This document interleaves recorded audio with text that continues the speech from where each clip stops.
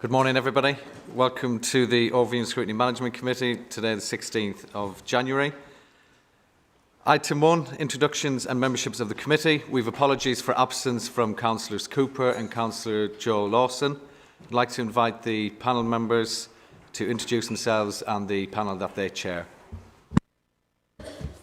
Morning, Councillor Zarina Amin, Chair of Growth and Regeneration. Morning everyone, Councillor Itrat Ali, Chair of Children's Scrutiny.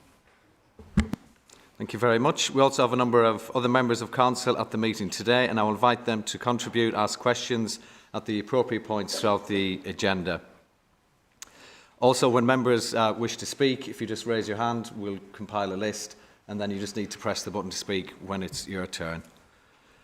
Item 2, minutes of the meeting held on the 14th of November 2025. These are submitted for approval as a correct record. I'd like to ask for a show of hands from those committee members present to approve. Thank you. Item 3, interests. If any members have any interest to disclose, they can complete the relevant paperwork. Item 4, admission of the public. This is a meeting open to the public and is being webcast live. The recording will also be available to view after the meeting on the Council's website. All items will be considered in public session. Item 5, deputations and petitions. No deputations and petitions have been received. Item 6, public question time. No questions have been received. Item 7, Budget 26-27, pre-decision scrutiny. The committee has been asked to consider its response to the draft budget proposals for 26-27 in the context of 4 areas of focus covering the extent to which 1, the proposals align with central government policy, pressures and directives. 2, the proposals ensure that the Council is able to contribute to the outcomes detailed within the Council plan, bearing in mind the identified constraints. 3, the proposals demonstrate that the results of any engagement, research or other evidence have been taken into account. And 4, the challenges in delivering the savings within the timescales and the capacity to deliver services with reduced resources are addressed. I may add also, with regards to 4, we should also consider the progress and possibly how we need to rather address the importance of living within our means moving forward.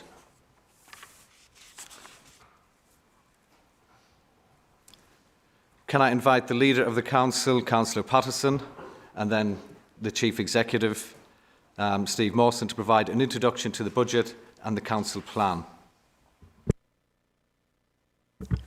Thank you, Chair. It's good to see that people here today have taken an interest in this, because this is a new departure for us, bringing the pre-decision scrutiny to looking at our budget for next year and the Council plan. So I say it's good to see that people are taking an interest, because this is really what drives everything that the Council does, from the Council plan in its first instance, and obviously that is then reflected in the budget that is hopefully agreed next month. We'll be looking at the actual Council plan later in the informal session of this meeting, and it's not fully, all of it is not fully developed yet. There's always the opportunity for people to input or suggest amendments or just query anything that we say today. So that's why we're here. But I always want to point out that the Council plan drives the budget. It's not the budget that drives the Council plan. It's so important that we have our priorities established before we actually make decisions about the budget. So this year is a bit different as well, again, because we now have the 3-year financial statement, or settlement, sorry, which means that we can look further and perhaps in more detail at what we put into the Council plan and the budget. I know it's something that the Overview and Scrutiny Management Committee have been asking for some time, that it is a longer term vision for the Council. So I'm really pleased that because we now have from the government this 3-year financial settlement, that we're able to do with that with a bit more certainty.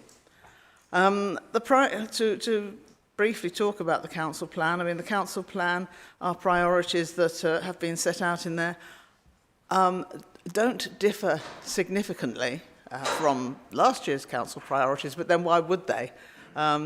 we haven't changed as a Labour administration. We certainly haven't changed our colours overnight, like some people may have done. But we continue to see our priorities as getting the basics right, protecting the vulnerable, enabling everyone to thrive and have successful lives, and economic growth. I mean, that's the headlines of those. So those are the four priorities that we wish to see council services working to. But we have tried to tweak those or to embellish those or to make them more substantial in this year's council plan because we want to move forward all the time, obviously. So we did publish the budget, the proposed budget, back in December, December the 2nd or 3rd, I believe. And that went out for public consultation. I think it's been a very considered consultation this year from what we have already been able to glean from that. And looking at the very brief headlines, myself, I mean, that it looks really useful and positive, and I think we'll hear a bit more about what that has to say a bit later on. And this is the second part of another stage of consultation or taking the views of others on board in terms of actually determining what the final budget next month should be. So it does, the budget that has been proposed does give or continues to give council stability for the next financial year, for the coming, and of course, as I said, for the 3 years beyond that.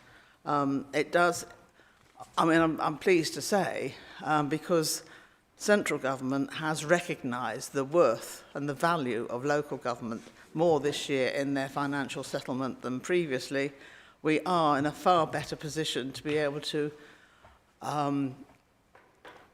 improve on some areas and add additional resources in some areas of that budget. Though, I mean, I know the Chief Exec will tell you in a moment it's not enough, and I know it's not enough. There's so much more that we would love to be able to spend on in terms of resources. But we have been able to put a bit of additional revenue funding in, which has been identified by residents and businesses over the year. I mean, I think we're all well aware of things like the need for improved planning resources, improved something to deal with the fly tipping, be that picking it up or the education of our communities, and support for community organisations. We have, again, it's something that has been asked for, but we've actually, again, added to it. We've got an updated capital plan, which I'm, again, really pleased to say, does propose an additional 35.1 million towards a new sport and leisure facility in North Kirklees to replace the existing or the closed facility in Dewsbury Sports Centre. And it does support all of our ambitions for Kirklees into the future, presenting a continuation of the ambitious programme to invest in the Kirklees economy and infrastructure, which is really so needed. So that's my brief introduction, and we do, as I've said, welcome the views of Scrutiny in finalising our plans. We will add those to those that the public have said and any other comments that we receive along the way before we finalise the budget next month. Thank you. Thank you. Chief Executive. Thank you. Yeah. Steve Mawson, Chief Executive of Kirklees Council. I'll just do a brief overview of some of the issues, and in particular where we want to try and guide the budget. You are going to get more detail on the services stuff, so I'll try not to steal any of their thunder in some of those areas, and also Councillor Turner and Kevin, our Finance Director, will be giving you an overview of the financial position. Kevin will also do an update at the end of that, at the end of all the directorates, on the settlement that came out after the budget consultation or after the budget decision had been to Cabinet. We've done it in that order so that you get to talk about the detail of the proposals in the directorates first, rather than the techie bit of what the settlement said and the numbers, the final bit of the numbers, etc. And obviously that will then roll through, as the leader says, into updated position for Cabinet in early February, and then Council shortly after that. So it's fairly obvious, next slide, thanks. It's fairly obvious to say that we must set a balanced budget and maintain prudent level of reserves. We get our homework marked by the auditors, and I'm sure Audit Committee will be considering the value for money report at the end of the month. Unfortunately, the value for money report is a retrospective look about what happened last year.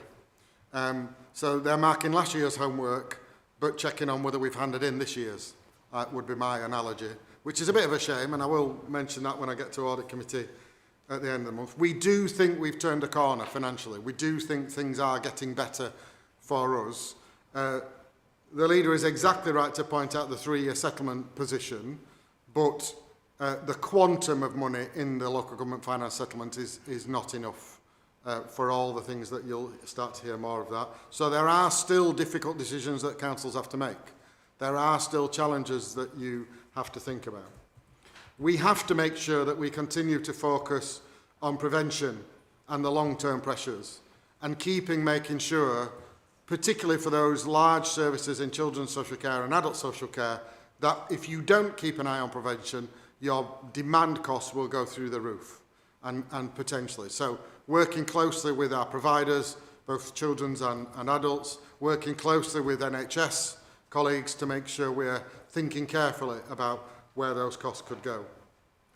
And in particular, following the legislation. There's been quite a lot of government legislation changes on children's social care. Again, I'll not steal Tom's thunder on some of that, but you can see the range of pressures coming down the line. Making sure we safeguard regeneration. And I think one of the criticism the Council has had in the past is right-sizing the capital programme for the year in which it's going to be spent. We think we've done more of that this year. There's always more challenges.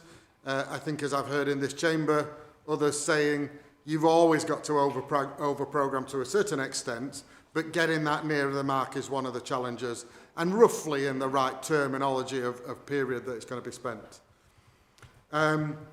Maximising income and seeking new opportunities for funding.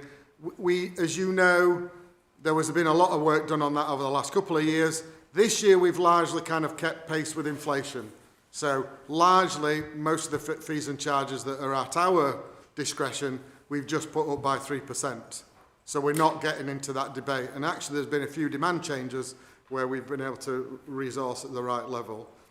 Of course, it's not all about fees and charges. Some of the income is our other partners, NHS, Combined Authority, etc., and that funds in slightly different ways. Making sure that we prioritise our services for efficiency and effectiveness, and what I am loosely terming productivity. And you can see in the budget that we've held a number of posts vacant for quite some time, and we've reassessed whether we could live without those posts and increase productivity. And we need to do more of that. This is not the only line in that. We are going to be doing more work on digital and the way we can improve some of our back office functions and frontline functions, but also maximising income for the rest of our population and trying to identify through data and technology and AI, are there places that we can maximise our residents' income for them to be able to live better lives and also pay for some of the services that we provide.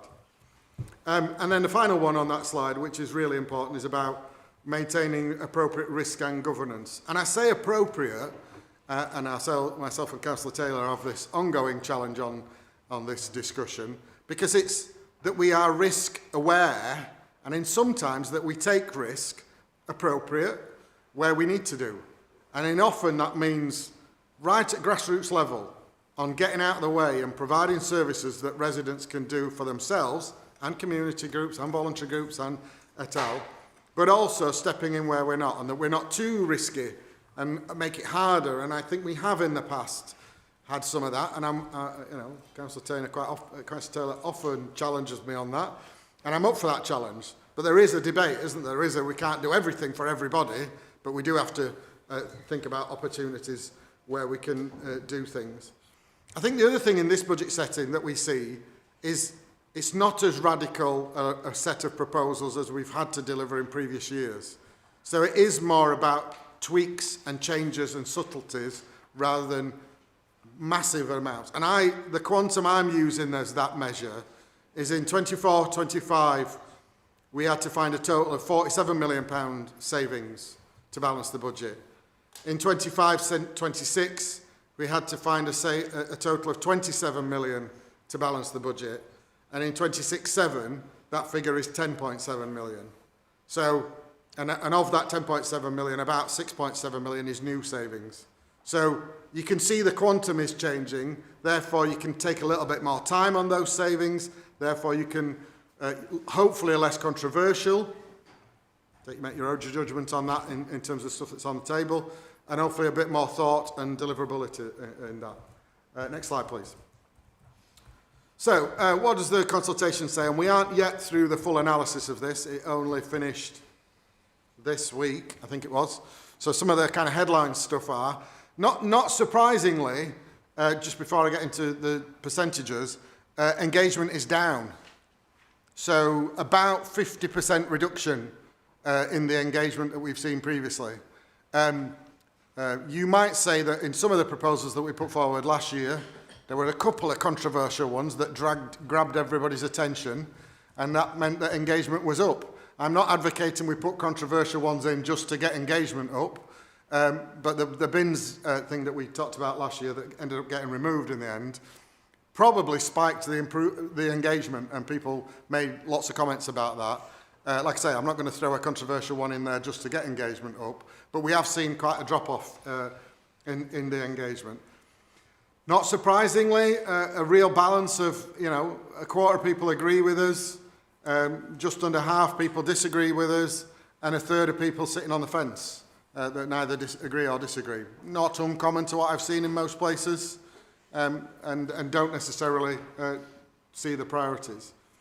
And again, the top kind of three things that people are mentioning to us, roads, pathways, highways, and infrastructure. I think we'd expect to see that, wouldn't we, on a list of things? If I'd asked you, what would you expect our residents to comment about? Those would be things. A range of views on town centres regeneration, not just Huddersfield Town Centre, but the things we're doing across Kirklees to address regeneration. And a range of comments, both positive and challenges that people have brought forward. And then around council tax and about how that is affordable. And just so you all understand the leverage that we have, the government assumptions are that we increase by 5%. And if you don't increase by 5%, you kind of lose out twice. You lose out with the cash. You can never, you can't go above the cap in future years, so you lose out the cash. But the government assumption is that you'll set it at 5%, and their grant that they give you will only compensate you up to that 5% level. So you'll never get that back either. So you almost lose twice if you don't go at the maximum level. Some other things that we've done to try and improve engagement, we've been meeting regularly offline with groups and group leaders and their deputies to try and improve some of that engagement and understand how it's made up. And also we've produced a budget book that's not easy to understand, to be fair, but it does try and go a bit further into some of the services and some of the spend in those services. It does take a little bit of ingesting, but it is the kind of detail that people have been asking for quite some time. Next slide, please. And then just a few other themes that we're currently thinking about, and we'll finesse some of these for the Cabinet report in early February. Not surprisingly, and these aren't necessarily positive or negative, they're just comments. People have flagged to us that the need to keep up with the prevention and early intervention. And you know that SEND and other issues around SEND is a challenge for the council. We are hoping that there is a schools white paper imminently that starts to look to change that. We got some information in the draft settlement about the long-term funding. being moved across to the DFE, and again, I'm sure Tom and colleagues can go into some of that. That isn't funded out of council tax, I would hasten to add, however, so it's the DSG funds that. Some concerns around workforce, and most posts that are deleted in here are from vacancies, not all, but most, and again, we have a pretty good track record of allowing natural wastage when it comes to deleting posts, not actually forcing through people on compulsory redundancy, but again, I'm sure colleagues might want to mention some of that later on. Housing and homelessness, housing supply and homelessness, and I'll try not to steal the Deputy Leader's thunder when he gets onto a bit of that later, although he has been doing quite a lot of updates in the chamber, so you'll have heard quite a lot of that. Worry and concern about our outdoor and community spaces. And again, we've got a lot of outdoor spaces, a hell of a lot. When we benchmark, probably nearly double what there are in other places. And that makes a challenge. That's a challenge to keep all those on track. And some of that's capital funded and some of that's revenue funded. And then some comment and reference about digital and efficiency of services.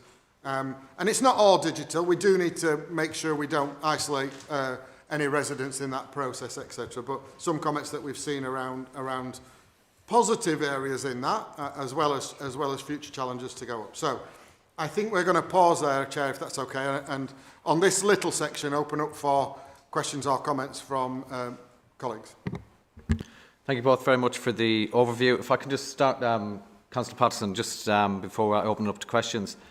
On your budget plan, what is the one take, what is the one pick there that's most important to you that you've been able to put in this year that you haven't previously?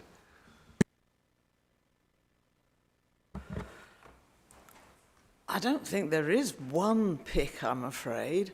There's a generality of things, I suppose.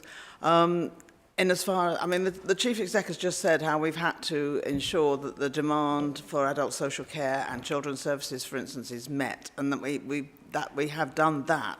That means we have put money in to the budget for that, and it's a lot of the increase that we've got from central government. So, in one way, you could say that protecting the vulnerable, either in adults or children, has been a really important thing. But the second generality that I've certainly wanted to see, and this is reflected from, it's what the council plan also details, is I want people to be, everybody, all residents, to be able to feel and see a difference that the council makes to their lives. I mean, unfortunately, or fortunately, whichever way you like to look at it, most people don't have contact with children's services or adult services until they really need them. Most people don't see the work that goes on there. And there's that is an awful lot of the council's staffing and other resources. But what's most important to most residents is the streets, as we know, and the bins, and all those things which they see every day. So, other than, as I say, making sure that adults and children are protected, we've tried to make a difference as far as what people feel the difference that the council makes to them and their daily lives. Thank you. Okay, so I'll start with any questions from committee members. Councillor Amin. Thank you. Thank you for your presentation, both of you, bringing the council plan. I think I'm going to just kick off with the fly tipping, because it's one of those subjects that is on everybody's tip of everyone's tongue, to be fair, and it's been brought up time and time again. The issue is the sites get cleared, and it's not even been a few hours or even a few days, and then the fly tipping's back, and we just can't get through it quick enough, to be honest, and it just feels like pouring money down a drain. Have you looked at how to get around that issue in terms of, I don't know, putting cameras up so we're prosecuting, or even using the land, investing in that outdoor space so it's used for something else for the residents, rather than, so it discourages fly tipping? Thank you. I would ask the portfolio holder for that covers fly tipping to actually deal with that, but I won't. I'll do it myself. We have. It's a short answer to everything that you've just said. There's two types of fly tipping. There is the commercial type of fly tipping where, you know, you've got the white van man that comes along and says, oh yeah, I can take your rubbish away for £10 or whatever it might be. They stick it in their van and then go and dump it down a country lane. I mean, we are onto them as much as possible, and that's really important to get to those commercial fly tippers. By crushing their vans, taking their vehicles off them, by prosecuting, by naming and shaming, and we are doing all of that. But then there's another, which is in some ways a bit more insidious and difficult to actually deal with. It's just community fly tipping. People that do it on their own streets or the street around the corner, or sometimes they can do it out of the best intentions. I mean, they think, oh, the council clears that spot, so I'll put my excess waste there and they'll take it away. And yes, we will. And we have. We have put extra resources into fly tipping last year and this year, or the coming year we will do. And those fly tips hotspots have been cleared. Been cleared again, yes, and we have got on top of that, and now the backlog that we did have in terms of fly tipping has really reduced. But we're never going to get on top of that unless we actually get into the community, talk to the community, make them understand or enable them to understand how their bins are emptied or what's the best way to get rid of their waste, and that includes using the tips as well as the bins. But educating them as to what it does actually cost them.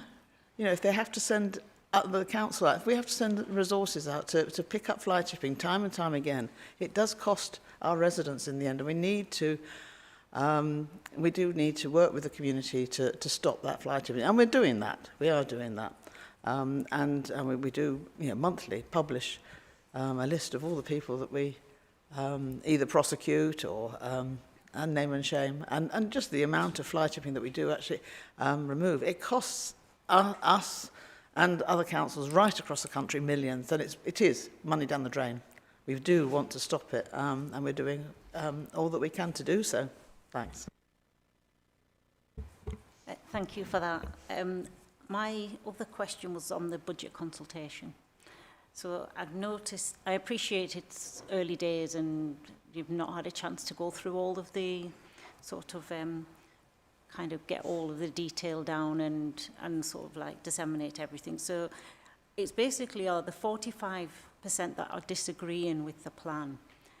Have we managed to whittle down what the key themes just on those is, rather than just a generic key theme on everything? Yeah, I will let the chief exec, because I haven't seen that detail yet. No, and I don't think it'll be as easy to do that. We won't necessarily say it's a kind of general principle. Do you agree or disagree? And then we've allowed people to air some of their views, but not everybody has aired their views on that matter. So we have done far more questions this time and tried to make it a bit more easier for you to spot which bits we do. I think last year we found it a bit, tell us about each individual proposal, and that was a little bit hard because you didn't give any space for and. So we have tried to do some of that, but it's not easy to clump all those together. And one of the other challenges that we recognise is that, similar to fly tipping, quite often they might be commenting about something that we already do. And it's actually about making sure that people understand what we already do and getting that better. So not even a money thing. Could be how does the process work?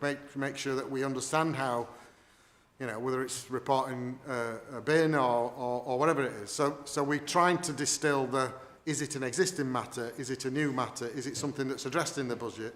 Or is it a service matter? So as I've done these in the past, it's not, that kind of percentage is not uncommon, and in many respects I've seen much bigger figures of people that disagree with the proposals.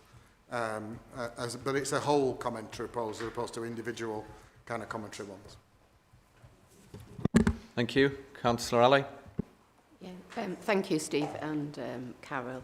I just wanted to pick up, and I'll let you continue, Councillor Zareen, if you want, but it was around the consultation. I had a question as well. I think it's really important, obviously, for any council to learn constantly and to review and take on board feedback. So consultation is imperative.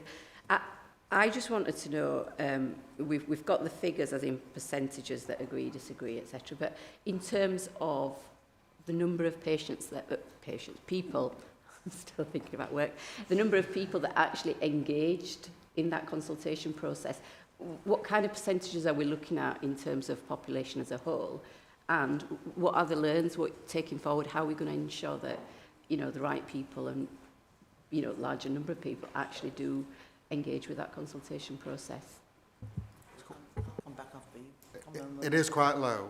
I think it's about 400 and something overall, compared to about 800 and something last year. Now that's not actually that surprising for a place like Kirklees. Hence why we don't all put our eggs in that basket. Hence why we still go out and we talk to business groups and we talk to others and representatives, etc. But yeah, it is quite challenging. And this year's process, this year's form, I don't know if you did go through it and fill it in, any of you in the room. It actually was more open than previously and a bit easier to understand than previous ones. And actually, one of the questions that we have included in the consultation this year is, how did you find this consultation process? And actually, the feedback on that part, I think there's still a bit more analysis to do, is relatively positive. We haven't had any major negatives about the process itself that they found. So that's a positive, but I think it is fair to say we want a bit more engagement.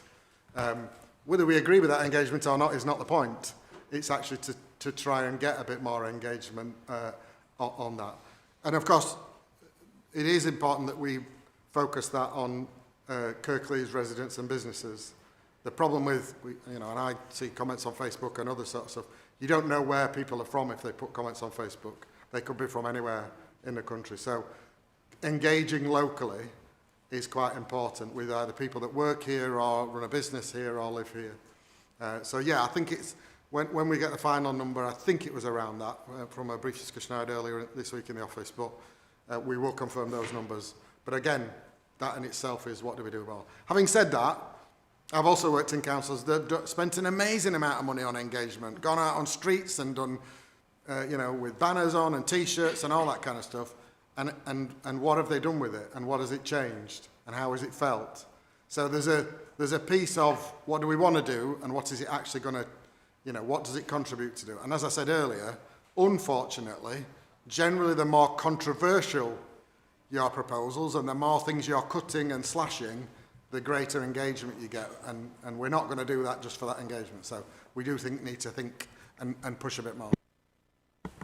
Sorry, I'll just add to that. I mean, Steve's more or less said what I was going to say, but that budget consultation, whilst that's formal and there's a bit of paper or a form online to fill in and we can take all the data from that, it isn't the only way. Throughout the year, we are listening to what our customers are actually saying, what service users are saying, what general residents are saying. And that is reflected in the initial budget proposals in the first place. So to a certain extent, I'm not worried that it's that level because people haven't got anything to necessarily comment on, because what we've proposed already reflects what they actually want to tell us. So in some ways it isn't a bad thing. But having said that also, that doesn't mean to say it's not representative. It may be a small sample, but it can be representative as well. If it's not representative, and we'll find that out later, it might be too late for this year's budget, but certainly there are ways and means that we can actually ask specific groups, specific communities for their views. As I say, we should be doing that all year round, really. Thanks. Thank you. Thanks for that. My next question is around the provision of the sports facilities in North Kirklees.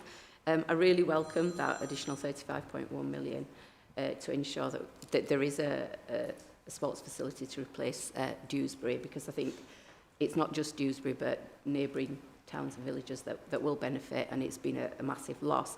So I do hope that does take place and happens and is there in person. But additionally to that, what I'd actually welcome is maximising the use of the facilities and open spaces, green spaces, parks, leisure facilities that we have, and some investment into ensuring that they're up to date and usable. But not only that, but some support, and I don't know if that's financial or otherwise, to community groups that run sports and leisure facilities. For example, you know, volunteers that run park runs. I know it's something in Murfield that we're starting to start up again, etc. So I'd like the council to look at sort of innovative ways in which we can adapt and make more accessible sports and recreational facilities, particularly for children and young people around the region. Yes, thank you. We will build that new leisure facility as long as that 35 million is agreed in this year's budget. That's the beginning of it. We will continue down that road to develop that new facility. That 0.1 of a million that's in there, well, actually, it's a bit more than that, but that 0.1 is actually about doing exactly what you said to a certain extent anyway, making sure, because primarily what's behind us providing that leisure facility is about the health of Dewsbury residents, which we know is poorer than Kirklees as a whole, barring some pockets elsewhere in the borough. But we have got to do everything that we can. And already, I think from the beginning of March, Kirklees Active Leisure are already introducing a programme of different ways in which activities and projects that people will be able to participate in, North Kirklees in particular, to improve their health and take part in leisure activities. And that sort of alternative to a leisure facility will continue throughout that work that we're doing, because, as I say, primarily it's our responsibility to improve the health of our residents. It isn't to provide a swimming pool, it is to improve the health of our residents, and we will do that any which way that we can. I mean, additionally to that, I'm pleased to say as well, the government has actually also recognised that we need to improve leisure facilities and in particular facilities for youth as well. So there's additional money coming down from government. We haven't got it yet, but it will be. We are being asked to consider how we might make use of such funding in the future. So we will certainly do so.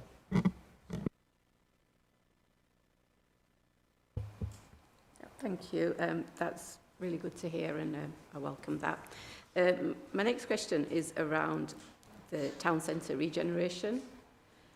So we see, a lot of towns around, particularly North Kirklees, like Dewsbury, for instance, described as ghost towns, and we're seeing, diminishing businesses, etc. So I think part of that regeneration plan needs to incorporate not just building and infrastructure, but also support for businesses. So I'd like to hear, is any of that taken into consideration, and what kind of support will you be giving as a council to existing small businesses, or to encourage more small businesses into town centres like Dewsbury? That will probably come up later, but can I? Yeah. Oh. Do you want to do it when Graham does this? Yeah. Good. Okay, so what we're going to, if there's anything we can remember, we've got all the different directorates to come as well, so for members and for members that are here as well, you can come in at that later stage as well. Is that okay? Are there any other questions from committee members? No. Any questions? Councillor Taylor. Thank you, and thank you for the presentation. Just a couple of questions, really. The first one, you made mention of support for community organisations, and I'd like to understand a little bit more about what that actually means in practice, or what your thinking is around that. and then I'll come back with another question if that's okay. I mean, that is a general term, support for community organisation, but one of the things that it is, we're making sure, because some funding has been lost from West Yorkshire County Combined Authority, from the government, in terms of over the years, and from the government, we're making sure that communities, organisations are still supported. But I think Steve wants to come in with some detail on that. Yeah, and I think it's more the big stuff that we want to have a look at. I think there is a lot of, and I was just speaking to, I don't think he's in the room, but one of my policy staff. I think we also need to do a mapping exercise about what we also support, because I think whether it's direct grant, whether it's a commission service, whether it's, as we often discuss, Councillor Taylor, the council getting out of the way, we do a lot of work with voluntary groups right across the, in different guises, in different bits, big, small, in different, and whether it's the asset community transfer values, all that kind of stuff that we're supporting voluntary groups with. At the moment, we haven't made many changes from what we've already done, but as the leader said, we have seen some big changes. So you might remember something called the SPF. I have to say it, but the kind of changes that came through, and that was passported through the Combined Authority. So we've largely had a quick look at that this year, about that might change. But there's always up for other changes and working with voluntary groups. Where it takes money, it doesn't often always take money. Sometimes it can just be the way you do things rather than throwing cash at stuff. Thank you. My observation actually is that the council is not very good at working with small grassroots community groups, because whenever the council gets involved, it tends to gold plate everything, put a lot of policies and processes and rules in place, which has the volunteers fleeing in the opposite direction. What it does seem to do, what it does a lot of and seems to be good at, is working with very big anchor organisations, and actually they're not the ones that need the support as much as the small community groups. And I agree with you, Steve, that there's a whole host of ways in which we engage with communities, and often you can see examples where you have a meeting with a community group and you find out they're dealing with a council and with 4 different officers about a similar issue, and there's so much overlap. And that's another area that probably needs a bit of a light shining on it, about how we get better at making sure that if we are going to do engagement with these grassroots groups that we need and want to step forward when we step back in some areas, we do it in an appropriate way and that we're able to support them.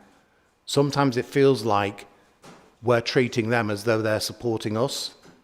And I think we've got that relationship wrong quite often. Thank you, Councillor Taylor.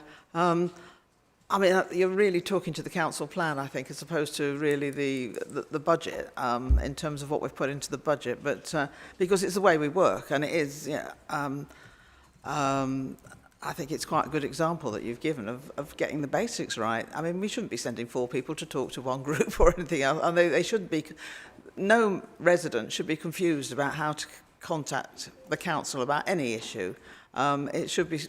It should be quite straightforward, and they get whatever the issue is, whether it's support for a community group, or whether it's getting the bins emptied. It should be one phone call does it all, and there should be no confusion or a complication in that.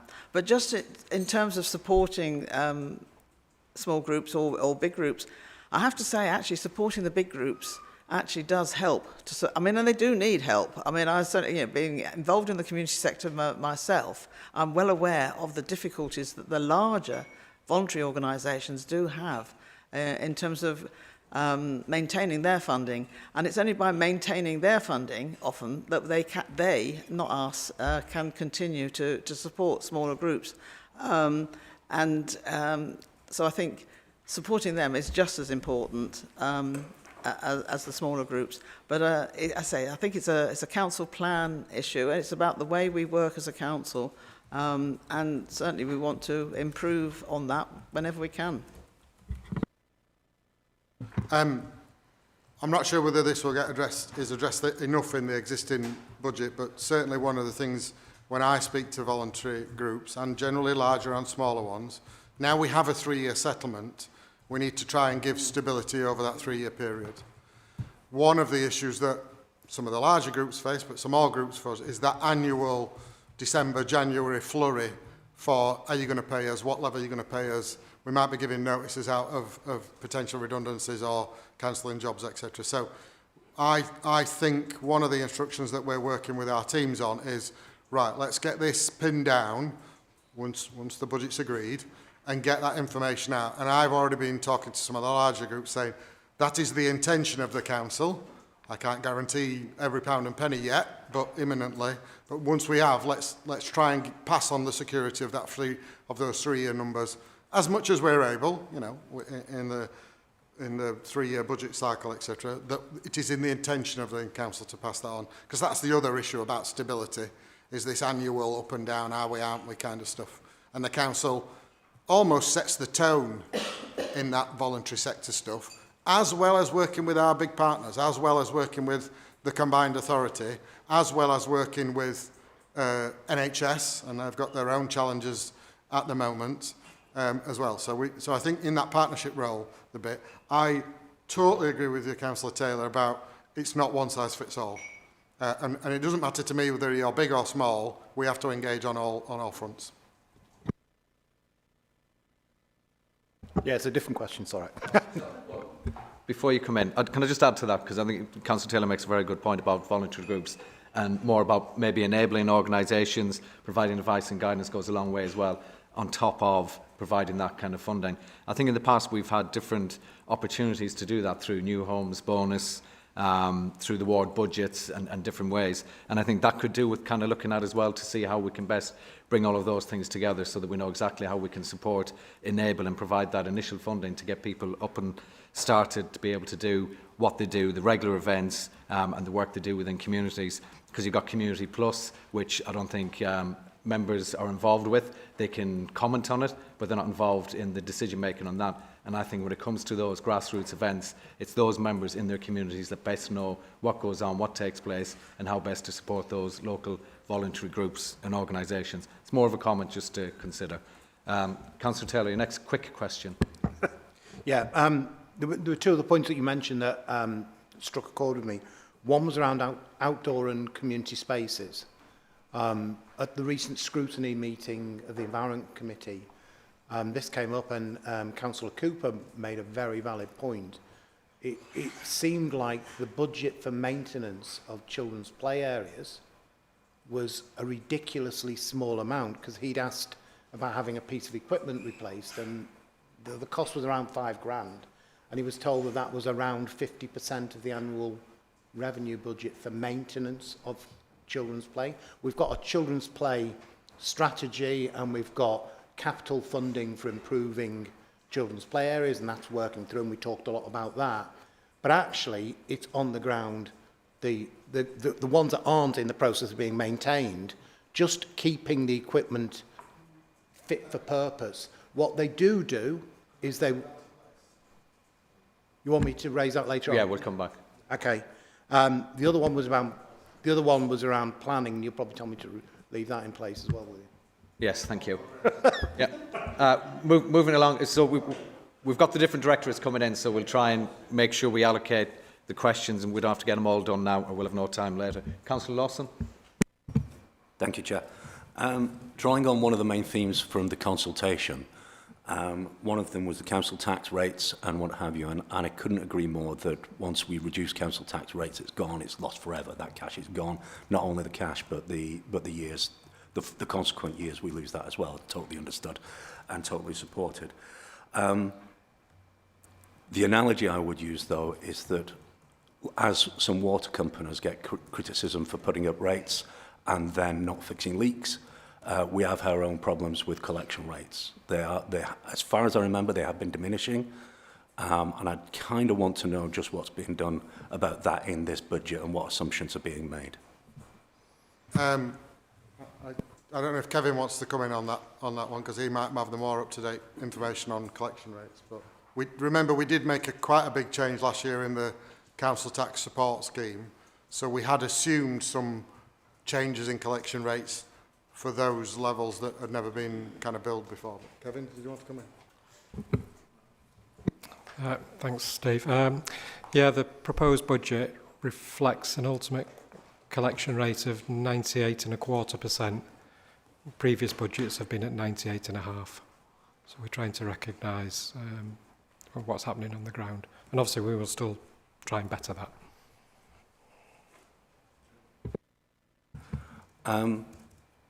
As far as I remember, quite a small percentage is quite a significant amount of cash, quite an amount of revenue. Can you remind us how much that is? Because 98 to 99 is quite a leap, I think. So 1 million of council tax increase equates to 2.6 million. So it's quite a big amount of money. So 5% is a hefty amount of money to forego kind of stuff, and would mean more. Well, in this kind of round, 3 times as many cuts to services to afford that kind of stuff. So yeah, it is bit. I don't want to get into too much of it, but the other point that has definitely been addressed in the settlement, and stay tuned for a more detailed part at the end of the detailed session.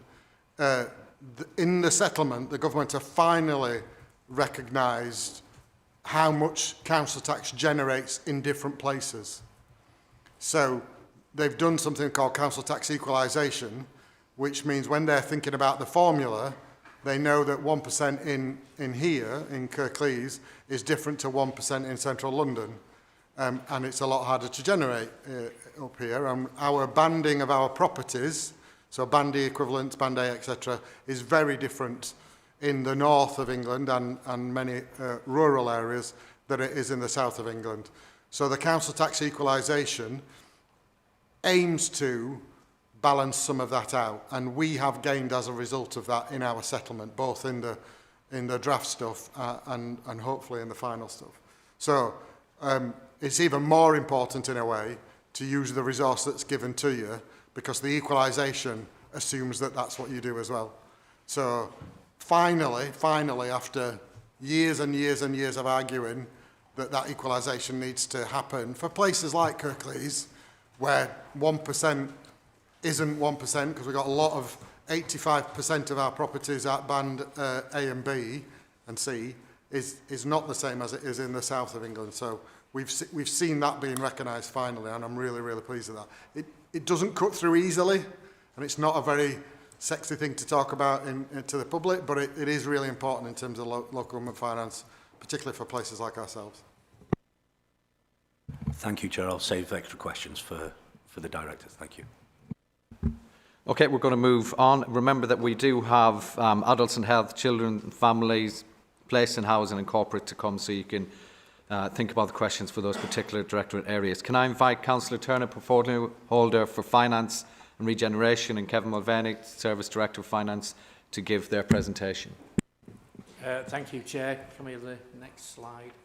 You'll be pleased to know I've only got 3 slides. Kevin's got all the really detailed stuff.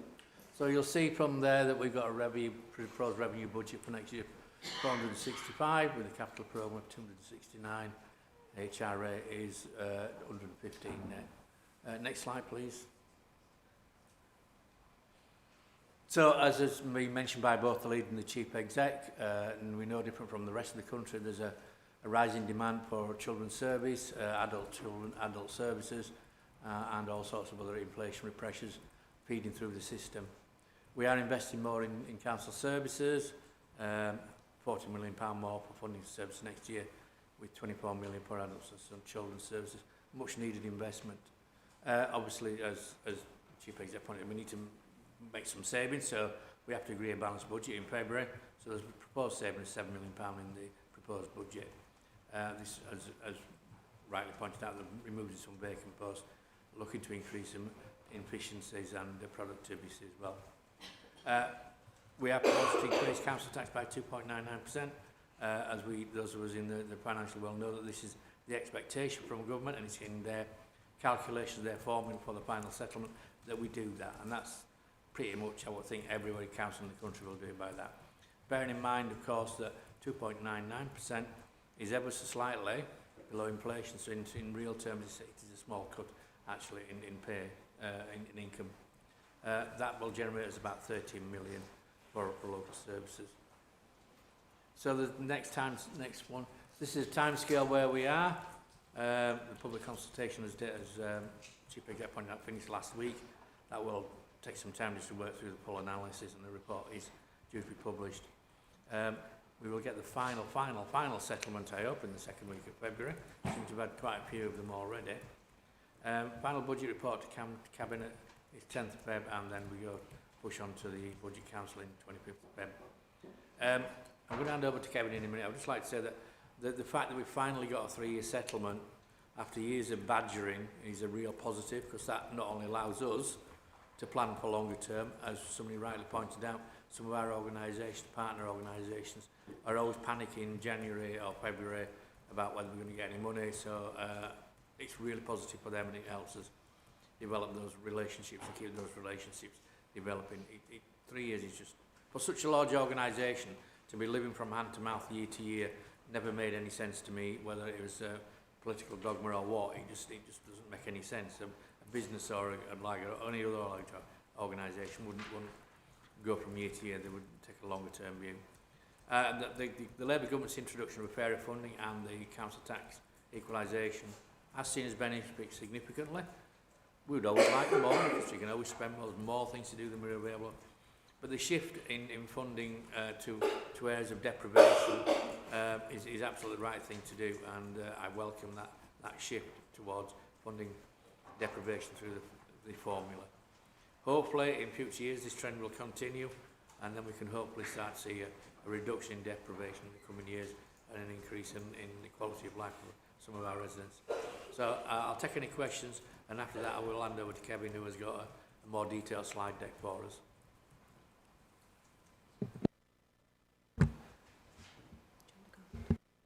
I'll move on to Kevin, and then we'll take all the questions at the end, if that's okay. Thank you. Thanks, Chair. So the slides I've got are going to give an overview of the proposed budget report and I'll leave the detail to the relevant exec directors for their services. So just a reminder, the proposed budget was published prior to the the draft local government finance settlement being published the week before Christmas. So we'd made a series of assumptions within that proposed budget. So on this first slide, we show the movement between the opening balanced budget this year and obviously having a proposed balanced budget for next year. So we've an additional 23.1 million of funding assumed at this point. I'll go through that detail on future slides. Changes in the use of reserves, additional budgeted spend of 39 million. So basically that's putting money into services budgets. So, and that's on top of, I think, of broadly 50 million we put into services budgets this year. We've got a reduction in the employer's superannuation rate, which is estimated to save us 7.1 million. Those are draft figures from the pension fund. We expect the final ones to be confirmed in March. I don't expect them to change.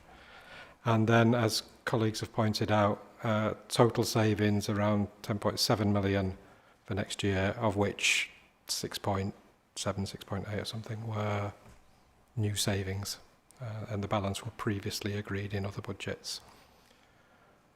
So that's a high level movement. Next slide, please. So what I want to take you through on this slide is the funding changes. So you'll see you've got various columns there: council tax, business rates, government funding, etc. So on council tax, our starting point is 252.9 million, and we expect to generate just short of another 15 million in council tax next year, taking us to 267.8. So that 40.9 million is made up of the 4.99% that colleagues have talked about earlier. That's worth about 13 million. We've re-looked at the tax base, the actual number of band A, B, Cs, Ds, etc. that we've got. And also then we've adjusted, as I've referenced earlier, the collection rate down from 98.5 to 98.25. And collectively they all add up to 14.9 million extra income. On business rates, retained income, we're assuming a small inflationary uplift of 0.8 at this point. And then the key point here on this next column is on government funding. The starting point was there 82.4 million of government funding in the settlement for 25/6. Government have stated their intentions to simplify grants and roll in a lot of grants into the settlement funding assessment that are currently within services. We had to make some assumptions based on conversations with colleagues in MHCLG at what they were going to roll in. And the vast majority of that rolling in is adult social care grant. I think, and we had assumed at this point the recovery grant would be rolled in, and that's key for later. That doesn't give councils any more spending power. It's just a change in treatment of grant. So we've not got another 56 million to spend. It's just how we have to account for it. The key point of this budget is the 6.8 million below. So that 6.8 million represented a 60% assumed increase in government funding for the models that we were presented with in the summer. The 60% was the council taking a prudent view of those models. A, because they were out to consultation. B, I think it would be unwise to take 100 anyway.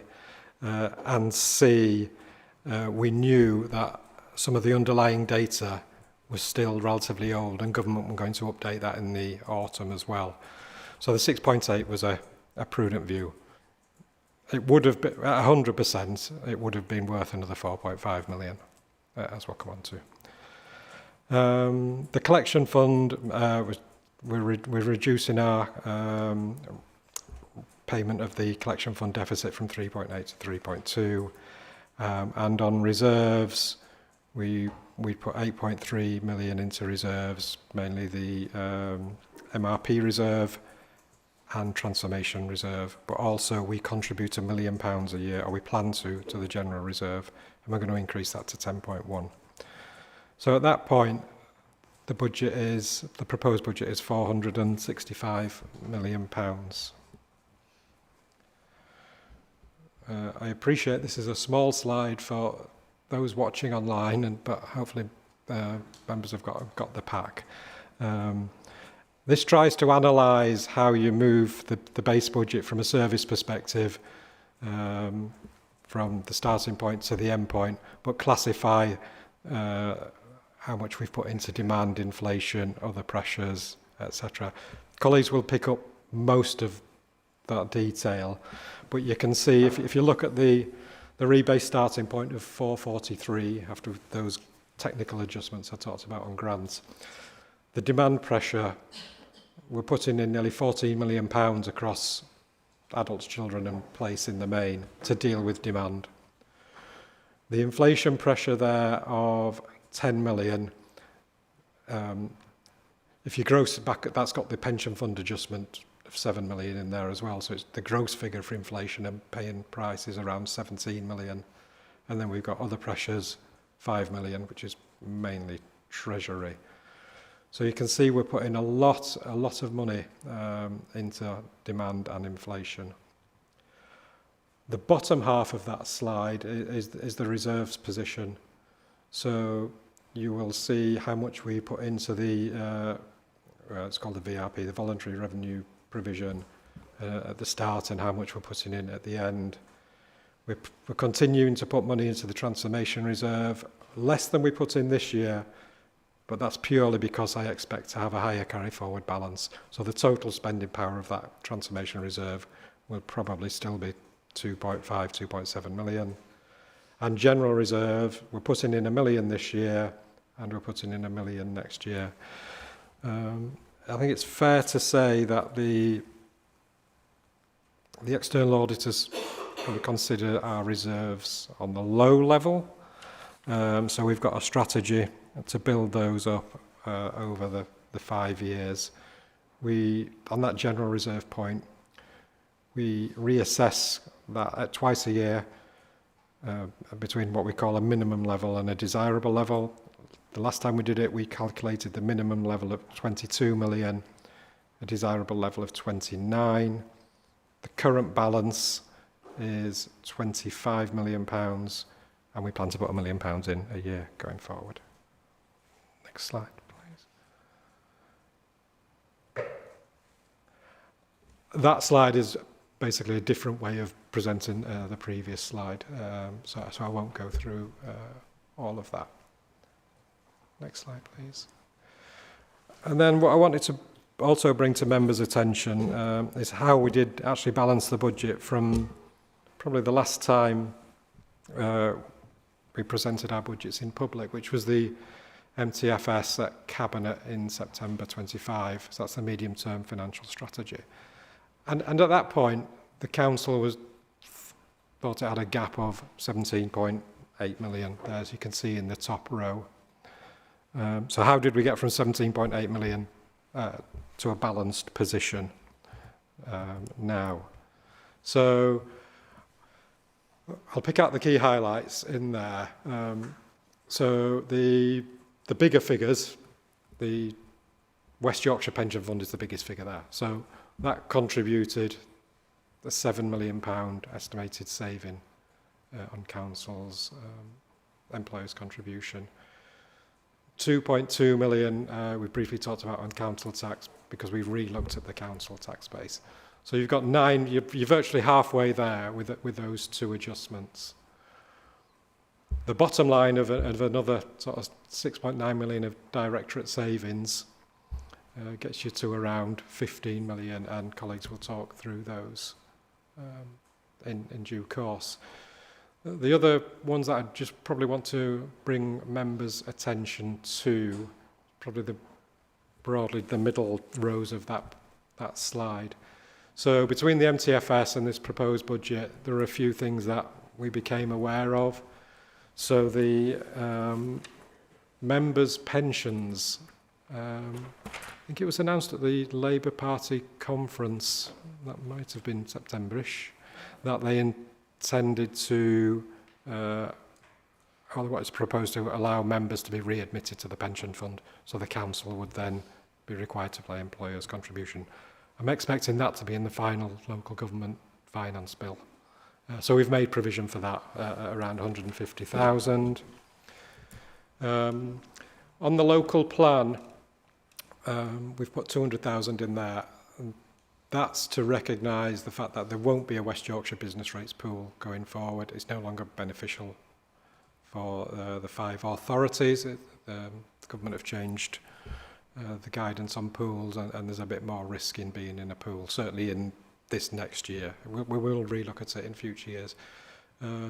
So funding that was previously using that business rates pool surplus won't be available, so we've put that into the base budget. And then a couple of other lines down there, there's the leader referred to earlier. We're putting additional money into planning and into fly tipping. So those are permanent adjustments to the base budget.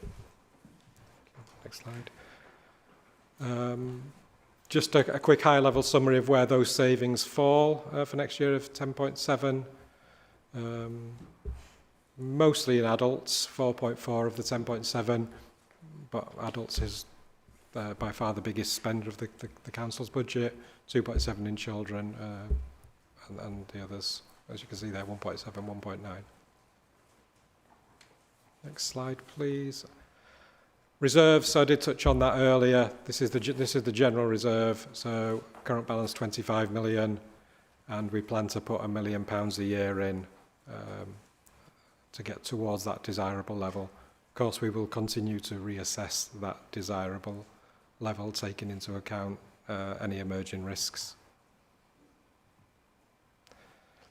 On capital, So I think it's important on capital to distinguish between the general fund and the housing revenue account. So the top part of that slide is the general fund, then there's a line for the HRA. So in total, the capital plan, including this year's budget and right the way up to into the 2030s, £954 million on general fund and 429 million on HRA. The HRA funds its own capital. There will be some grant in there on various sort of housing schemes, but in the main, the HRA will fund its own capital from its borrowing from the income it gets from tenants. So the council taxpayers from general fund services are not funding HRA. So next slide, please. So on that 954 million, the key line for me on that slide is the bottom line, just above the total at the bottom, corporate prudential borrowing. So if we can take this year, we have a capital plan of 215 million and 82 million of that is funded through borrowing. That's about 38% of the capital plan is funded by borrowing. The other 62% funded by grants, contributions, capital receipts, or what we call self-financing borrowing. So where a service has come up with an idea that needs some capital, but they will generate revenue savings to pay for that borrowing.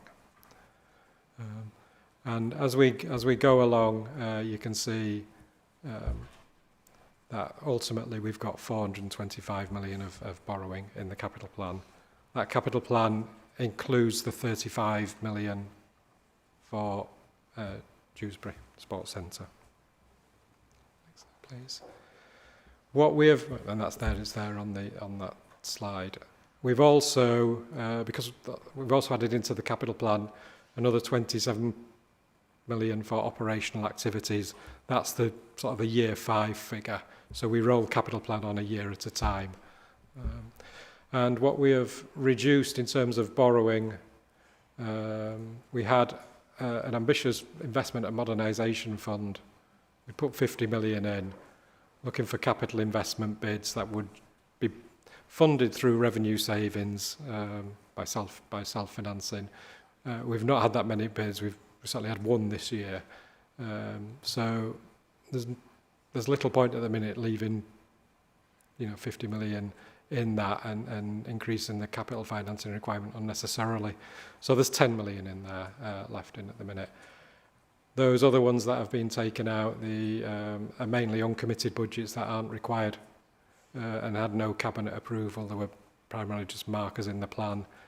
And if services want money coming back in for any of those, for example, the children's short breaks, I'd expect that to come in on an investor save basis, and we'd probably use that investment fund money. Next slide. That's it. Sorry. Thank you, Michelle. Thanks. Thank you both very much for the presentation. I will take questions that are specifically related to the budget overview and budget summary. If they're related to any of the directorates, we'll take that as we go along. So are there any questions from committee members? Councillor Amin. Thank you for your presentation on this. So my question relates to the vacant posts, and I believe the Chief Executive did touch on it earlier in his presentation. Any vacant posts effectively would put some pressure on the service. So has there been any staff surveys or anything to suggest that that pressure needs to be relieved? Basically, we need to be filling those posts. The vacant posts that's likely to be deleted, in effect, have been around for a long time. That's why we would assume, as Steve pointed out, that those posts are no longer needed. So rather than leave them vacant, we will delete them. Because I said some of them have been vacant for a very, very long time. So it's just, in some ways, it's a tidying up exercise as well as a budget saving. I think I don't necessarily agree with the premise of the question that it does add pressure to delete vacant posts. What we have tried to avoid is adding pressure to services without some sort of alleviation. So the leader mentioned the fly tipping team. The position that the council was in over the last few years, not only have we been deleting posts way back 23, 24, but we'd also been holding vacancies. So one of the things that we did as soon as we got through Q1 this year was start filling posts in those areas that we needed to. So right across the council, we should have started to see, and that's how we've done it on fly tipping, services demands being met and dealing with backlogs and dealing with issues. It's not perfect in every team, don't get me wrong. And then the other challenge is also, as I talked about, in terms of productivity. So what I'm now looking for, as we move into digital advantages and changes, is that with the resource that we've got, we become more productive, so that I won't necessarily be looking for cashable savings all the time there, because sometimes that's quite hard. You invest 100,000 in a IT system and you're trying to take out arms and legs of people all over the shop to make savings. But actually, I'm trying to avoid having to grow budgets in the future with those productivity and savings. So not necessarily making it a cashable productivity saving, but make it a what do we do for our money? We get better resource, better output from the resource that we've got available. So we've invested in Copilot, as you may have seen, making it easier to do things with the resource that we've got rather than just taking money out as we've done. And you can do that when times are a little bit more easier financially, so you're not just having to chase all the pounds and pence. You can spend a bit more time thinking about the resource that you've got available in the council already. And not just automatically thinking, well, there's a new thing that comes down the line, we must have new resources to do that. So trying to use productivity as a lever in for avoiding growth in numbers. And you'll see some of that as you come across all the services. Any other questions from committee members? No? Okay, any members? Okay, we'll start with Councillor Lawson. Thank you, Chair. Last couple of years, there's been, in Audit Committee, there's been a concern from our external auditors about the size of our capital programme, and excluding the HRA, that still stands at about £1 billion. So I wonder how this budget is reflecting those concerns, especially when it's related to the MRP and the future revenue expenditure of the council.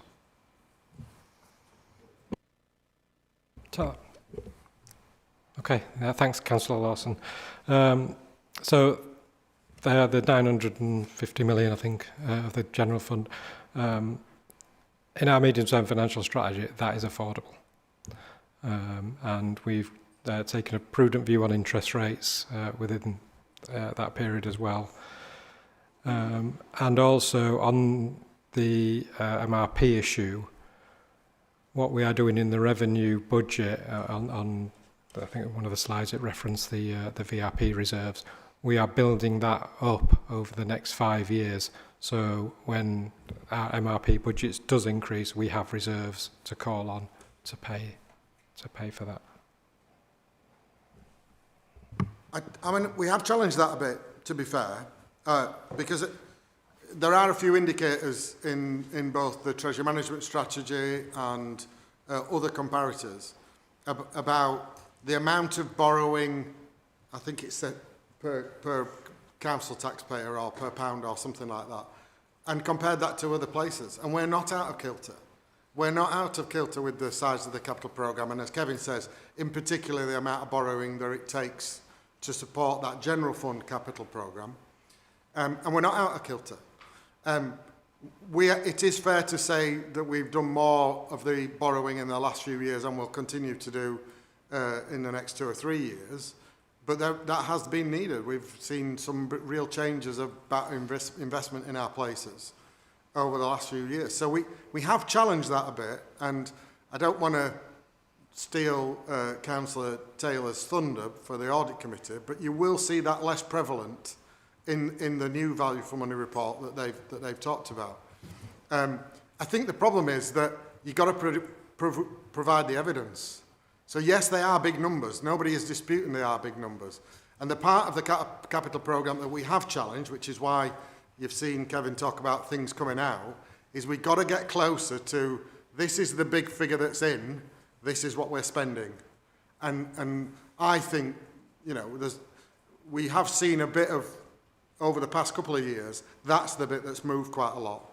Now, again, to set that in context, that isn't lost money, that is slippage. But it's also about making sure you do what you say when you're going to do it. So I'm sure Moses will go on to the housing capital programme, set a realistic housing capital programme that means you're going to deliver, service, maintain your housing portfolio to the level that you say you're going to do. Not set a figure up here and deliver down here. So I would take challenge on that one, and I think we have done more work, and we have recognised there's more work to be done. We've improved capital monitoring across the council, but there's more to be done on that. But in terms of affordability of the capital programme, we think we are in the right level. And there is a debate, and I don't want to preempt full council, political debate of where that goes and what that sits. And again, that's a kind of a political bit. But in terms of the quantum and the size of place that we are and the size of assets that we have, we do think that that's at a reasonable level, and we think that'll be more represented in future auditor views. Thanks. Thank you, Chair. I think another aspect of what the auditors had to say was around the element of risk in terms of the context of macroeconomic events. We are seemingly in a more unstable world as we carry forth.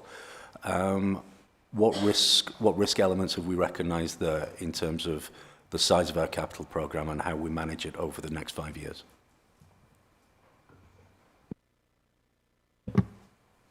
I mean, I'll let Kevin come in on the interest rates and where we pitch them at.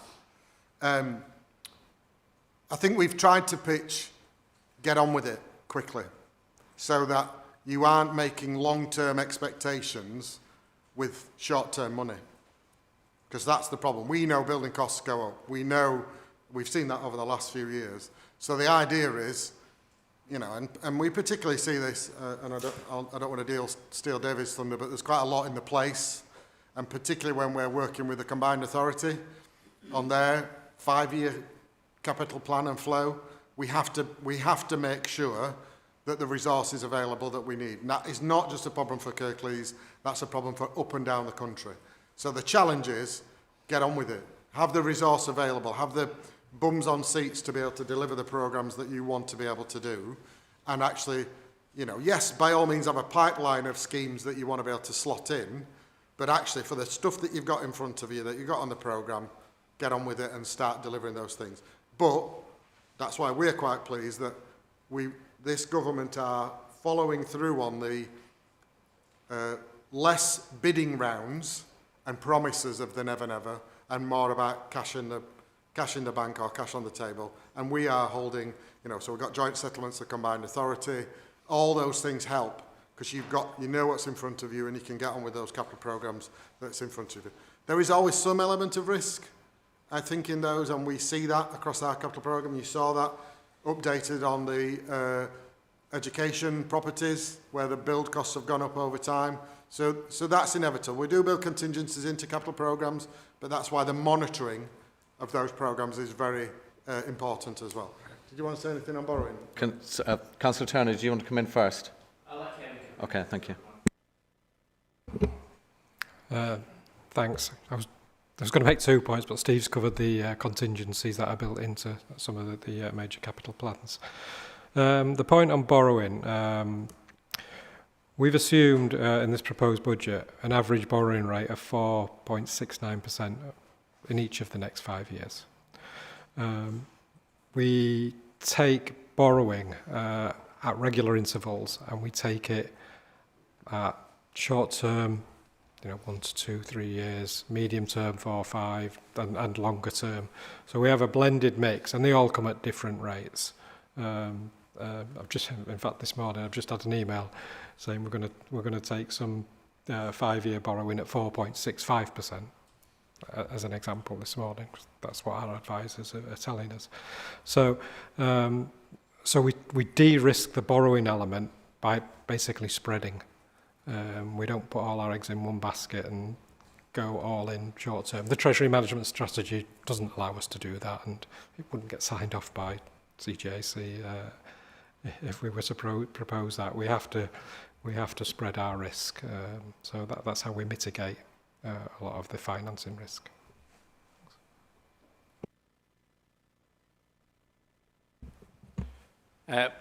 Just to point out, yes, you're right, we live in what is potentially an uncertain world at the moment, but being an age I have, I've lived through several of many uncertain times. You know, I was told to put a door on me, hide under a door in case the Russians came. So we always live in uncertain times.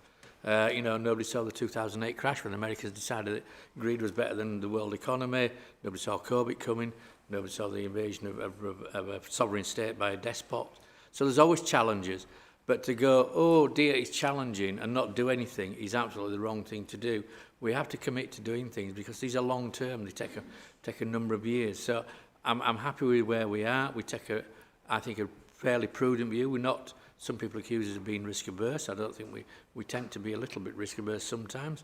And I think we plough. And I think this came up on Tuesday. We plough a fairly straight furrow. We're sort of middle in borrowing, middle in investment, etc. So I think that's fairly prudent, and that's probably a good thing for Yorkshiremen. But we do live in uncertain times, but that doesn't stop us.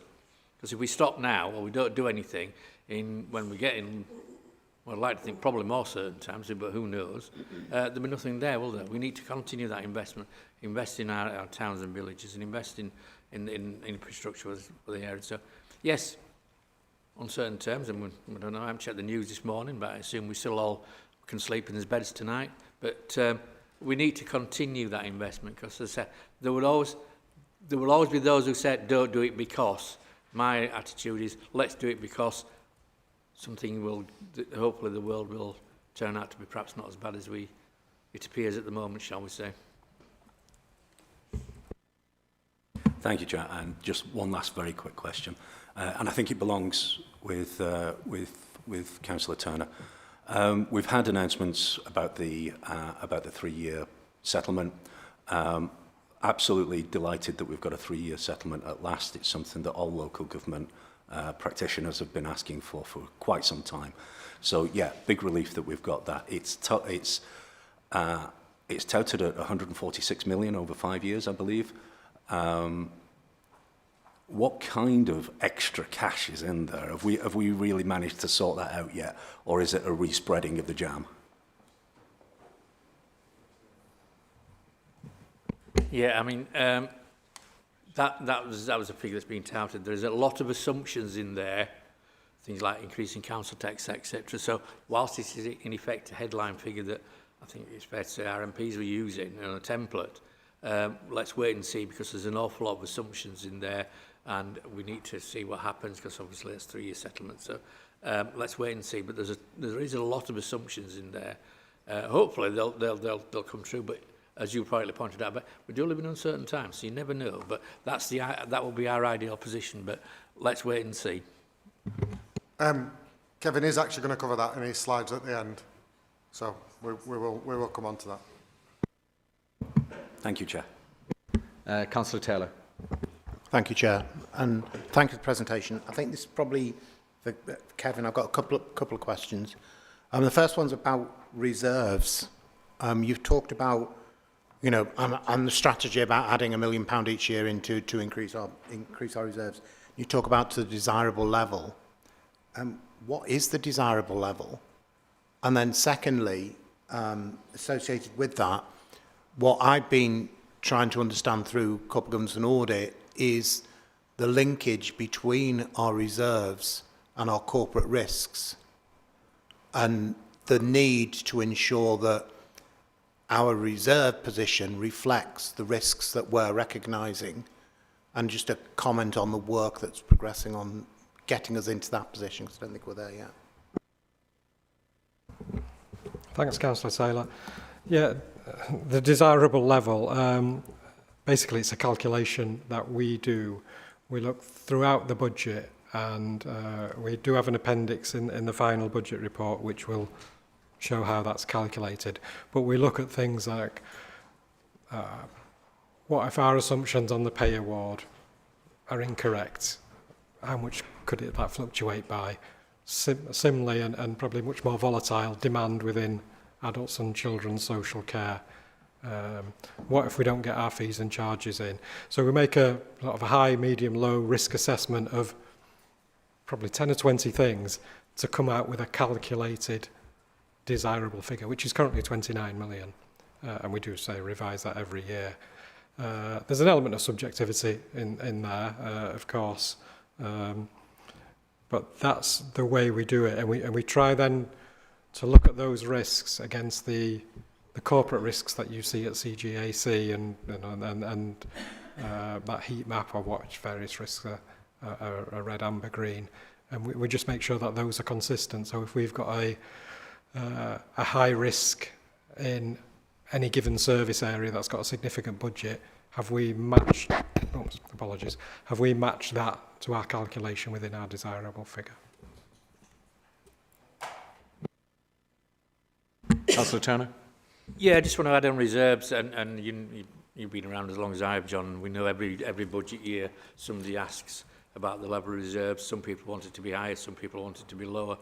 And as Kevin points out, it's subjective, and we take a fairly prudent view and trying to get the reserves at a reasonable level, because you don't want them too high, because that means you're not investing money in services, but then you don't want them too low in case, as John points out, in our uncertain world, we might need to call on some money. So we try to take a fairly prudent, pragmatic view, do some sort of do some calculation and get to a figure where, and Kevin's right, probably about 29 million. I mean, there was a time where we said we would never get below 15 million, and ideally at that point it was 25 million. So it swings and roundabouts, as I say. Some people will want lower reserves, some people want higher. So it is a subjective thing that's formed with the discussion between myself, Kevin, and the Chief Executive, what the level we pitch that at. But hopefully we get it pretty much right. It used to be a lot easier, of course, when you could just do a percentage of your net revenue budget, and there was the answer. You know, and you could just say, and obviously that was very comparable with other places. We don't have that anymore. And Kevin and the team have come up with a methodology. Our auditors do check that methodology, I would say. So it's not just a subjective group of finance people in a darkened room. It is checked and reviewed, but and it changes, doesn't it, over time, particularly as more responsibilities get loaded onto the council and more things become an issue. We are still quite prudent at using it, though. You know, we don't particularly dive into it very well because, again, the auditors mark our homework and say, "Oh, you've not put as much as you should have put in, and you've not used as much as." So it is quite a challenge, and I'm up for the debate about the risk element of it. But our auditors are also very prudent, so they don't particularly want you to be using very much of it, and they want you to get to a fairly high figure, just in case, as Councillor Lawson pointed out, things don't go drastically wrong. At least you've got that. If we get another COVID, for example, and COVID was pretty well funded from the government's perspective, you might have a lag before the money starts to flow, and you need to actually have something like that ready to cover. Yeah, thank you. I think it might be worth, and I'm not sure whether it should be this committee or whether it should be corporate governance and audit, and I'd take advice on that perhaps at some point come and let's have a look at how that reserve, those assumptions are built, so that there's a bit more visibility of that within the political arena. I'm open to your advice on whether it should be this committee today or whether it should be the corporate governance and audit that we should do that through, because it is about giving reassurance, but it's also about scrutinising what officers are doing. So you could argue it either way. Just on other questions, with two other questions I wanted to ask about.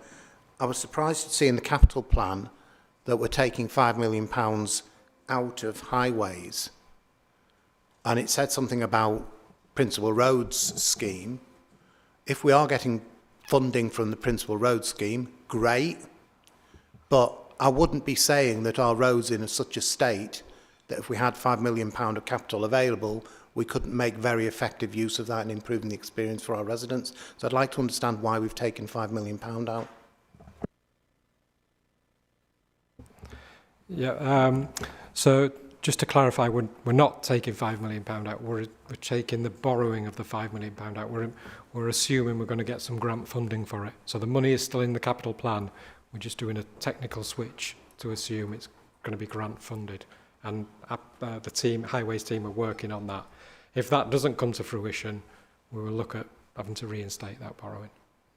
So my argument would be, if we were planning on borrowing money to invest in our roads, we should still borrow money to invest in our roads, because it would mean that we would get double the benefit if we do get grant funding as well.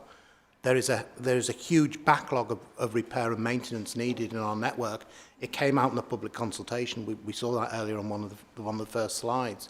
So I don't understand why we're not maximising our opportunities to invest in the infrastructure when we have an opportunity to do that. Well, it's not, I mean, as I said earlier, because it comes down to matching your what are you going to spend with what you've got resources for and what you've got funding for. So we do get hammered over the head on both directions, to be fair. So you've got too big a capital programme, take some money out of it. We look what's not being spent and what opportunities there are for keep the same spend with another funder, and we've adjusted that accordingly. If this council decided it wanted to increase that borrowing and put more money into something, then yes, that would need to be reflected. But this Labour administration has put forward a draft budget with that adjustment in it to do what you were saying a bit of earlier in terms of the balance between affordability and who will pay for what. So we think that's the sensible position to make. If over the fullness of time that balance needs to change, then absolutely that is up to this chamber to put that challenge into the programme.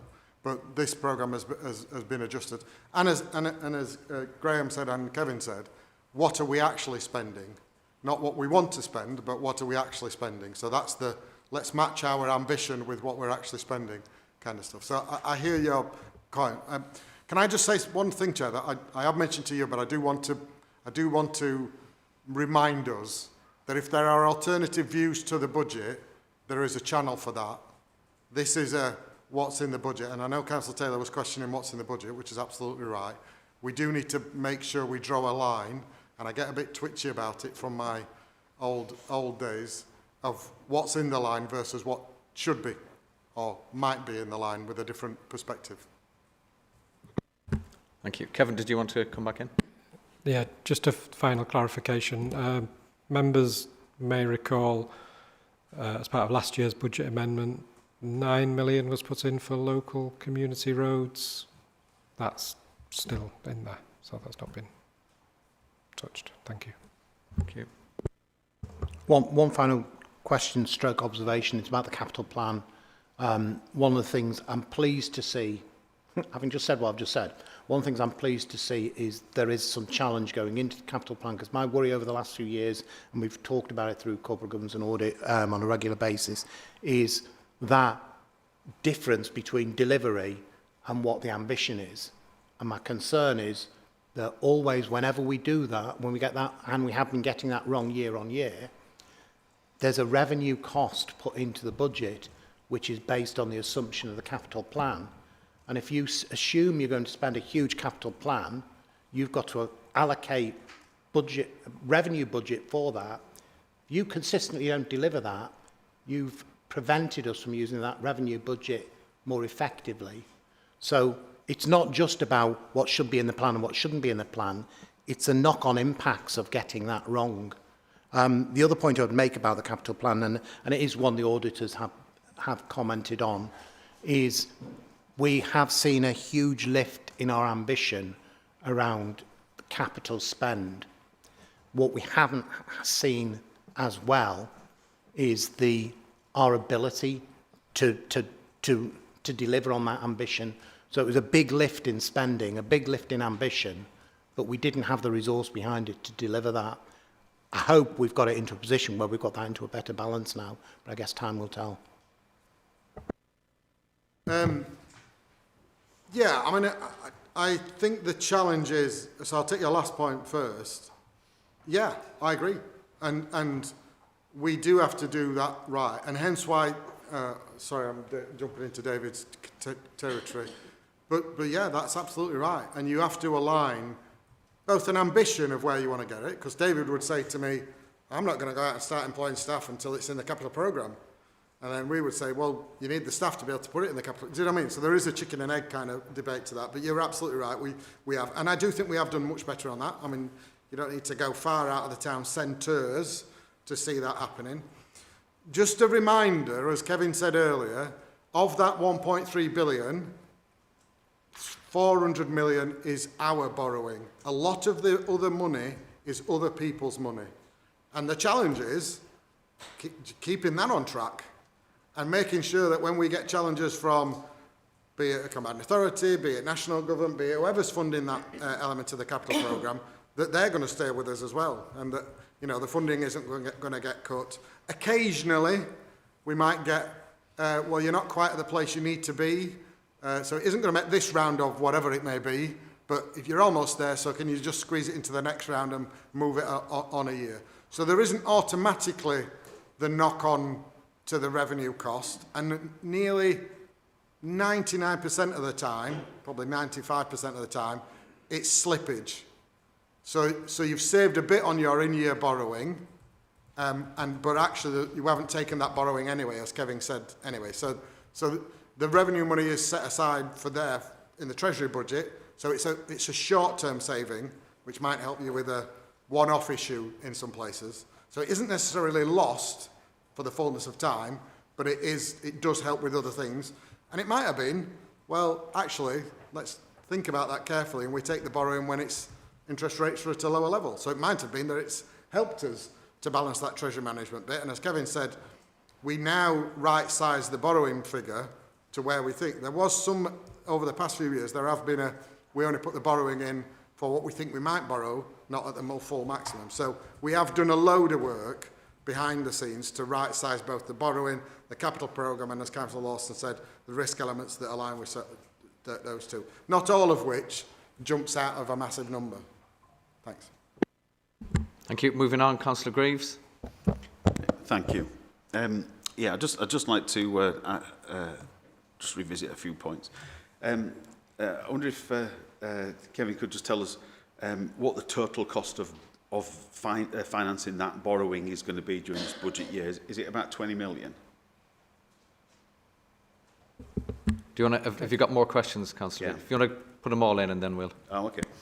And then Kevin indicated that if you like, the average cost of borrowing is about 4.68, but I wondered what the current rate is on the Public Work Loan Board 20-year rates. And just to pick up on a point that the Chief Exec made about getting on with things, we had a period of time where we had Cabinet rushing to make big announcements and get in front of the media, and then a massive time lag. And unfortunately, when they were making those big announcements, the funding costs were a fraction of what they are currently. And since then, we've seen dramatic increases in prices and dramatic increases in funding, the funding charges, which haven't really helped matters. Sometimes I think maybe there's a bit, I wouldn't even call it ambition. I think sometimes there's just a little bit too much of a rush to get a headline rather than really focusing on what can be delivered in what timescales and maybe cutting off a bit more than we can chew. I feel a bit more confident that we're actually looking at these in terms of what can be delivered and when. There was another point that was made by the finance director, which was then about using reserves to backfill on the MRP. The concern with that is whilst that might work in the short term, at some point that reserve's going to run out. How then is the MRP going to be covered when some of that borrowing, some of it might be over a 5-year term, but an awful lot of it stretches off into decades into the future? Okay. Thank you, Councillor Greaves. I'll go to Kevin first, if you're able to respond to the questions that were posed. The first question, can I come back to you on that? I'll try and get an answer while the rest of the meeting goes on and come back to you.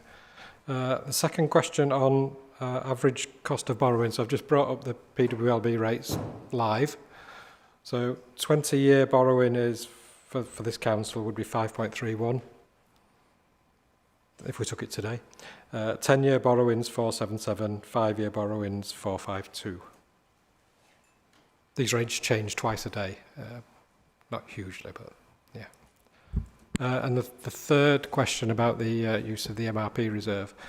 So I think before I started, there's a piece of work done on re-looking at MRP, and the council took some very significant savings to help it balance in 23-4.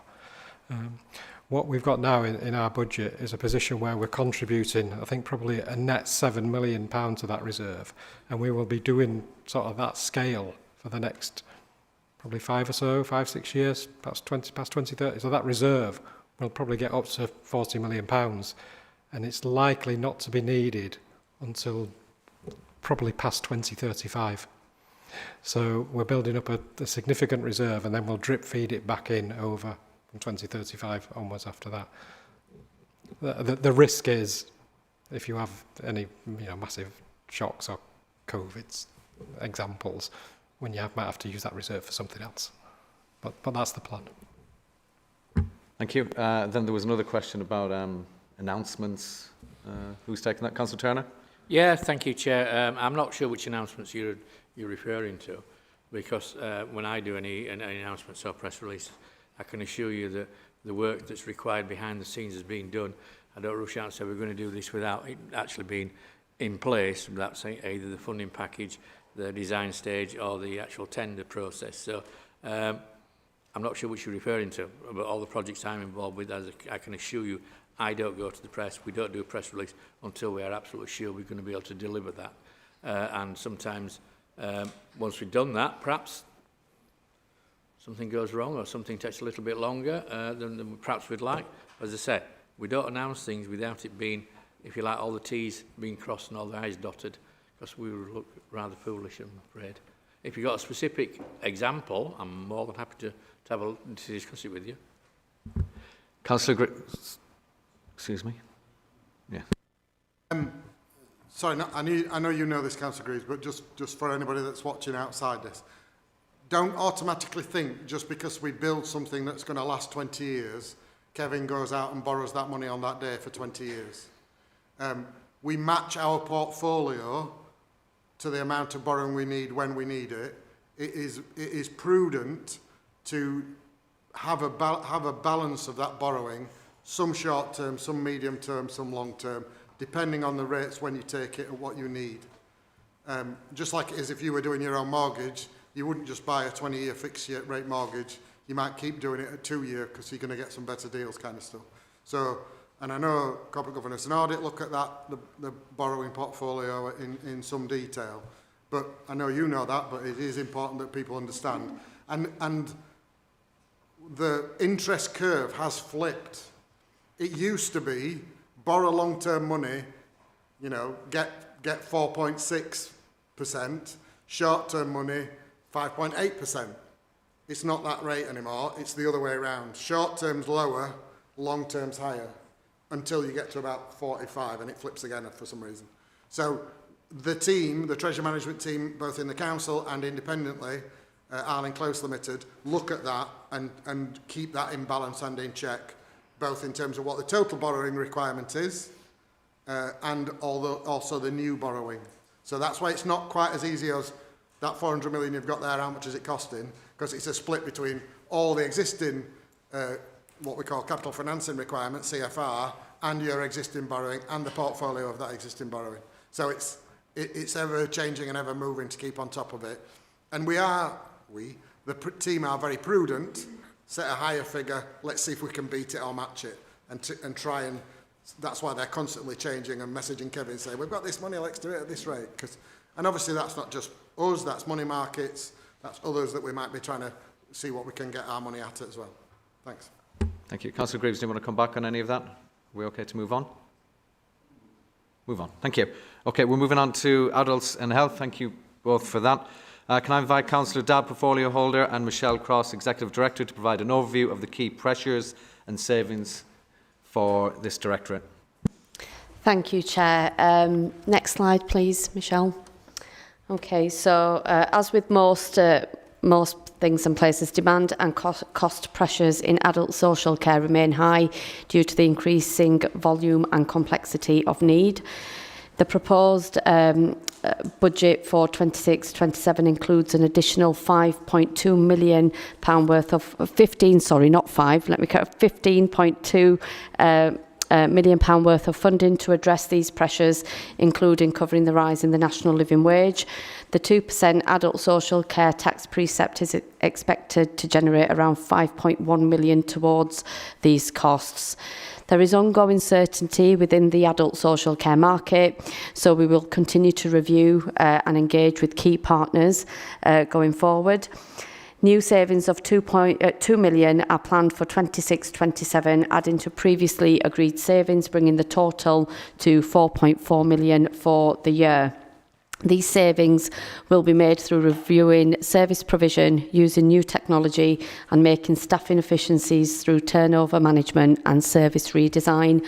I'm now going to pass over to Michelle Cross, who will cover the budget in a little more detail. Thank you. Thank you, Councillor Dadd. Next slide, please. So this slide just illustrates the breakdown of pressures that will be funded in the proposed budget. We've talked a lot this morning already around demand in adults. So the breakdown there is 7.6 on inflation, rising demand on social care services 7.8, and then income pressures in social care, income target shortfall of 0.6, and that's for the next couple of years. Next slide, please. So I'm not proposing to go through every single line, I'm conscious of time, but what I'd like to do is pick out areas in each of my service areas, of which there are 3, starting with our Communities and Access Service. And we've talked again this morning around deletion of vacant posts. This proposal is making savings by carefully reviewing vacant roles and choosing not to fill some of them. This approach allows us to reduce costs while making sure that we focus resources where they are needed most, and that will achieve a saving of £200,000. The next one I want to point out is in our adult social care operations, and that's improving transitional pathways for our looked after children into adult social care. And this is a phased 3-year plan, working closely with our children's colleagues to make sure that we identify children who are looked after, who have got Care Act eligibility needs. We want to make sure that this is a comprehensive programme that also reports through my Directorate Change Board, but also through Tom's as DCS Change Board, to make sure that we identify children who may end up in adult social care early. Because at the moment, sometimes we don't find out about those children until they turn 18, and that can lead to very expensive packages of support for those young people. So this change programme will make sure that we plan early, we identify those young people in the first year, and we continue to use that intelligence to make sure that we can plan and we commission the right support for those children that are looked after. And you'll see that phasing of 250 for the first year, 250 for the second year, and then 500,000 for the third year. Next slide, please. Again, in adult social care operation, this is our tech-enabled care proposal, where we want to build on a diagnostic that was done this year, that was completed in June, by developing additional capability for assistive technology using a new digital platform, which is called ARC, which is Alarm Receiving Centre. And that's to replace the current care phones system that we've currently got in the council. And this will allow reduction in demand-led budgets and allowing people to live more independently at home for longer. The new platform does allow for additionality that we don't currently have in our care phone system, where we can put technology into people's homes to make sure that they live independently for longer. And you'll see the savings over the 3 years, 322 in the first, 906 in the second, and 1,299 in the third. And then in our Strategic Commission and Partnership service, modernising, the proposal is modernising services provided for adults with learning disabilities. We are investing £2.5 million in refurbishing current provision in current buildings, which are Milldale and Crescentdale, currently in Hetman Dwike. And we are aiming to consolidate learning disability day services in North Kirklees by modernising and refurbishing these two sites, making sure that we have a fit-for-purpose site for those very vulnerable adults in North Kirklees. This will also enable the closure of Ravensthorpe Social Education Centre and Redlace Court, and David will talk about how that impacts on his directorate further on. The proposal will deliver savings through service redesign, including reductions in 2.6 full-time equivalent manager's post, and that scheme hopefully will be implemented by June this year. Thank you. Next slide. Sorry, my system's not catching up. And then the last one I want to just talk about, again, is in our Strategic Commission and Partnership Provider Services. This is around our domiciliary care variance in provider delivery. We've identified that there is inconsistent under-delivery of planned domiciliary care hours by some providers, and this proposal aims to generate savings by targeting these variances through a dual approach, and that's contractual engagement with providers to address the under-delivery, but also to increase assessor capacity to review those packages and hopefully right-size care packages for the people that we support. And you'll see there that will deliver 227 in the first year, 228 in the second year. Next slide, please. So this final slide from me is a breakdown of capital schemes that sit within adult social care. The first one is our libraries, where we have identified £1 million. I've talked about Milldale, Crescentdale, and that's 3.8 million, and the Care First replacement system, which we did this year. There is still 200,000 within that scheme available in capital. Okay. Thank you very much. Questions? Thank you, Michelle, for your swift and comprehensive Sorry. coverage of the slides. I'll go to committee members first if there's any questions or comments. No, we're okay. So any members that are present?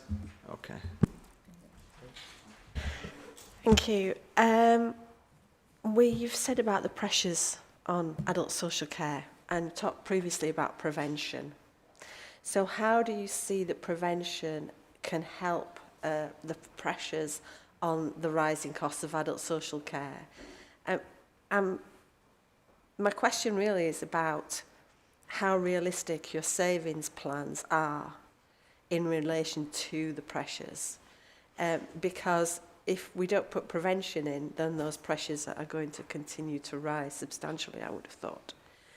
And with you still working on savings that were identified last year, how realistic are the additional savings that you're being asked to put in for this year?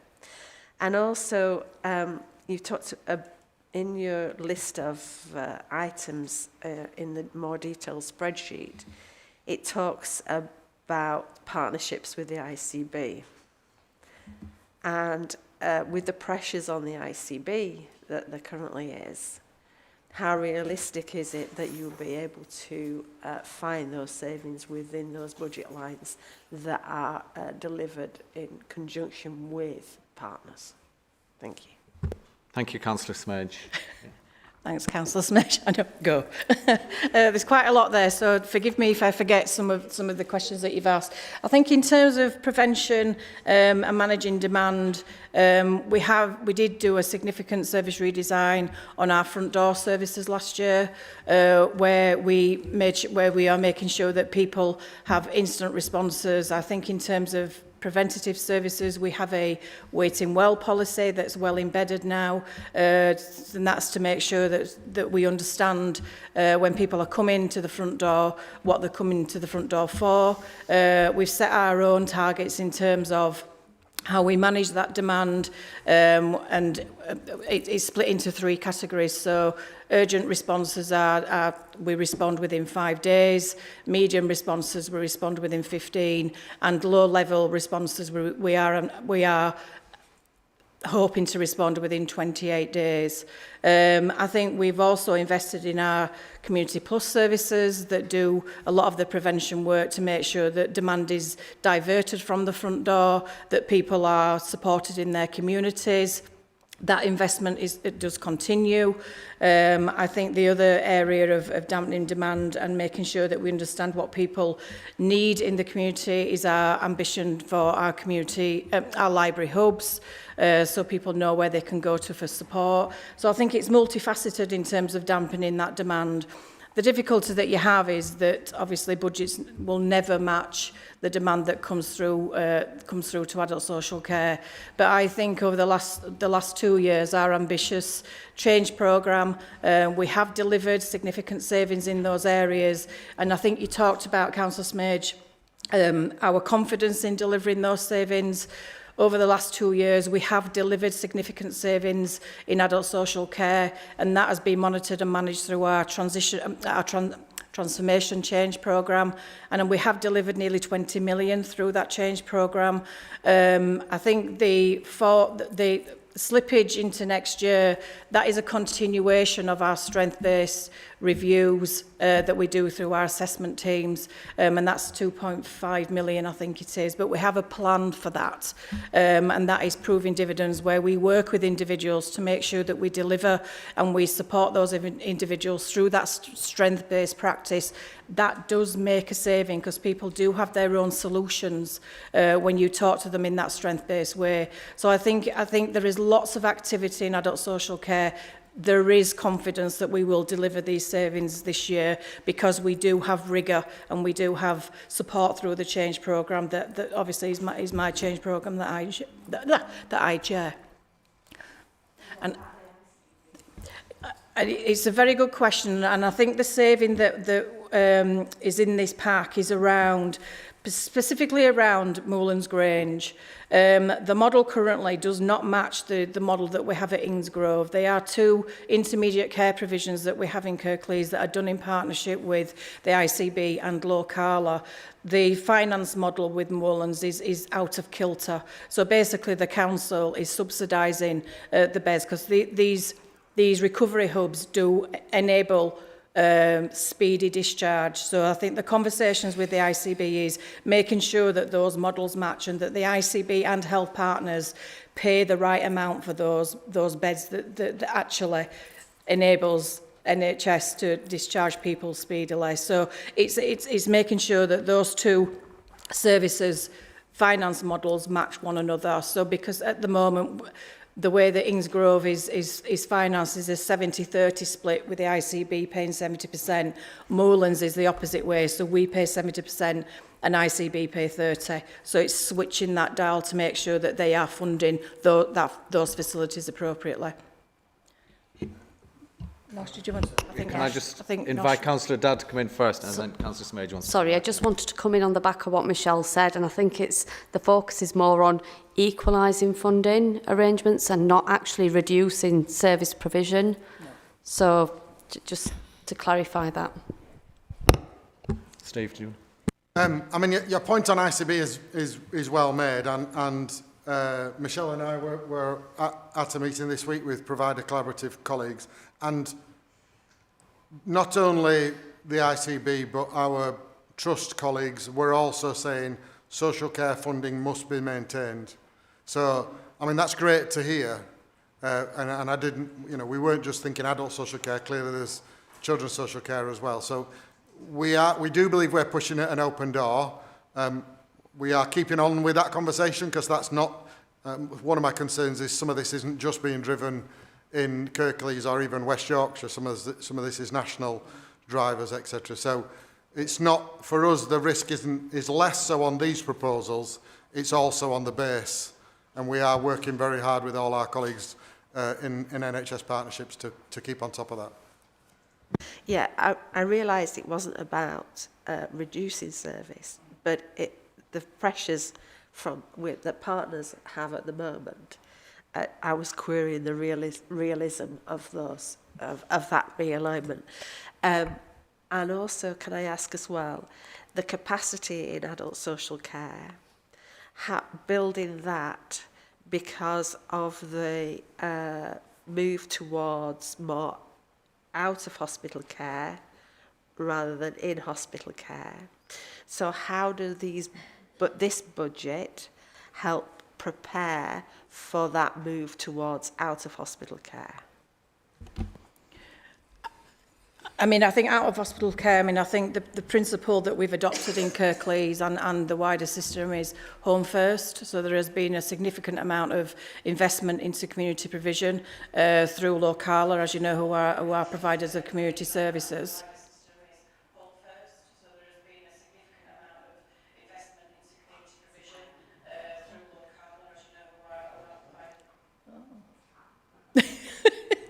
So weird hearing yourself played back. Yeah. Didn't move your lips. No, I didn't move my lips. It's very strange. It's completely thrown me as that.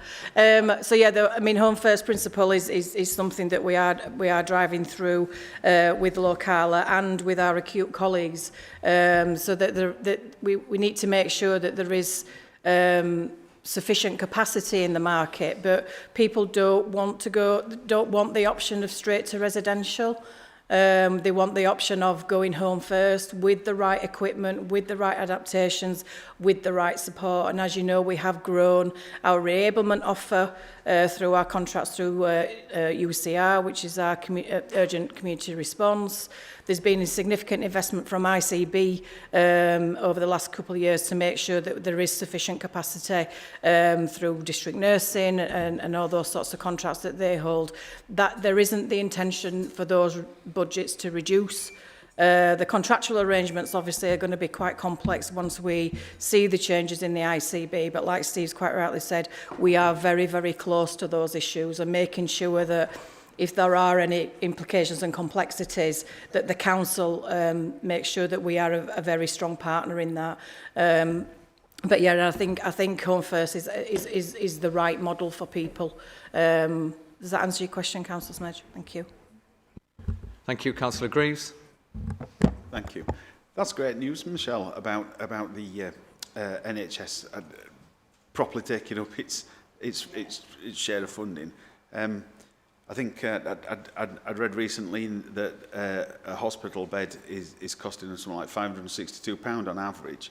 And bear in mind that there's massive savings for our NHS trusts. I always thought that they should have carried that greater burden of funding it. In fact, and correct me if I'm wrong, but that lack of funding was one of the reasons that the facility at Netherton almost came to close. And how foolish that would be. And so from a step in the wrong direction, it's nice to hear that we've got an agreement to go in the right direction, and more so, I think it's not a Kirklees issue, it's a national issue. And care at home is one thing, but actually getting throughput at hospitals it's baffling that the NHS trusts and the ICBs and all over this. I have heard in other parts of the country that the ICBs bought care homes and hotels to make their own provision. But you know, it's good to hear that we've made some progress with this. Perhaps it's just the lack of joined up thinking, if you like, within our health services, that who pays the bill, who gets the benefit, how do we sit it all together?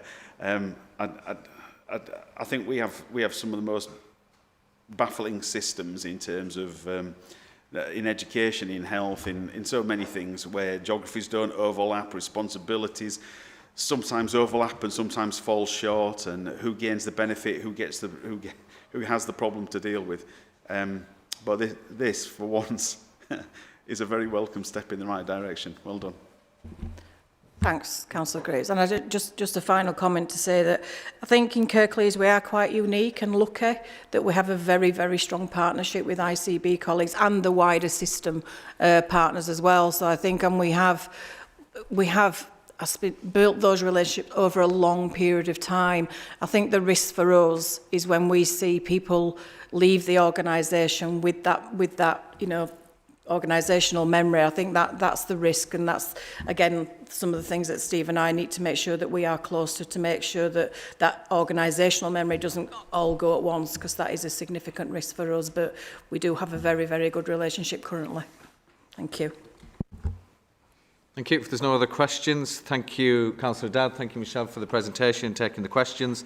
We'll have a short break. We'll return at 1 o'clock, where we'll continue with children and families, place, housing, revenue account and corporate. Thank you.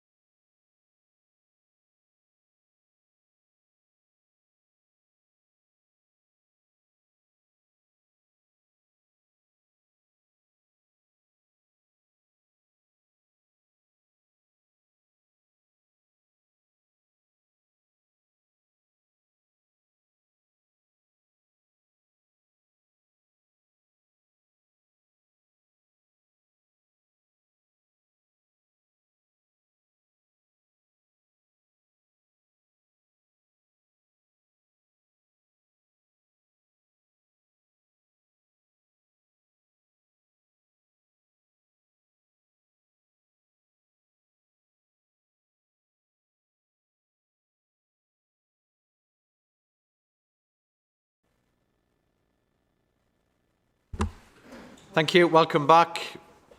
We're moving along with the agenda. We're going to move on to children and families. So can I invite Councillor Kendrick, Councillor Rylap, the portfolio holders, and Tom Brailsford, Executive Director, to provide an overview of the key pressures and savings for this directorate. Thank you very much, Chair. You've moved on from the title page. If we focus on the first bullet point as such on there, other local authorities are always surprised that in Kirklees we have no agency social workers. In fact, that's not just across Yorkshire and Humber, it is other areas when I've met lead members from other councils up and down the country. And of course, having no agency social workers always impresses inspectors, of whom we've met many. This doesn't happen by magic. This is the result of the service proactively working on this over a number of years. We grow our own social workers in terms of, you know, perhaps somebody working in social care, for instance, a family support worker who would like to be a social worker. Working with the university, we help and support them to qualify as social workers. And we take on newly qualified social workers.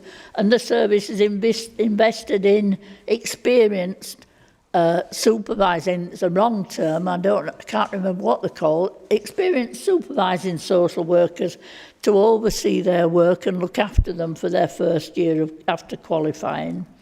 And we have good, clear progression opportunities within the service for in-house so that people can see a career pathway.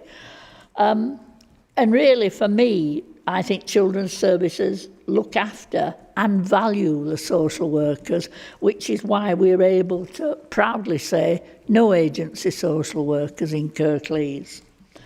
And within the same bullet point, having the lowest number of care for children and high number of special guardianship orders has been a result of intentional actions within the service, not primarily to reduce the budget, but it's the right and best outcome for young people to be placed with a family member, a friend of the family member in the local area.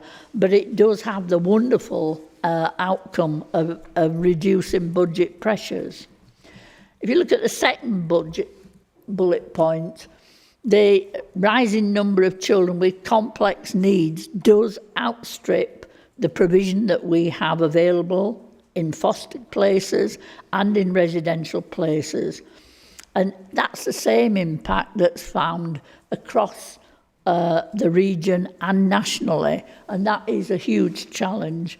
And the same is a shared impact across the country for the third bullet point as such. Can you move on to the second slide, please?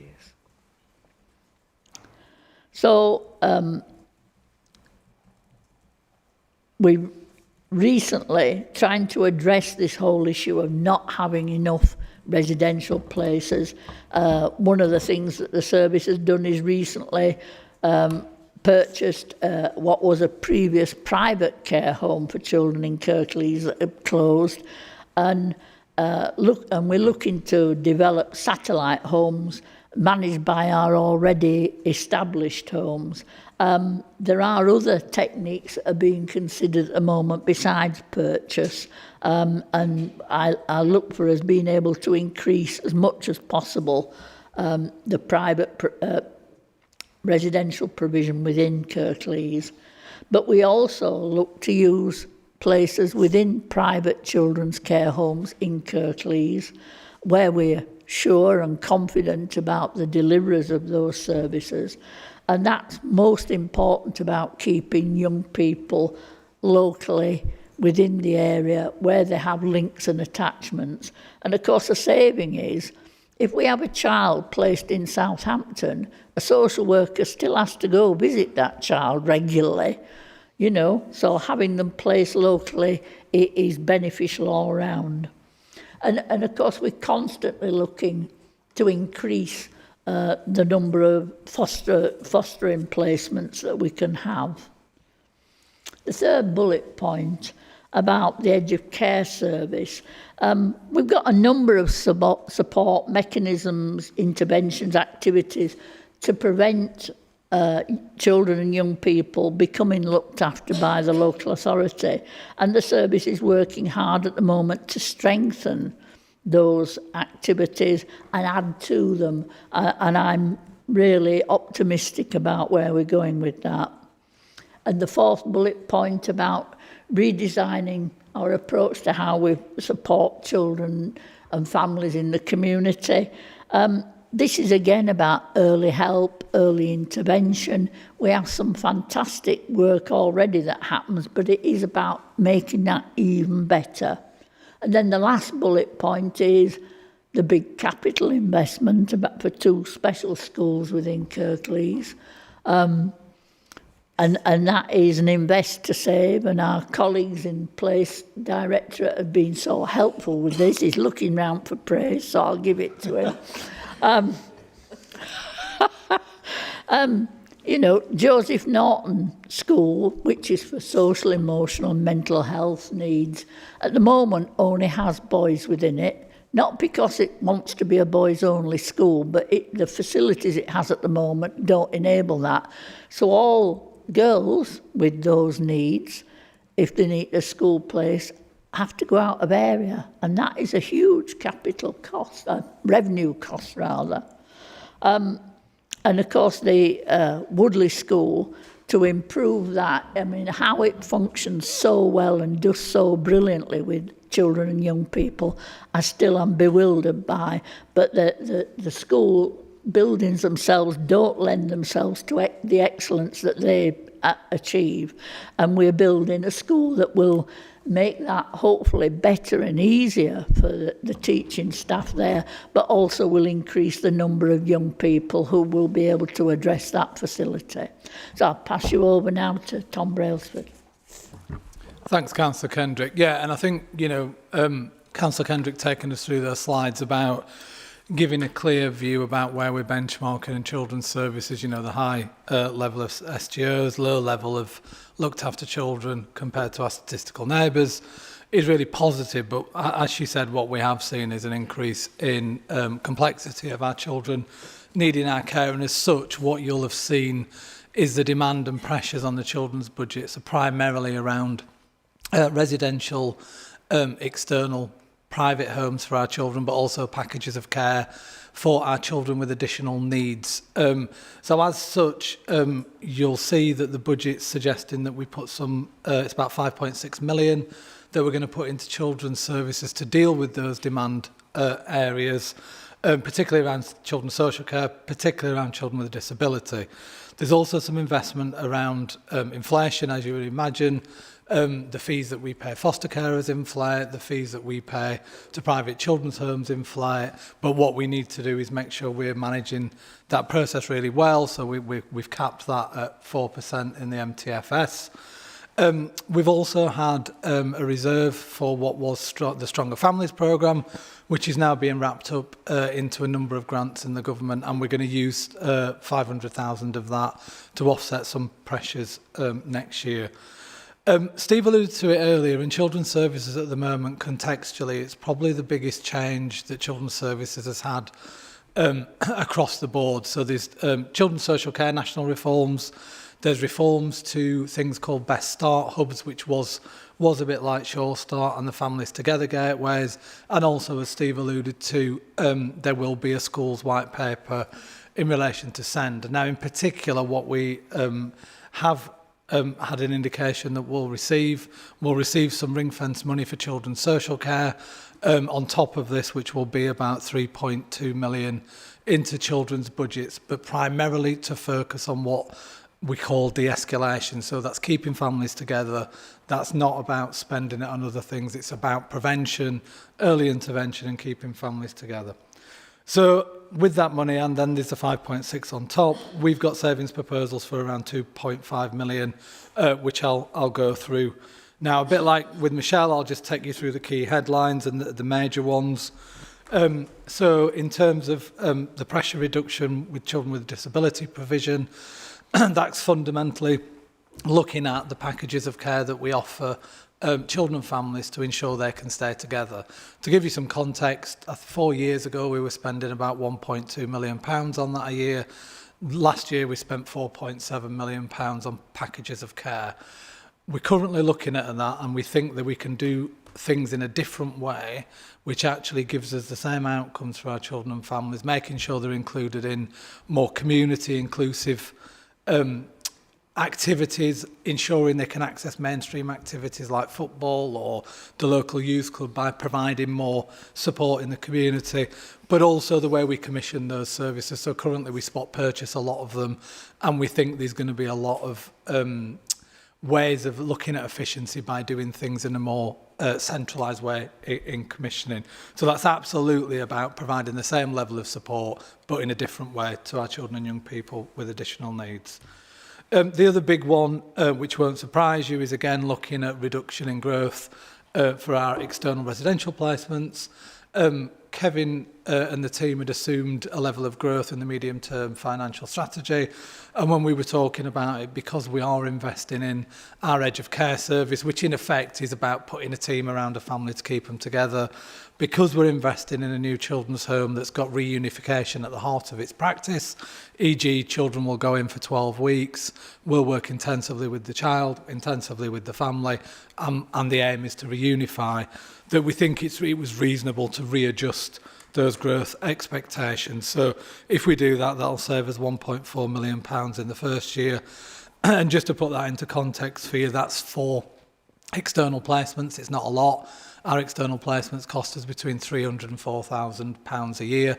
So that's just a reduction of four placements. And then the projections decrease. So it'll be 960,000 in the second year, 735 in the third year.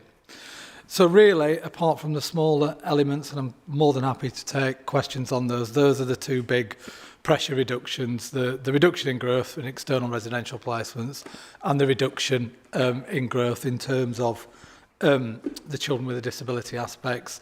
In terms of the capital, as Councillor Kendricks talked about, we're investing very large amounts of money actually in the new reprovision of the special schools.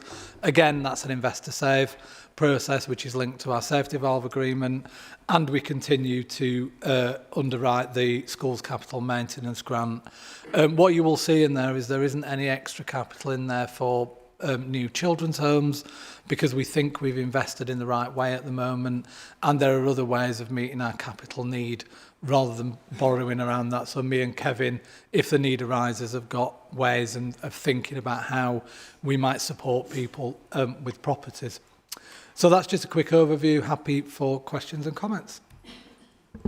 Great. Thank you both very much for the presentation and overview. It's good to see the continued progress and improvements being made despite the demands and complexities that continue to face children and families. Any questions or comments from committee members? Councillor Ali. Yeah, I've got 2 sort of questions and comments. I'll put them all together, if that's all right.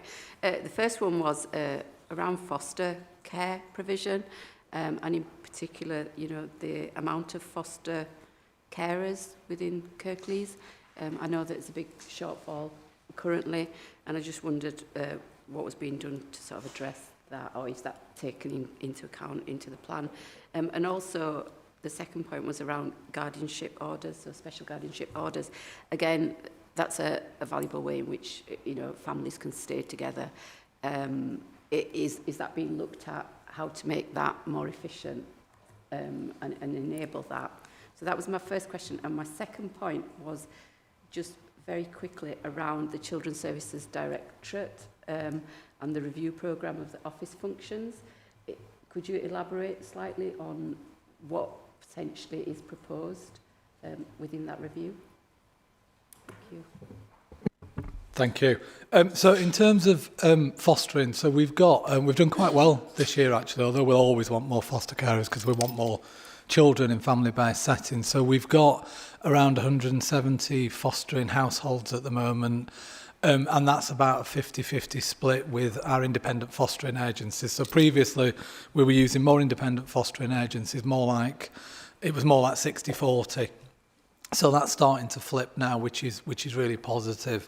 I think one of the things that we find is the more complex our children get, at times the more difficult it is to manage them in a family-based setting.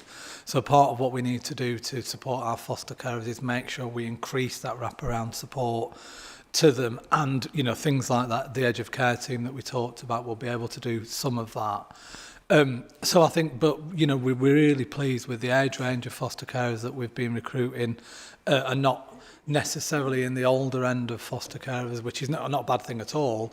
It just means that they look to retire quicker. And also the diversity that we're seeing come through. We've seen a number of same-sex couples coming through, which actually previously people perceived that they couldn't foster if they were in same-sex relationships. So we're seeing quite a lot of diversity, which is really good. But me and Councillor Kendrick will always bang the drum for having as much foster carers as we can.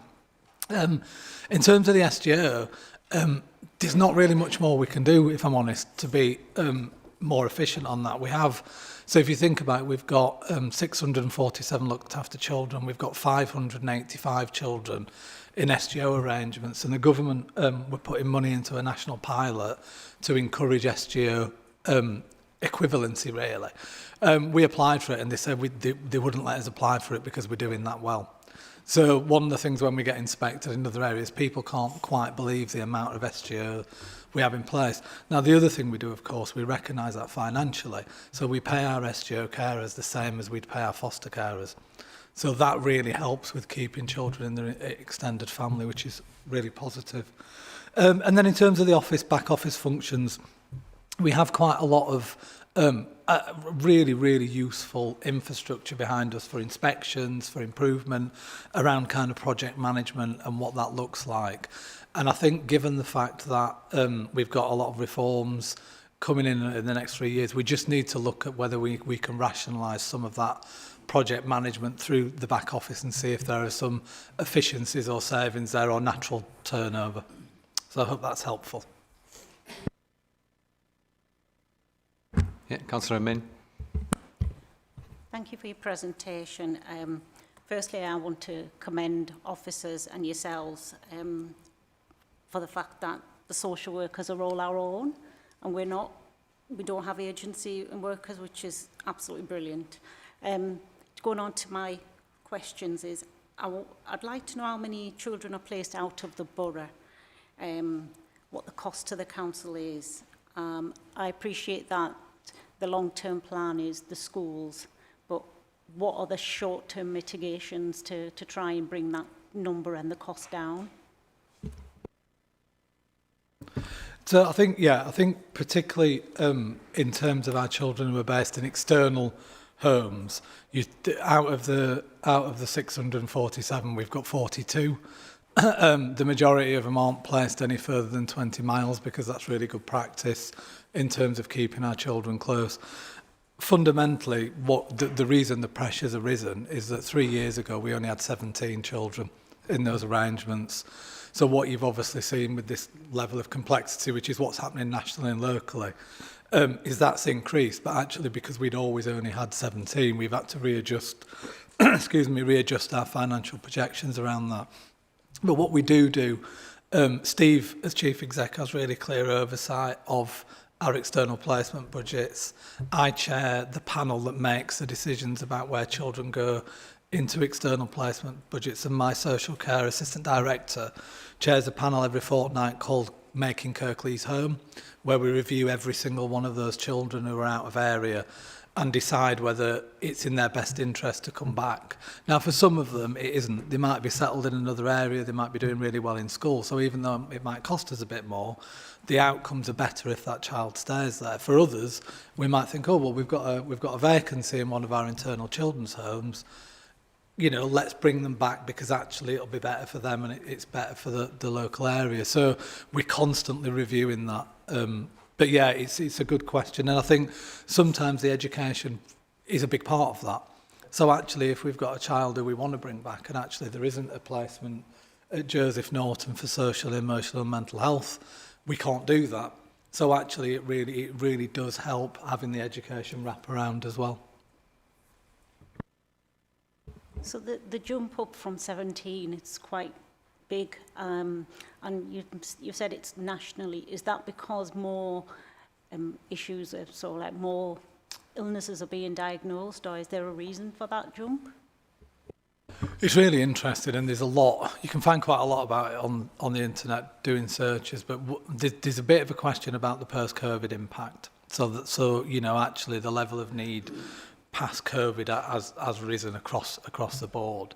The other thing that you'll find is that there's something, people call it sufficiency, but basically there's a national crisis and a regional crisis in finding homes for children, whether that's in independent foster agencies or residential homes.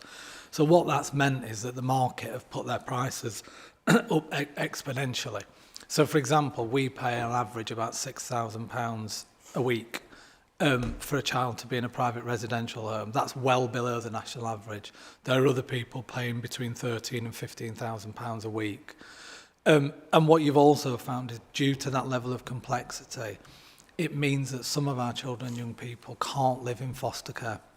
So typically children, and I would have thought that they should be in foster care, because of the level of complexity, we're not finding placements for them and they're ending up in residential care.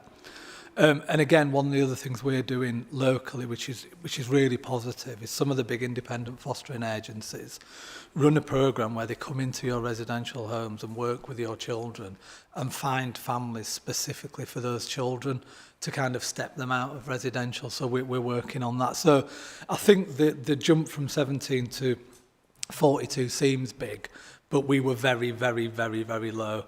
And actually, when we do our regional comparisons, so for example, if you're talking about Bradford, for example, they'll have around 250 children and young people. Leeds have very big figures. Our population's about 100,000 children and young people, and we've got, like I said, 647 in looked after, and about 65% of them are in family-based settings. So even though it's not normal for us, when you benchmark it, we do really well. Thank you. Thank you. Any other questions or comments from committee members? Any other members wish to ask? Councillor Smage? Yeah, the safety valve agreement. In your report, it says you've received 1.5 million so far for this year, which is lower than previous years. So are you expecting an uplift in that amount within this financial year? Thanks, Councillor Smith. Yeah, we get it. There's no change in the safety valve. It's just at the reporting period. There's no change in the safety valve contributions. And what we do is we get an annual increase on the funding per child placement as well. So that's just a presentational issue. But yeah, we're getting the same amount. So when you sign up to the agreement, it sets out the amount each year plus the inflationary amount each year. And your arrangements to have cluster funding within clusters. How is that helping your demand and your high level needs? Because it's taken a while for the clusters to get going, hasn't it? So how will that impact on budgets if that doesn't step up? Yeah, thank you. It's really interesting. We were only debating this the other day at executive leadership team. And what we've started to see is a stabilisation, excuse me, in the numbers of children and young people requesting an EHC plan. As you know, everyone is allowed to do that and we fully support that. But in the cluster communities, what we're trying to do is say, you don't necessarily need one. We'll put the funding into the schools. We'll see some early intervention approaches and hopefully that stops things from escalating. So we've started to see a stabilisation, but the next phase is we do need to do a bit of that. So what? Do you know, so if we've got stabilisation, actually, how do we look to make sure our families are supported the best they can? And of course, as Steve alluded to, I think this month, if we get the schools and send white paper, it'll give us a direction of travel, which I think we're anticipating will be more needs to be met in mainstream schools, but with wraparound provision and additionally resourced provision. So it's a really good question we're asking ourselves. Yeah, it's great. We're doing some fantastic stuff. But this next stage has got to be what's the impact, you know, and what are the outcomes? Thank you. Any other questions or comments from members? We're okay. Just before we finish that, can I just ask, looking forward then, and looking at risks and pressures, what do you foresee as the biggest risks or pressures going forward? The biggest risk, and Kevin will tell you this when, you know, I keep telling him I had hair before I started managing children's services budgets. But the biggest risks in this space will always be we can't anticipate the impact of any particularly national or regional issues. So if you remember when the Baby P case happened, what that means is a lot more children get identified, taken into care. So the risk will always be, Councillor Burt, that we benchmark extremely low with our children and looked after and our external placements. And if for any reason that changes significantly, that's the biggest financial risk to children's services. Okay, thank you very much. Thank you both for the presentation and for answering the questions. Moving on, we're going to the Place Housing Revenue Account. Can I invite Councillor Hawkins, who is online, I think, and Councillor Crook, and also David Shepherd, the Executive Director, to provide an overview of the key pressures and savings for this Directorate and the Housing Revenue Account. Thank you, Chair. Can you hear me all okay on your side? Can I just check? Yes. Very good, thank you. Thank you, Chair, and good afternoon, members. I'll take a few minutes to outline some of the key pressures, investments and savings we've seen within the Place Directorate. This covers a variety of different portfolio areas, not just my own, but I hope I'll be able to provide a general overview and answer any questions you may have as well. So just to set the scene, like many areas of the Council and what we've been hearing throughout today, the Place Directorate continues to face significant demand and cost pressures across the essential frontline services. These pressures aren't new, but they have intensified in recent years, particularly around transport, highways, environmental services and planning as well. This budget will aim to stabilise those areas, support service improvements and make sure we're investing in the areas that residents feel the impact most strongly. We talk about getting the basics right, and in the eyes of many, this is where you'll find them: your bins, your roads, gritting, clearing the fly tipping, cutting back vegetation and so on. But one of the biggest challenges this past year has been, and this coming year we expect as well, is home to school transport. We're seeing rising demand, more complex needs among children requiring transport, as well as increased operator costs. It's a national issue, but the impact is being felt locally and it is significant. To address this, the budget includes an additional $2 million of additional investment specifically to stabilise and improve home to school transport. Alongside this, our transformation programme continues, aiming to make sure the service is more efficient and more predictable. We began this work last year when I was the corporate portfolio holder, and it continues into the future years with better routing planning, improved commissioning of travel operators and working closely with families to ensure that they're getting the right provision at the right time. In addition to transport, we're also providing targeted investments across the high pressure areas alongside our capital expenditure programme. This includes $250,000 of seasonal weather budgets. We just had some quite interesting weather last week. This strengthens our resilience for the winter maintenance, gritting, storm responses and flooding events as well, an area where residents rightly expect the council to be very prepared. You've got an additional $215,000 for the Green Space Action Team, including permanent removal of fly tipping. This is a direct response to the feedback we've had from communities and from councillors over the past year who want to see a faster and more visible action on waste, littering and environment crimes. And we have already seen great progress in this area in clearing the backlog of reports over the past year.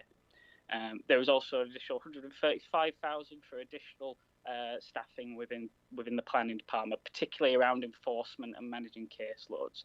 Plan applications and enforcement issues have increased over the years, and this investment ensures we are maintaining the service standards so we can act more swiftly to concerns from residents. Altogether, these targeted areas amount to $3.6 million of pressures being funded in the 26-27 budget. It's a clear commitment to protecting and improving our frontline services our residents do rely upon every day. At the same time, we've put forward $1.3 million in new savings within the Place Directorate. These savings focus on making the best use of council buildings and assets, consolidating our premises, reducing running costs for better utilising the space the council does have, as well as deleting long-term vacant posts where it is clear that they are not needed moving forward. It's important to emphasise these savings in particular be designed carefully to minimise the impact on the public-facing services. So in summary, Chair, the Place Directorate budget of 26-27 is striking a balance. It's linking back to what the leader said right at the start in her introduction, that we're investing in the services most visible to the public and areas under real national pressures, whilst delivering responsible savings that will make better use of our estate and our staffing footprint as a council. These proposals ensure we are focused on those basics, keeping our streets safe, clean and moving, while investing in the capacity needed to respond to residents' expectations. And David Shepherd shortly will talk through some of the key proposals, key savings proposals in a bit more detail, but please do ask any questions at the end as well. Thank you, Councillor Hawkins. David, over to you. Thank you very much, Chair. So, as Councillor Hawkins says, the context is £3.6 million additional budget, but there's £1.3 million of savings that I just want to highlight a few of those to give you a little bit more detail on them. I'm going to focus on the general fund in the first instance, and then after that, Councillor Crook will come in and talk about the HRA, if that's okay, Chair. So if we move on then, please. So in terms of the first, I'll just pick a couple off this slide. Michelle talked about the closure and disposal of Ravensthorpe Social and Education Centre and Redlaith Court, and that is linked to investment in a building, Millthorpe, and that means that we also generate, in addition to the service-based savings that Michelle talked about, we also generate savings in property because we're consolidating and better using our assets. So there's a £52,000 year-on-year saving as a result of that. If we jump down to the bottom of that page, then the next one is consolidation and rationalisation of assets through increased utilisation and sharing of facilities. This is carrying on the sort of programme that we've been doing for quite some time now, but we've also benefited from doing a comprehensive review over the past year of all of our asset base, so we're able to identify what our core estate needs are moving forward and then focus on savings that we're pretty confident that we can generate in the next 3 years. But we will continue with the due diligence that we always have with regards to any change of use of buildings. So if there are any disposals that come about as a result of that haven't already had decisions made, then clearly that will go through the appropriate council process, including Cabinet. But we're flagging here that as a result of the work that we've done, we're convinced that we can continue to deliver services as services require them and as residents are able to access them, but we can do that with a better and more efficient use of our estate. If we go on to the next slide, please. So the top one there is, again, another property saving for increased ad hoc property management charges. These are the charges that are associated when usually businesses get in touch with us and they want to acquire something from the council, or they either land, property, or they want to enter into a lease with us or a license with us. What we're doing here is we're updating our charging structure because it hasn't been updated for many, many years. Now, members will have heard this a number of times previously. We've benchmarked against 9 other local authorities, so we're pretty sure that the charges aren't out with what are generally being charged in local authorities, and the businesses who are engaged with us should expect to pay those charges when they're doing business here in Kirklees, and we will be able to continue to deliver services. There won't be anything felt in terms of residents of Kirklees as a result of that. The next one down is vacancy management and reductions in staffing across the waste and highways service. And as Steve said earlier on, what we're doing here in a number of these is taking advantage of where there are vacant posts, but also where we know people are going to retire as well, because we've been able to deliver services without those people in posts for a while, and also we'll use the advances of technology to ensure that we don't see any detrimental impact of service delivery on that one. Similar to the bottom one, which is public protection, and again that's a review and reorganisation of business and admin support. This hasn't been reviewed for the last 10 years in terms of business and admin support and how it's organised in the council, particularly with regards to supporting place functions. We know that obviously there's, and members will appreciate, there's been a lot of technological advances in that time, and the council has been able to take some of those on board. So we know that with our normal turnover, we will be able to deliver those savings, as well as making sure that the services aren't disrupted, and members of the public don't see any difference as a result of that. If I could go on to the next slide, please. Again, I'll just pick a couple off here, just by way of illustration. The top one, public protection, has already been mentioned by Councillor Hawkins in terms of his introduction. It's an ongoing piece of transformation work for home to school transport. We're absolutely clear that, again, parental choice is at the heart of home to school transport, but we want to make sure that when we are providing transport solutions, they're provided as efficiently as possible, and that the budgets that are available are spent on the right things rather than paying inflated costs from private transport providers, taxi firms and the others.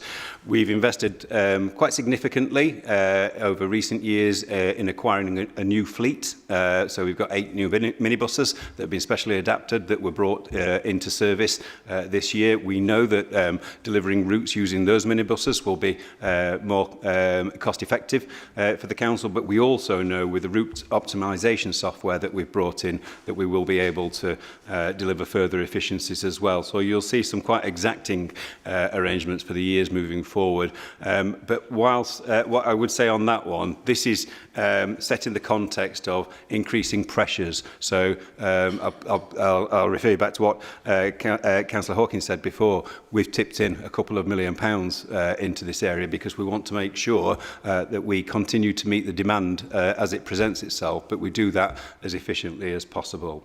If I move down this page, just one up from the bottom, is a planning one, and I know that members are always interested in anything that I bring forward in terms of planning. So this is around increasing income through planning performance agreements. This is for the larger planning applications. Now, we know that we get pre-applications. Generally, we encourage the larger scale applications to come through the pre-app route, and we know that through sensible discussions there, we can encourage applicants to go through a planning performance agreement. There's a higher level of fee there, but they get a dedicated service and a committed service and a timely service as a result of that.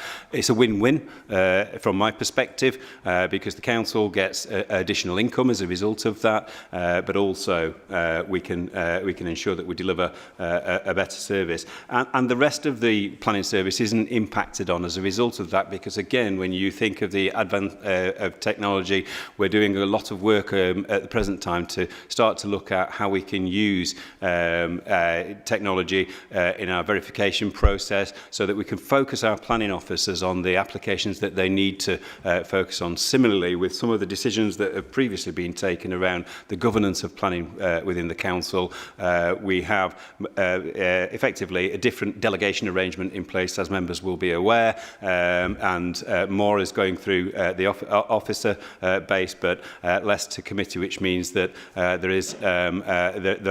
there are fewer committees to support, and we can ensure that we do deliver on all of the planning applications that come to us, as well as targeting some dedicated resource to those developers that are going to pay us more through planning performance agreements. If I move on to the next one, this is very quickly. I'll just say this is tagged as business as usual because nothing will change as a result of these arrangements. In that the top 3 are all vacancies, so I won't say any more of those. It's removal of vacancies.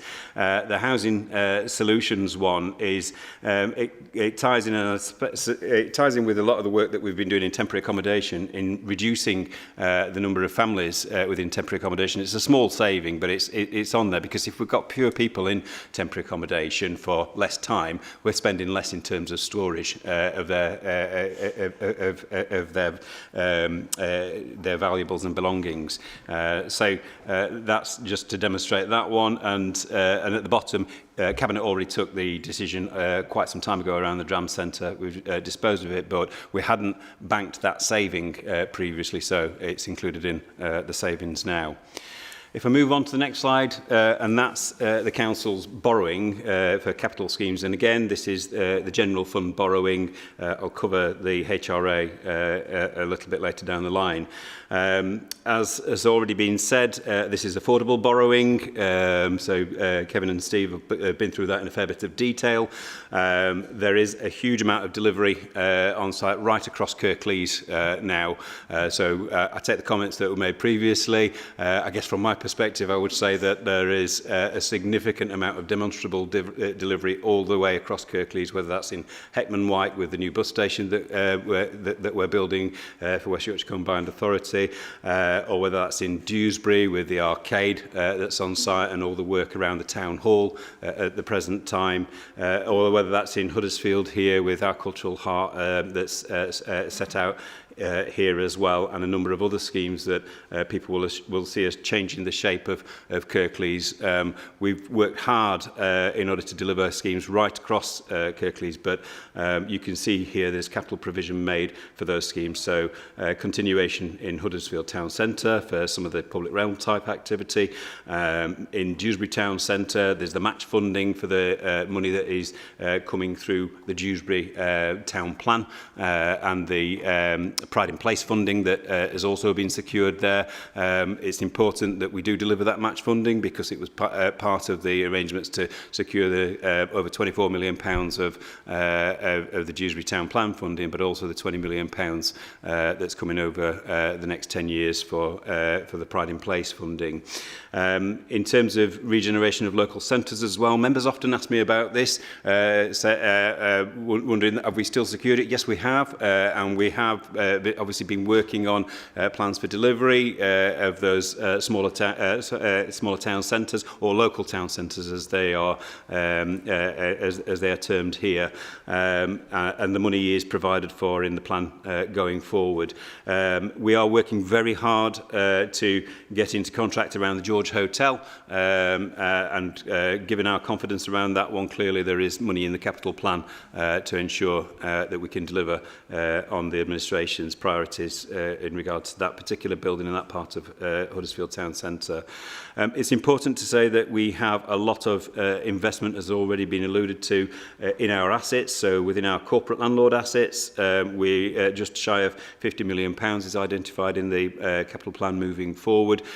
We've got a lot of buildings, but they do take a lot of upkeep as well to keep them compliant. And whilst I said that we're generating savings from better utilising our buildings, we've got to keep them up to standard at the same time as well, and make sure that we meet all the regulatory compliance of them. Highways has already been alluded to previously as well. The other piece of assurance that I would give in terms of the amount of money that we've got going into the Highways Capital Programme is that very recently members will have seen that all local authorities have been graded by the Department for Transport, and on our capital investment proposals we were given a green light from Department for Transport. There weren't that many authorities that were given a green light, so what that tells me is that we're there or thereabouts in terms of getting it right with the provision for capital investment moving forward. We've clearly got further work to do because we were amber overall, but there are other ways of dealing with that, and one of which is making sure that we make the best of new technologies, whether that's materials or whether that's new technologies that can ensure that we are targeting our investment in the right places. It's not all about getting more and more tarmac laid. It's doing it smarter and making sure that we are able to deliver on our improving highways assets, similar to what we do with our housing asset and similar to what we're doing with our corporate landlord asset as well. Vehicle replacement is worth a mention as well. There's £32.5 million in for vehicle replacement. Again, members will have seen some of that already coming through, but I can tell you that later on this year, there'll be refuse collection vehicles that will be arriving as well as part of that, and further gritting wagons as well. And we're working through with Homes and Neighbourhoods as to what their requirement is, but that will be paid through the HRA for the Homes and Neighbourhoods fleet rather than through the general fund. So you will start to see some newer vehicles, and clearly we need them because we've had to drag one out of a ditch recently, so they can't come any time quick enough for me. The other one that's also been alluded to on here is the play strategy. So that is the capital contribution, and I think that was covered quite well earlier on. What I would say is that the revenue support behind that, we do have a small amount of revenue budget, and it is £16,000 a year, so it is a small amount, but the reason for that is because we generally tend to replace on a cyclical basis when a piece of equipment wears out. But what I would also say is, if there is a dangerous piece of equipment, we won't stop to deal with that in terms of we won't wait for the next year's funding. We will deal with that there and then. So we do have an inspection programme in place. So if members are aware of dangerous pieces of equipment, they need to make us aware of those so that we can get them inspected and get them dealt with. And that won't be bound by the £16,000 budget. What I suspect that, and I wasn't at Scrutiny unfortunately, but I suspect that was probably more, well, from my perspective, probably more an aesthetic issue about it doesn't look particularly great. And if that's the issue, then we may well wait for the next year's funding in order to replace it if it's in a serviceable condition. So I'll stop there for any questions, Chair. Thank you both very much for the presentations. If I can just start on the last one that you've just finished on the play strategy.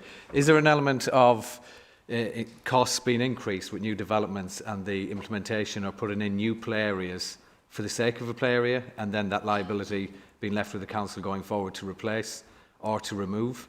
And is there any other way going forward that you can limit the costs with new developments when they put in a play area in an open space, and then that's left to the council to maintain afterwards? And what I'm saying is there are lots of smaller play areas, lots of small play areas close together which don't really meet the needs of communities, but they're put in there, little bits of equipment. Yeah, I mean, it's an interesting question, actually, because it's one of the areas where most people definitely want a play area within their locality, and we do have a lot of play areas. We absolutely do. When you look at Kirklees compared to other local authorities, we do. But what I can assure you is that where new developments, which is this, that part of your question, are concerned, the developer pays. So they pay a contribution. So the money here is on top of the development contribution. So there's Section 106 monies that would pay for a new development. This is for making sure that we can expand play areas across Kirklees, irrespective of whether it's a new development or in an existing development. Thank you. Any questions from committee members? Councillor Amin. Just to follow on from the question Councillor Burke has asked in terms of play areas, in terms of there's a lot of smaller areas within communities which are not maintained by the council. So if we earmark them or ask for any equipment to be replaced, they don't fall under that category. So is there anything that can be done about that? Shall I just ask all my questions? Yep. Okay. So in terms of the 215k towards the Green Action Team, Green Space Action Team, it's positive, but I'd like to know a little bit more detail. And then the planning contribution. So you won't be surprised there's a planning question here. So is that amount towards covering for the development plan, or is it in addition to, and where does that sit?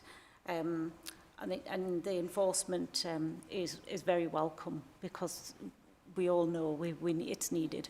Thank you. Okay, so in terms of areas that aren't maintained by the council, if there are play areas, are they our play areas that you're talking about? Can you just be clear? Yeah.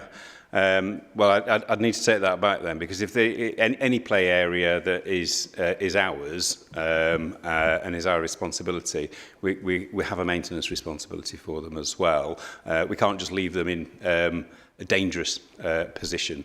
We will inspect them and we will make sure that they are fit for purpose. If there are issues that you're aware of, then send them to me separately, and I'm happy to pick those up. Yeah, I will do. I think there's also green spaces as well as play areas overgrown. Yeah. Is there a grey area within the council? Do we maintain them? Not? No, we've got a maintenance schedule for green spaces. We don't deal with all green spaces in the same way. It depends what they are. So you've got football pitches, cricket pitches that are in use that require more maintenance than others. We have areas that we've rewilded as well. Generally, that would have been with the knowledge of the local councillors where that's concerned. And we have reviewed over recent years, not this year, but in previous years, the maintenance schedules for our green spaces, because we, like a lot of councils, we're not in a position to deliver as many cuts as we previously did. But however, we do make sure that we fit that in with our other responsibilities around biodiversity. So you'll have heard of things like no mow May, those kinds of things. Some people think it's a great idea, other people think it just looks untidy for a month. But there is a sensible thing behind it, which is around ensuring that there's an opportunity for increasing biodiversity, if only at one point of the year, as well as reducing the maintenance requirements.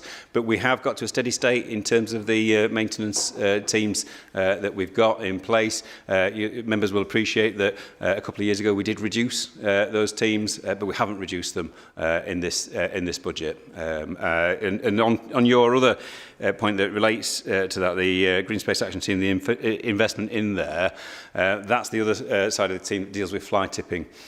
So we're looking at what we've been able to do is get more investment in, because Cabinet had requested that within this year, and we want to build on that investment, because what that did straight away is it moved us from a position where we were taking 8 weeks or more to deal with the majority of fly tips, and it brought us very quickly within a year to a position where that was around 3 weeks, which, if you ask Steve, he'll probably say that's probably where we should be, rather than doing it straight away, because there is a behavioural aspect as well that we need to deal with and ensure people don't fly tip in the first place, because if all you do is clear it up within a week, people will keep tipping, and we've found that in the past.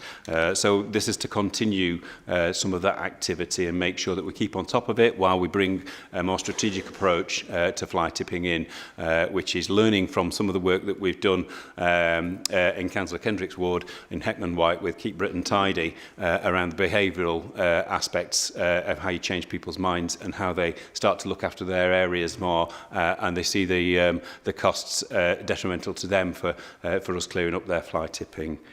Is that okay? Just the planning one now. So, sorry, what was your query in terms of planning? Was it a contribution that has gone into the budget? It's the development plan. Is that allocation towards the formation of the new development plan process, or is that in addition to? So there are certain things that we need to do in preparation of the local plan, so we're making provision to ensure that we've got the money available to do that as we go along, as Kevin mentioned. But as important as that, though, is what we do in terms of some of the enforcement activities. So Kevin mentioned as well money going in order to improve our enforcement response, because we've got dedicated officers in enforcement, but there aren't many of them. And there are lots and lots of requests from members around enforcement. So the administration have been really quite clear they'd like us to focus on boosting that enforcement capacity within the council. Thank you. Any other questions from committee members? No? Yeah. Yes, Councillor Ali. Really quick one, really. The school transport transformation programme. I don't know, you might have even been asked this before. Welcome the changes that you're making to make it more streamlined. But have we got any assurance that students won't be penalised that have extra, you know, needs or are further away distance-wise? So is the same parameters going to be applied to everyone, or is it going to be on an individual needs basis? So the assurance that I can give you is that it's the statute, and in terms of the assessment as to who is eligible, that's a Children's Services responsibility, and they assess an individual child in terms of their needs. How we then deal with the transport arrangements around that is where the discussion comes in with parents, because as I said in the introduction, there's a choice there as to how parents want to move forward with the transport solutions for their children, and that's dealt with in terms of legislation as well. And our policy is quite clear for Kirklees Council that parents will have a choice, and some choose to go in dedicated transport, but where that is the case, as I mentioned, we are moving towards more efficient arrangements. So having a fleet of taxis going out isn't the most efficient arrangement. It's not even the best arrangement. It doesn't prepare children for independence in the way that going and catching a bus does, whether that's a bus that comes and picks you up from a particular point, which is why we've invested in our fleet in order to do that.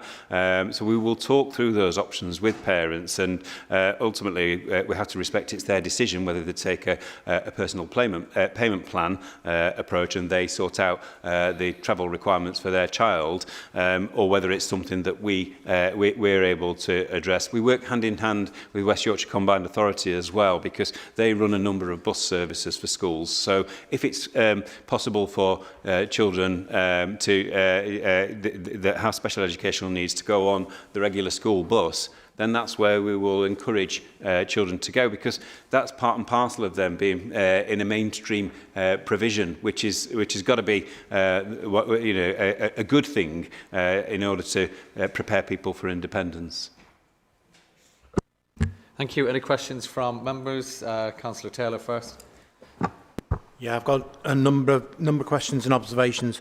I'll go back, if I may, to David on children's play and open spaces. I hear what you say about the budget of 16k.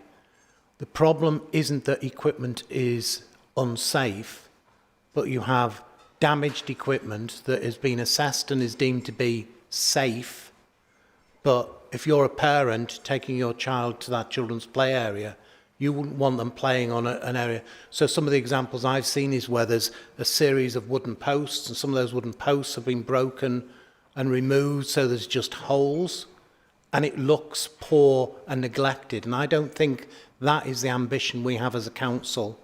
But if you leave the budget where it is, that's what we're going to get. So I do think we need to go back and look again at that issue, because it's not that they are dangerous. It's just that they are not attractive to our children, and our children want to play. The other point I'd make about the children's play areas and new children's play areas in new estates is we ought to discourage them if there is provision elsewhere, and try and push through planning through Section 106 to get a monetary contribution. Not least because if they do build their own children's play area in an estate, the people that then end up buying those houses end up paying extra. They pay a management charge for that little children's play area to be maintained. They're still paying the council tax. So it's in our interests and their interests to try and ensure that we get that contribution to children's play coming through Section 106, rather than them sticking a little area in the middle of an estate, which doesn't particularly get well used, and I can think of plenty in my ward, I'm sure other members can as well. But the poor residents have to pay extra just for that provision. I think there's an issue around green spaces as well. I was going to ask a question about what the additional money was for, and you've explained that. But we need to put more money into maintenance per se. So the state of the roads, the state of our pavements, we cut back, we cut out grubbing teams. We don't we don't treat weeds as often or as well as we did. That whole piece about our villages and our towns look sad and neglected because we've pulled back. There may be valid reasons for why the administration decided to do that in the past, but now's the time to say, well, actually, we do value our towns and villages. We do want people to feel proud of where they live. And part of that is making sure they look clean, tidy, there aren't broken signs, there aren't weeds in the pavements, there aren't, you know, that the vegetation that hasn't been cut back. But if the Green Space Action Team uplift is just to deal with fly tipping, we're not tackling any of that. And that's another area we need to address. And my final one, actually there's two, but my almost final one is on planning. I'm glad to hear that more money is going in, and as colleagues have said already, particularly around planning enforcement, because that's a real issue, and I think all members experience that. We need to transform the way planning operates through the transformation programme, and I think we're all agreeing on that, and see nodding of heads.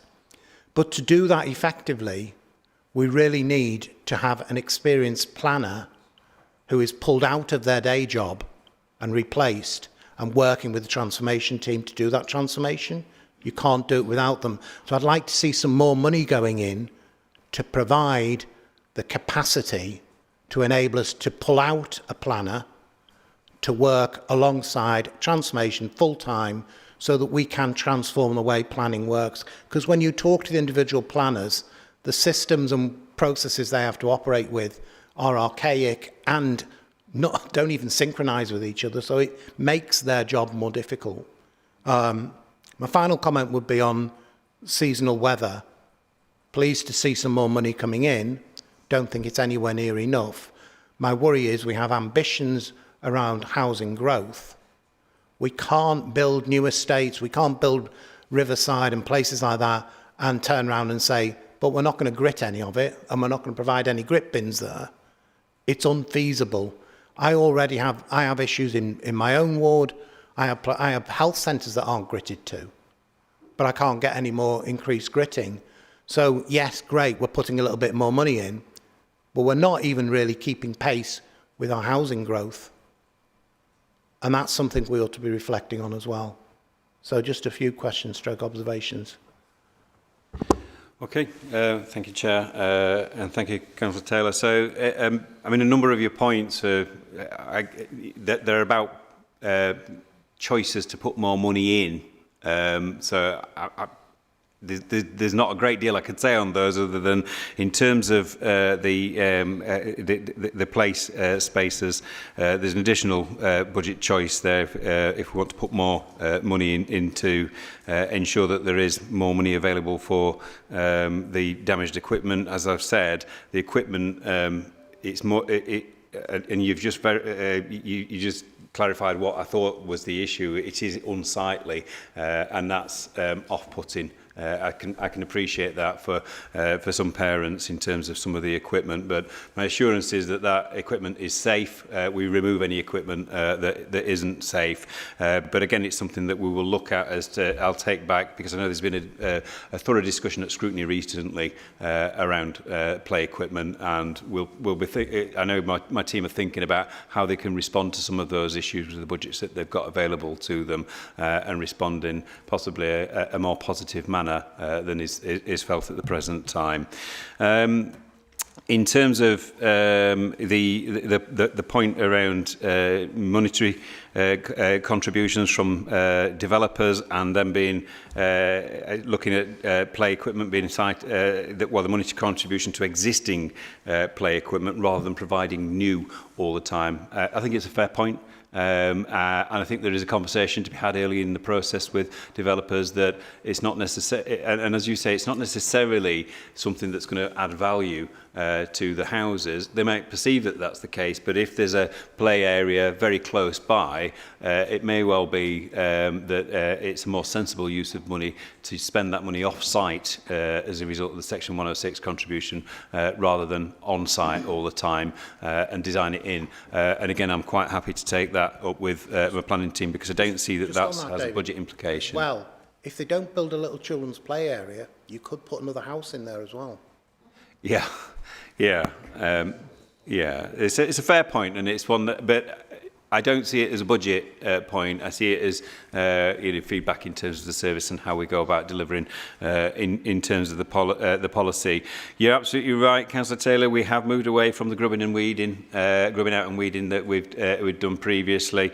That's not something that we've made provision for going back into the budget. So I hear what you're saying, but again, there's a further discussion that I need with the team, because at the present time, the resources that we have don't allow for what is a very labour-intensive process in terms of grubbing and weeding out, and we would that would require us to recruit more staff, which we currently don't have budget provision for. I would give you.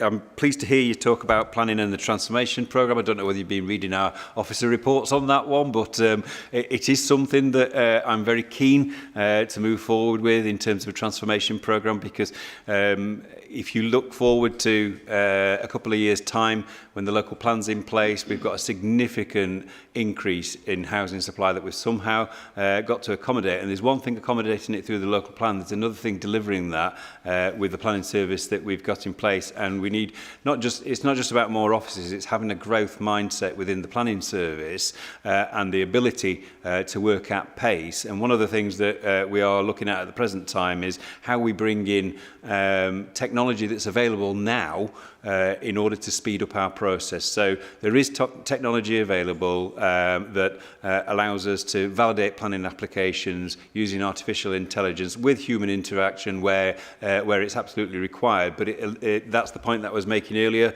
that we should be able to transform our planning service, direct the planners to those applications that they need to spend time on, rather than having to spend all their time on quite laborious tasks and repetitive tasks, that we can use technology to do that to a very high level of sophistication, as well as ensuring that we have a quality output from it as well. And finally, seasonal weather. Again, I'll give an assurance here that the budget provision that we've put in. If we get to a point within year where we think that that's not going to be enough, then I do have a conversation with Kevin, with Steve, and with the administration around what is required, as we've done in previous years. We did that last year when we had that 8-day absolute freeze in Kirklees. It cost us a lot more that year. There wasn't budget provision at that point, but Kevin was able to make that available to us, so we didn't stop any of the activity, and that's what we're continuing to do this year. Thank you very much. Councillor Hawkins, 1 second. Thank you, Chair. Yeah, I'll be as brief as I can. Just on the back of Councillor Taylor's final point, and what David just touched on there, is that I think, because you've raised the Environment Climate Change Scrutiny panel before and taken that away and discussed with officers and reflected myself on that. And from my personal experience, I don't think in my 29, going to be 30 in a couple of weeks, years living, I've ever lived in a house that's where we've been on a gritting route. The street has been gritted. That is not the purpose of the winter maintenance. Is not to grit the entirety of the highways network. It is to grit our key roads and key routes to make sure that as much as we can, we keep Kirklees moving when we face these sort of difficult challenges. For new estates and for new housings that are built, and even existing housings that are built that don't see a gritter going down there, there's different ways of approaching that. There's the grit bins that we have in our communities. There's the snow wardens, which has seen a fantastic increase this past year, which is, I think, what I was reporting on at that ECC scrutiny when it came. So that's not to say there's not issues with housing developments and making sure that they do receive winter maintenance of some description, but I don't think that should downplay the money that is going in this year into the budget as well. Thank you, Councillor Hawkins. Steve? Very briefly, I wouldn't think that a transformation budget amendment is needed in that, or I wouldn't encourage the executive to be thinking about that. That's what we fund the transformation fund for. And if we need to backfill posts to pull somebody out of the service to work on that, that's all taken care of as part of that transformation bid that goes in. So we wouldn't put any extra money in the budget just for planning transformation to free people up. All that bid would be considered as part of one process, etc. And And there are people, and very excitingly, David and a few of us had a glimpse of this. There is technology out there that is being trialled in other places that reads plans, 3D plans, and tells you it. Now, it's cutting edge. You would think it isn't cutting edge, but it is cutting edge. It hasn't been in operation in very many places, and we've had a couple of examples of some of that, so we're going to pursue that as part of our digital productivity work, and obviously planning is one of those priorities. Thank you. Councillor Turner, do you wish to come in before we move on? Yeah, just back on winter maintenance. I'm not saying you need to grit all roads, but what you can't say is you're not going to provide any grit bins in any new estates anywhere ever, which is what the current policy is. There is no, you read the policy. If you want a grit bin, contact your local council and get them to move one. Well, that's impossible. So that means you're building all of these estates and they're getting no service. And they're not all going to get a snow warden because we haven't got the capacity to provide that many snow wardens. You have to do something to address the fact we are growing the housing market. We've got an ambitious housing growth position. That needs to be reflected with a similar expectation that we deliver services to those residents. I'll leave it at that. Thank you. I understand and agree in that. I think that's a decision for the administration if they wish to do so. You need to say anything? No? We're okay? Sorry. We have, per mile, we're about double of what other places are. And you might be quite happy with that, but that does, it is worth bearing in mind when we compare ourselves to other places. And everybody says we're different. We're not. So it is a challenge. And I'm not saying yes or no to any of that. It is a perspective, it's a political priorities, but it does stand out like a sore thumb when we compare ourselves to other places. We're a lot hillier than other places as well. We are indeed. Noted. Thank you. Councillor Greaves. Thank you. I think along with lots of other members, I'd like to see more money going into place. I appreciate where we're at with the budget currently. Hopefully all the tens of millions of pounds of extra money coming from the government will allow us some leeway. More on that later, I think. Yeah, I think for me, there's some good stuff in here. So extra resource in planning enforcement, long needed. I think place has been one of those areas that's really just faced cut after cut after cut after cut after cut. And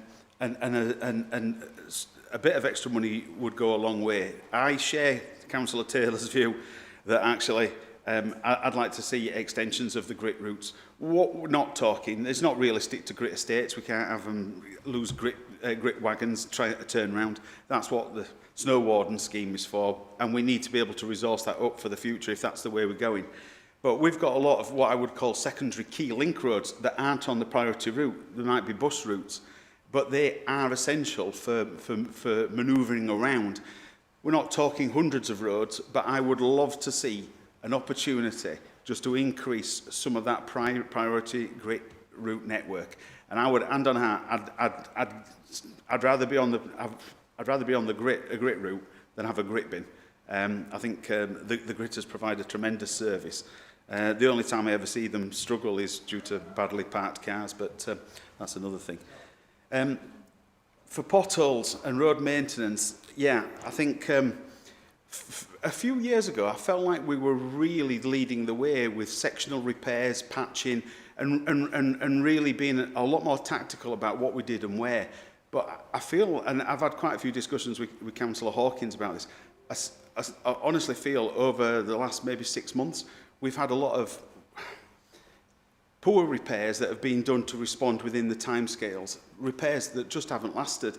I've had dozens or so in Meltham where they've been filled to be reported within hours of having failed because they were on down by Morrison's, down by the mini roundabouts. We've got wagons going up and down there. It's been ground out within hours, and people are re-reporting it to be told the job's been done when clearly it's been undone.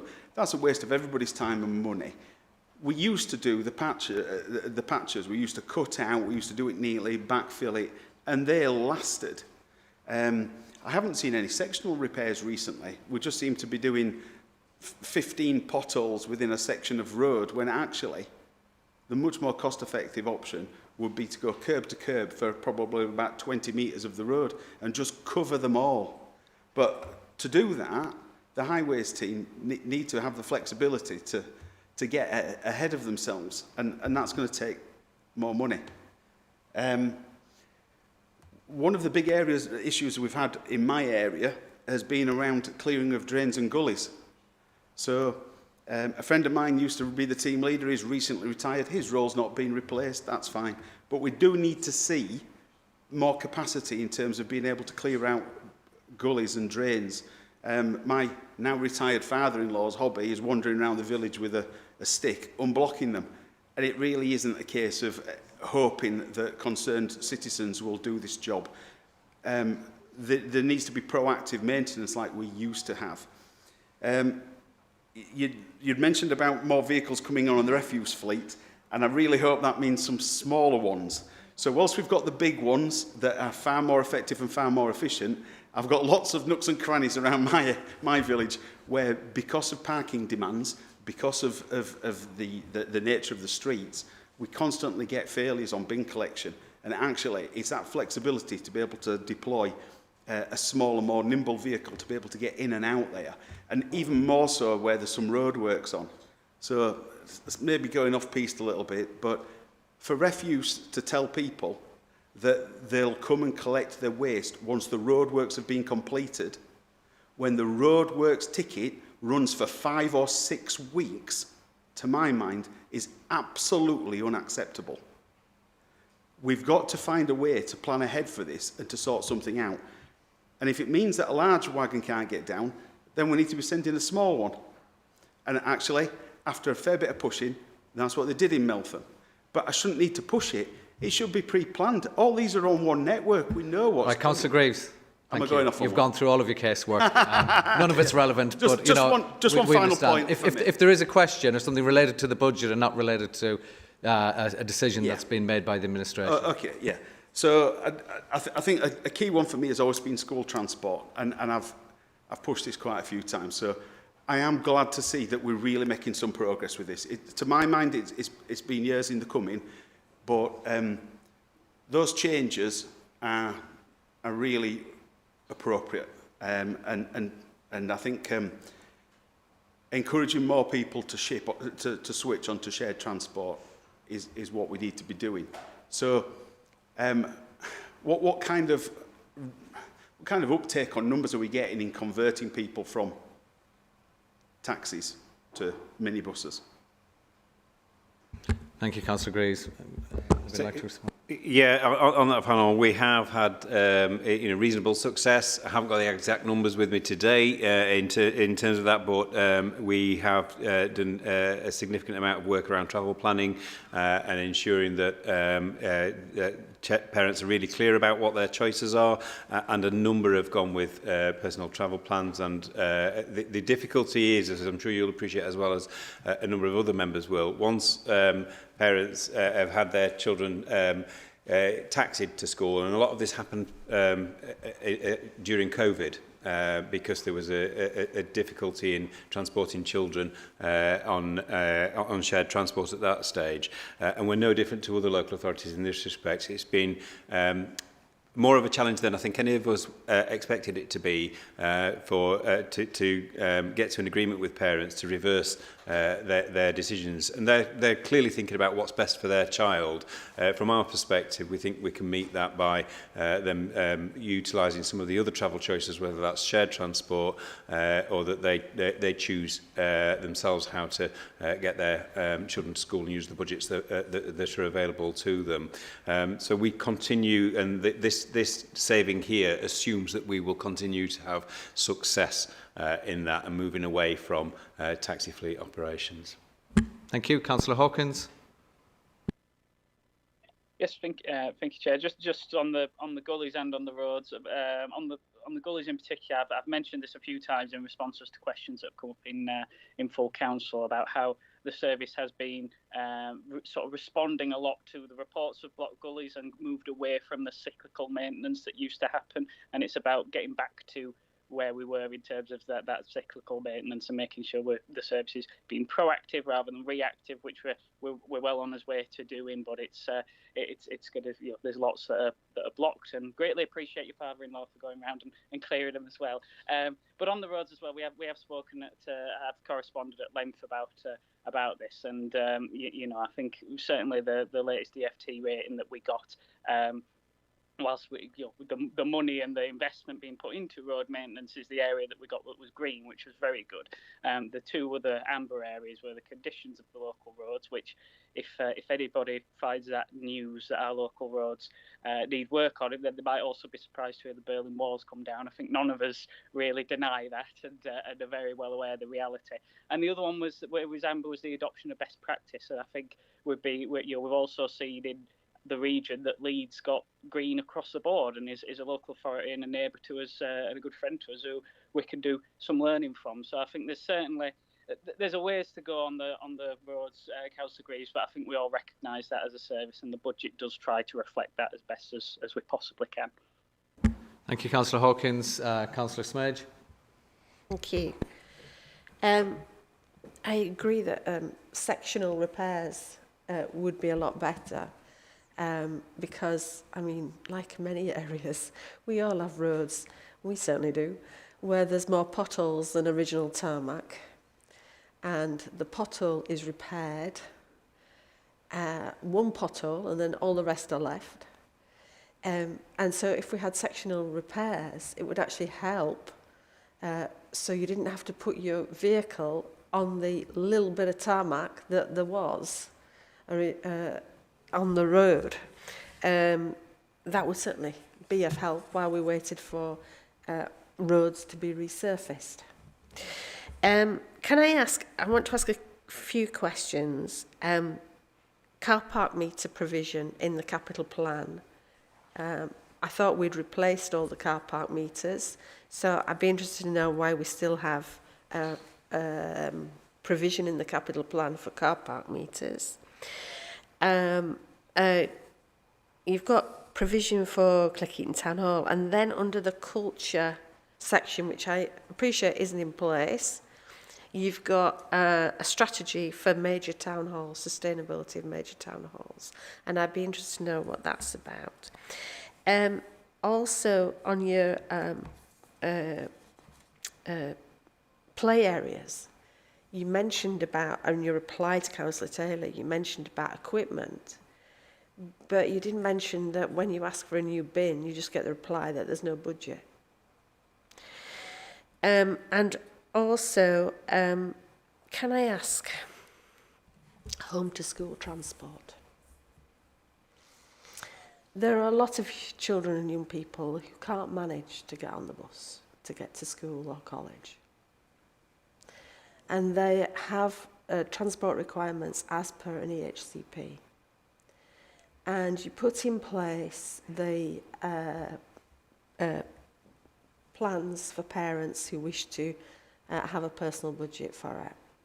And I can remember seeing at the time comments like, well, the budget will be used in the first week, and we can't afford to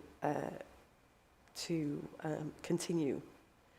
So I would like to ask, instead of sorting out the high fares problems, I'd like to ask what you are basing your assessment of success on.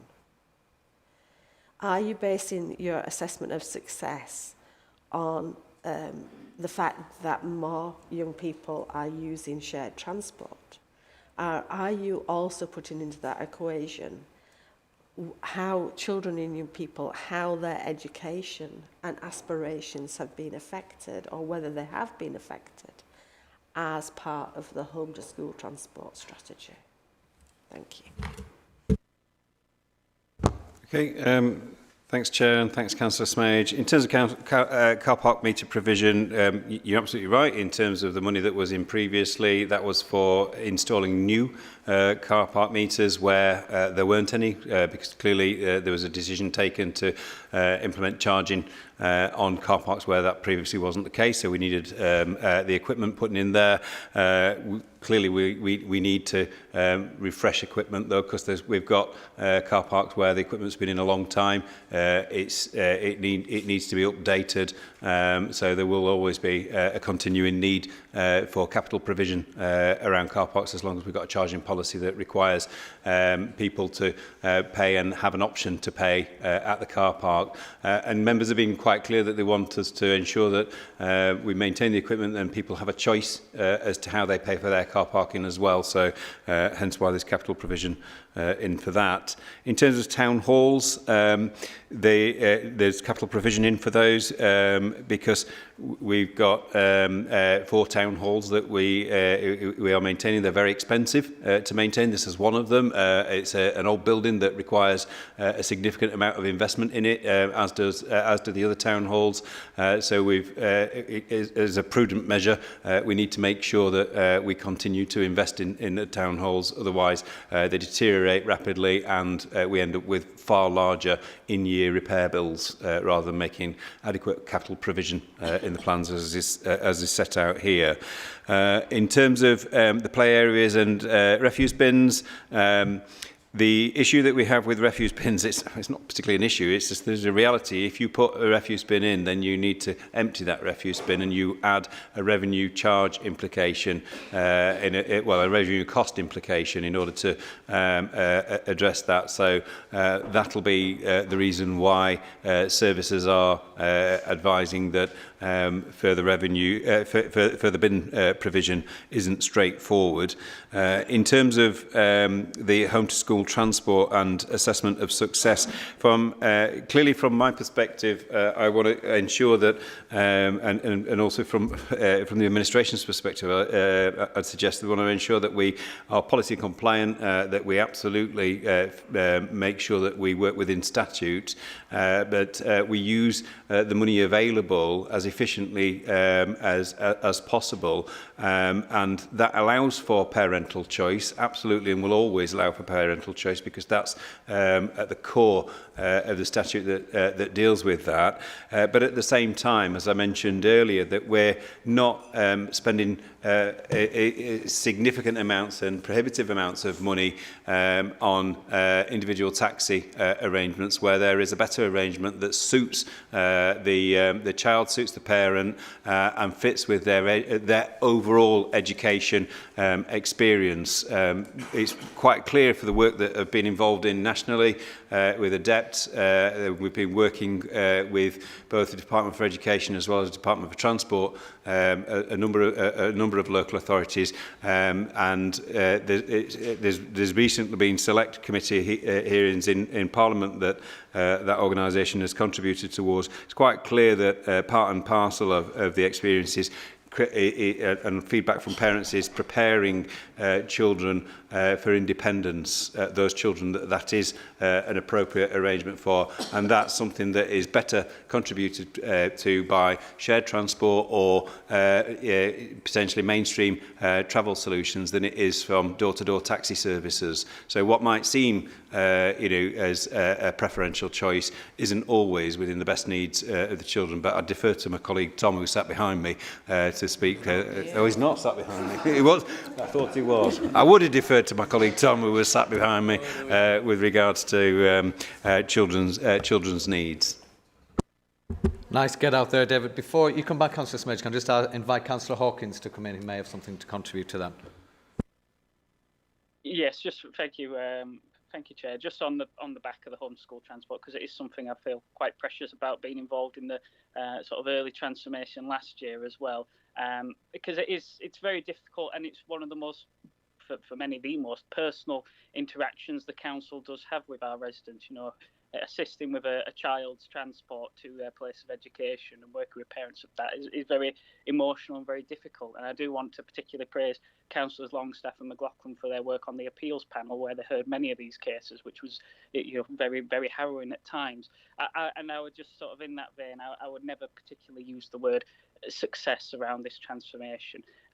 We've got to, with the demand and the increased demand and the cost pressures that go along with home to school transport, the place where many councils across the country have found themselves with hub school transport. It's just financially unsustainable, and there needs to be a change in that. It is about working with parents and families and the children to make sure the impact is minimised as much as possible, does not affect their learning as much as we physically can achieve that.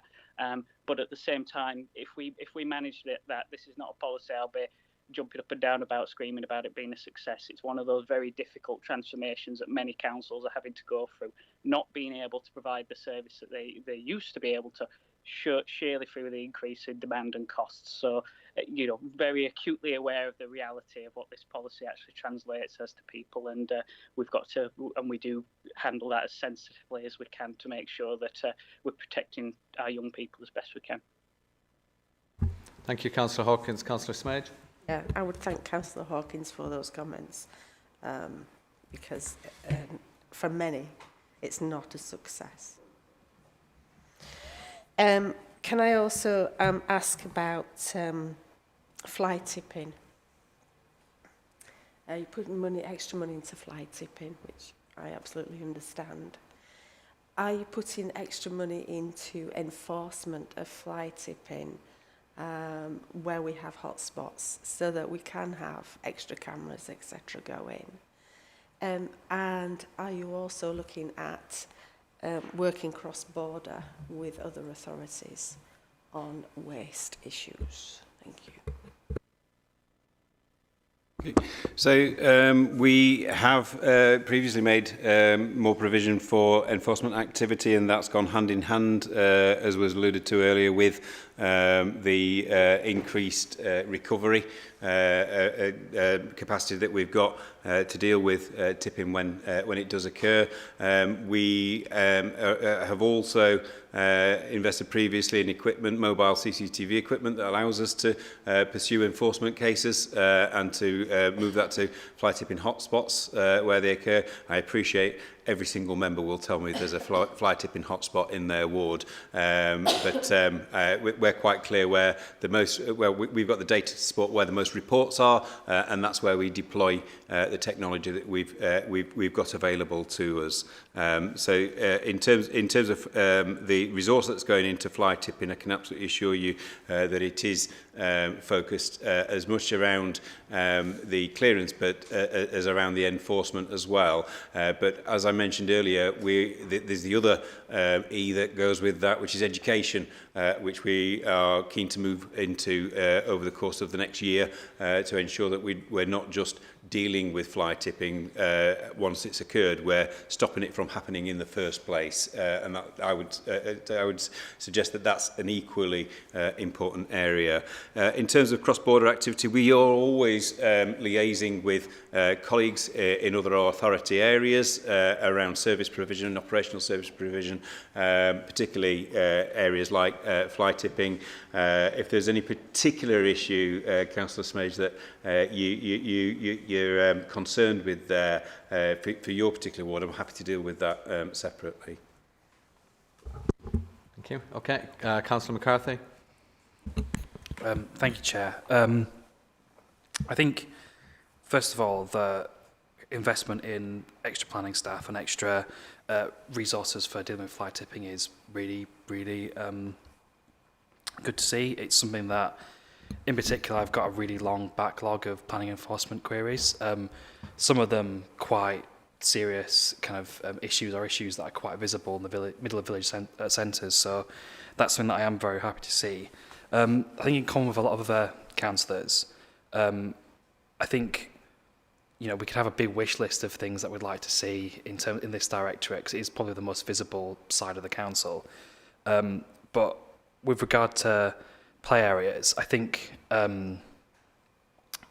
it's really good to see in the budget that we've retained that investment in playable spaces. But I do have, I think, worries about how possible it's going to be to deliver that capital investment, given the resources and the number of officers within that team. I mean, in particular, I think I've been a councillor now for 3.5 years, and we've done 2 parks, and one of those, the process started before I was elected, so it's been a really quite a slow process. So any extra resources that we can have in that area would be massively thankful. I think as well, it'd be good to know, with regard to seasonal, the additional investment in the seasonal weather budget, what that revenue spending will actually be on, rather than kind of just saying we're going to spend X amount of money on something, because it's something that we get a lot of complaints about. And, you know, I always go back to residents with, actually, this is how Kirklees performs relative to other authorities. And it is genuinely impressive, but there is still, I think, maybe a bit of an issue there. If it is just, for example, where that investment is there to maintain the existing winter maintenance at the current levels, I think it would be useful to kind of know that, rather than just having the kind of the amount of money that we've spent on something. And also, I think it's also positive. I know it's quite controversial, but I'm personally pleased to see the retaining the investment in town centre development. Even though I'm not from a town centre ward, or the town centre that is in my ward is funded through other means. The investment in Huddersfield and Dewsbury is something that we do need to maintain going forward. So I'm personally pleased to see that that has been retained within the budget. So thank you. Thanks, Councillor McCarthy. So in terms of your points there for the delivery capacity to deliver the investment, and we have, taken your comments on board, we have delivered a lot of play areas across the whole of Kirklees. I appreciate it might seem slow progress in your particular ward, but we've got a very active team delivering a number of play areas at any one time. If we're to put additional resource in there, I would suggest that we would be looking at capitalising and making sure that we pay for any staffing provision through that arrangement in the first instance, which is a conversation for myself and Kevin really as to how far we've done that so far, to see whether we can get more money out. But the problem is when you capitalise capital budget money to pay for staff resource, there's less money available to pay for the actual play equipment improvement. So it's not free money. There are implications of it. In terms of the severe weather budget, the additional money allows us to maintain the existing provision. It doesn't allow us to go above and beyond that. And as I mentioned in my one of my previous responses, when we get severe weather events, we respond to them to make sure that we maintain safety, whether that's a flood event, whether that's a storm event, or whether that's the freezing cold weather, which most people associate with this particular budget.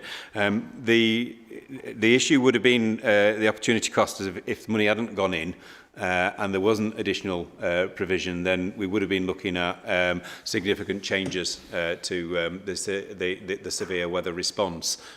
So I can assure you that with the budget available, we'll make that go as far as possible. But we have a very close liaison with corporate finance colleagues to ensure that if we think that there is going to be an additional requirement, that we have conversations in real time and we ensure that we are able to keep everybody safe and ensure that whether it's our roads or whether it's our properties or properties across Kirklees, that there is a response when it's required. And I'll take your comments on town centre development. Thank you very much. Councillor McCarthy, you okay with that? Yeah. Any other questions? Councillor Lee Richards? Sorry if this is the right place to ask about this, but Kirklees declared a climate emergency in 2019 and we were working towards net zero in 2038. I don't know whether, do we have a specific amount of money anywhere in the budget towards this, and do we have any climate change officers working towards plans for protecting the borough from the effects of climate change? Thank you. Thank you, Councillor Lee Richards.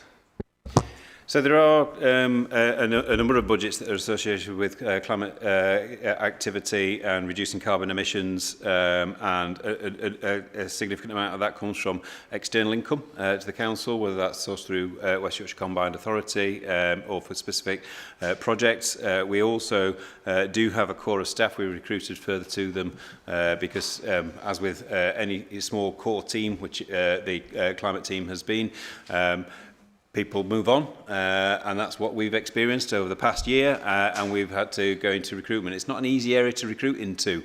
It would be one of my comments. It was a number of years ago, but at the present time, working in a climate team in a local authority is quite a challenge from a recruitment perspective to get qualified and credible staff, but we've been able to move into the recruitment market and bolster and get the team back to where we want it to be. Thank you. So what are the plans moving forward in terms of budget for this area of work? As I said, we will continue with the budget that comes into the council through West Yorkshire Combined Authority that helps deal with that work. Those plans don't change. There are no additional provisions, as you can see, within this budget, but there are a lot of areas that are within this budget, and we'll talk about the housing investment next, but not just there. Investment in council buildings means that they're more firmly efficient.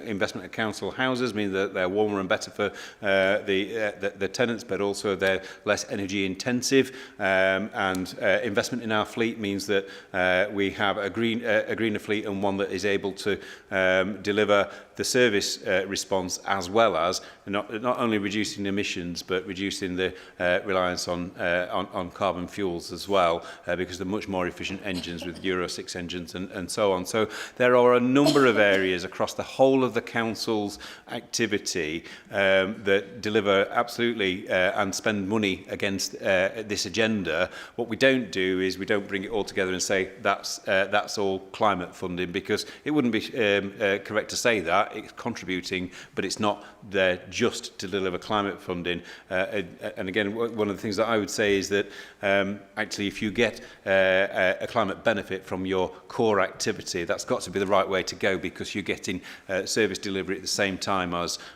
improving your climate response as an authority. Right, thank you. I look forward to hearing what we're doing to improve our housing stock as well. Thank you. Thank you. Okay, we're going to move on to the housing revenue account. Councillor Crook. Thank you very much. So I'll just mention a couple of key issues in housing because of its discrete budget, but happy to answer questions across my portfolio, including clearly the related area of homelessness. So I'm really pleased with the Homes and Neighbourhoods achievements over the last year, and the balanced housing revenue account budget we're proposing here will support and accelerate that journey of improvement and transformation. The programmes identified in this budget will bring our housing stock up to contemporary standards and continue to embed assurance around our compliance with the Regulator of Social Housing's consumer standards, as well as identifying resource towards resumption of a meaningful programme of new council house building to maximise investment into Kirklees through the government's social and affordable housing programme and any other funding, and to help meet the national and acute housing crisis and shortage that we also face here. As always, our principal focus remains the safety and welfare of our tenants. The Homes and Neighbourhood Service exists only to provide safe and secure, warm and decent homes. The HRA budget proposal aligns with our collective council plan priorities of getting the basics right, ensuring our homes are maintained properly, protecting the vulnerable. Many of our tenants are amongst the most vulnerable residents in Kirklees, and we quite rightly recognise poverty as a vulnerability within our policy structure, and enabling everyone to thrive and have successful lives, leading to greater and more inclusive economic growth.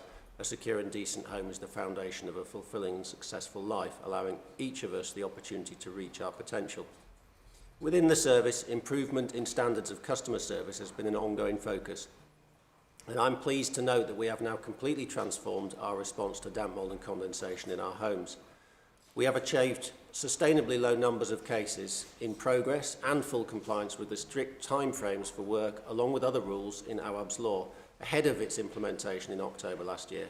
Our proposed budget has resource allocated to ensure that we maintain this positive position, including for any seasonal increase in caseload and for any increase due to our proactive work to root out any unreported issues through our full stock condition survey, which is underway and funded, or by any other route. Damp mould and condensation is often the headline because of the potential impact that these hazards can have on tenants, but I want to note the extensive work budgeted for and underway on fire safety. We have over the last year completed a full survey of all potential fire risks, and we now have in place and underway a full programme of remedial work to complete all identified improvements. To achieve full compliance in this area, extensive and complex work is required, and our capital programme provides the resource needed for this. And I always want to quickly note in any discussion around fire safety that robust mitigations are in place so that tenants are not placed at risk at any time, and that we have provided assurance on this through internal review and through external industry specialists. Our fire programme has been improved and accelerated, and we will continue with that process to deliver as much as possible in the shortest possible time frame. It is essential that we do this fire safety work as quickly as possible, but also that we do it the right way, keeping tenants safe at all times, managing disruption in tenants' homes, and ensuring best value for the tenant-funded and ring-fenced housing revenue account. The housing revenue account is funded almost exclusively through the rents and service charges collected from our tenants.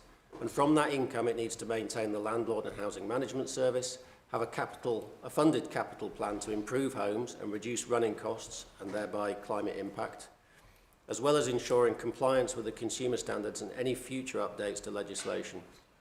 To do this, our housing revenue account and the sector nationally needs to be sustainably financed. So our budget also includes annual rent and service charge increases in line with government guidelines at CPI plus 1%. There is a further national proposal to move towards rent consistency in the social rented sector, or rent convergence, and we propose including this increase once recommendations are finalised by government. Reflecting our wider commitment to our tenants, we propose to extend resource available to support tenants who face financial difficulty.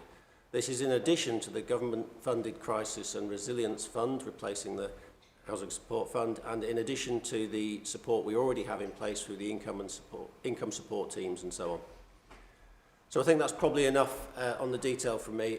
I'd just like to thank officers again for all of the transformative achievements achieved through the last year and within this budget proposal, and I'll hand over to David for any more detail he wants to add now.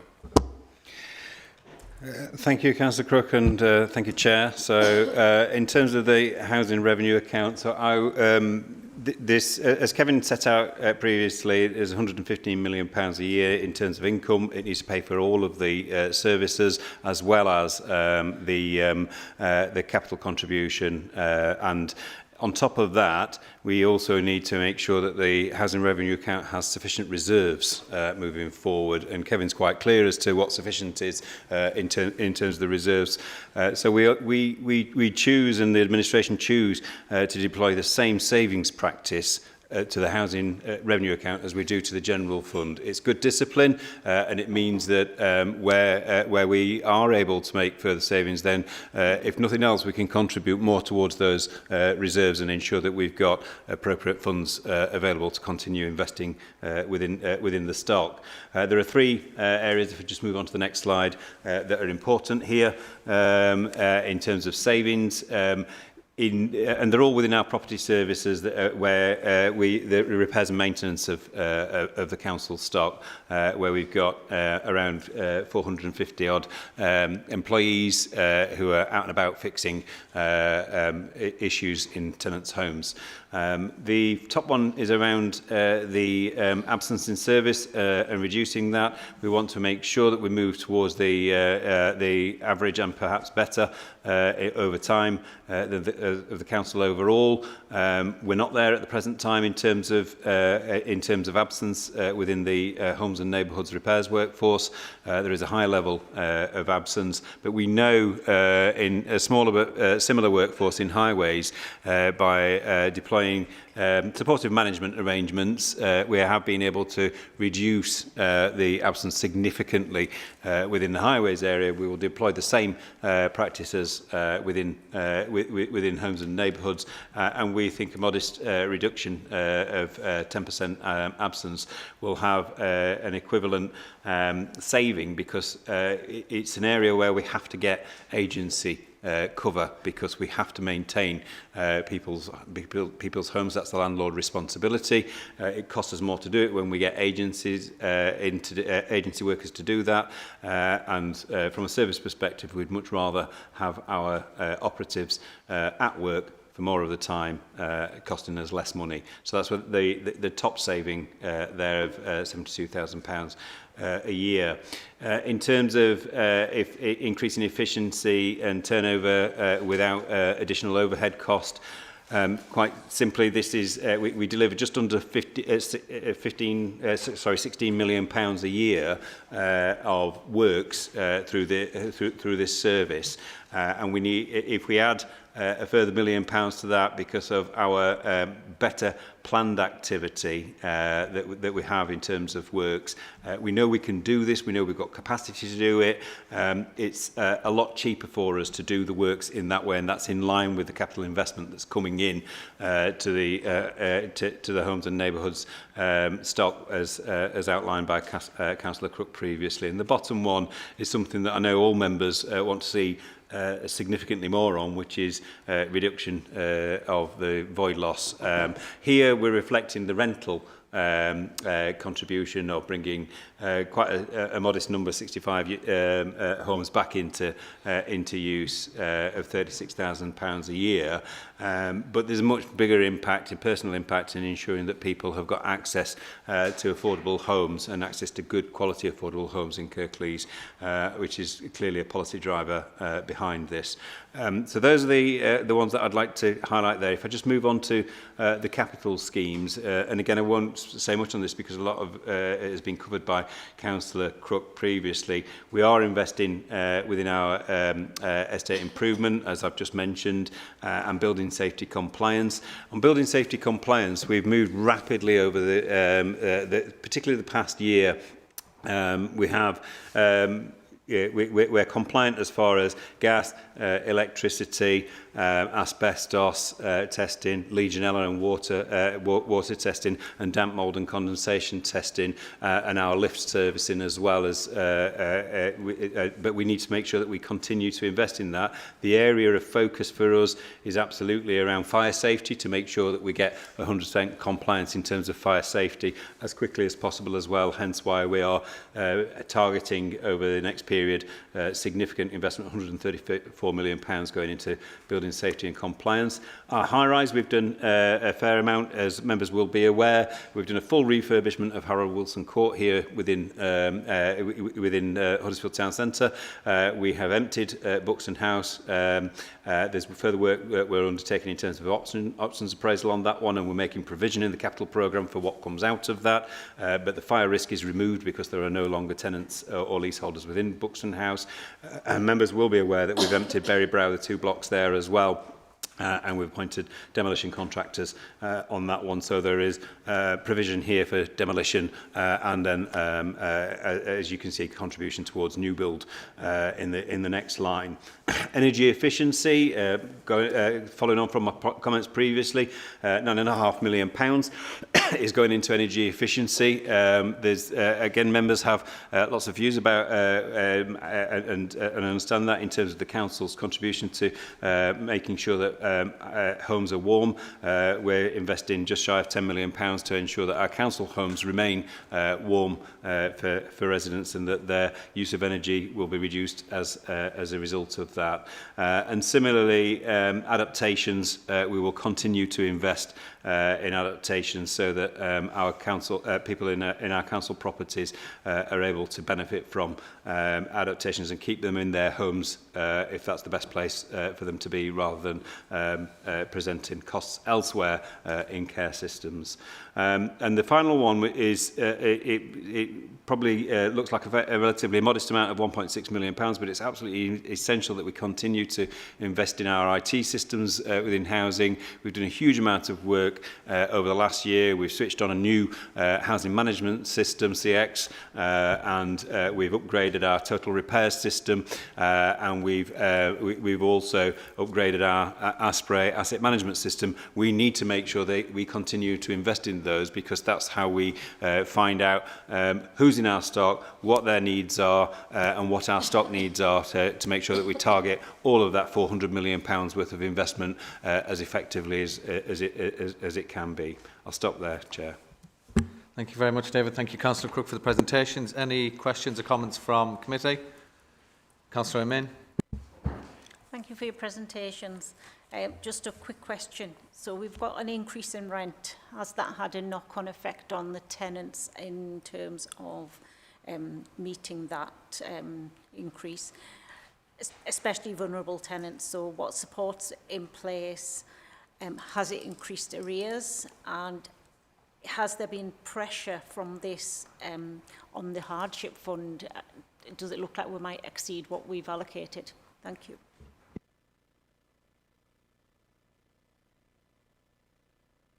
Come in. So thanks very much for your question. The increase in rent, we're very mindful that might have an impact on some tenants. Of course, the increase is mainly to reflect inflation, so not a real terms increase to any enormous extent. Nonetheless, it's worth bearing in mind that 2/3 of our tenants are on some form of benefit, which may pick up the rent increase and not impact them directly in that way. We also have very successful money advice teams who work with our tenants, those who are vulnerable to financial hardship, to make sure that they have all of the benefits available to them, to make sure that they're not experiencing hardship as a symptom of poverty. And in terms of arrears, we've seen our arrears levels drop, not increase, so we've done extremely well. The figures are slightly confused around that because of the migration from legacy benefits to universal credit and the changed time frame around rent. But when you look at just the universal credit and then compare with peers, which we do routinely, our rent arrears are good, are low and are dropping because of our successful interventions. I also mentioned in the short introduction I gave that we're setting up additional layers of support available. So we would signpost tenants who are vulnerable to financial hardship to the support from inside the service and to external support as well, to make sure that there was a robust system in place to ensure no one suffers from that hardship. So what about budgeting support? Do we offer that? So we do work with tenants specifically on budgeting with respect to forms of income that they might be eligible for. So I think that probably counts as some budgeting support. I probably should have said before as well that the investment into our stock will over time reduce cost burden for tenants as well. So it is essential that we invest so that people, notwithstanding their broader financial circumstances, have warm and efficient and low cost of living homes, because that sustainable living base will then give them opportunity to seek other opportunities for employment or education or training or whatever that will help them to break that cycle of poverty. Thank you. Yeah, thank you for that report. That was really insightful. Just a quick question. Is the council doing any work with private providers, so private landlords? Because in line with the Renters Reform Bill, more and more private landlords are moving away.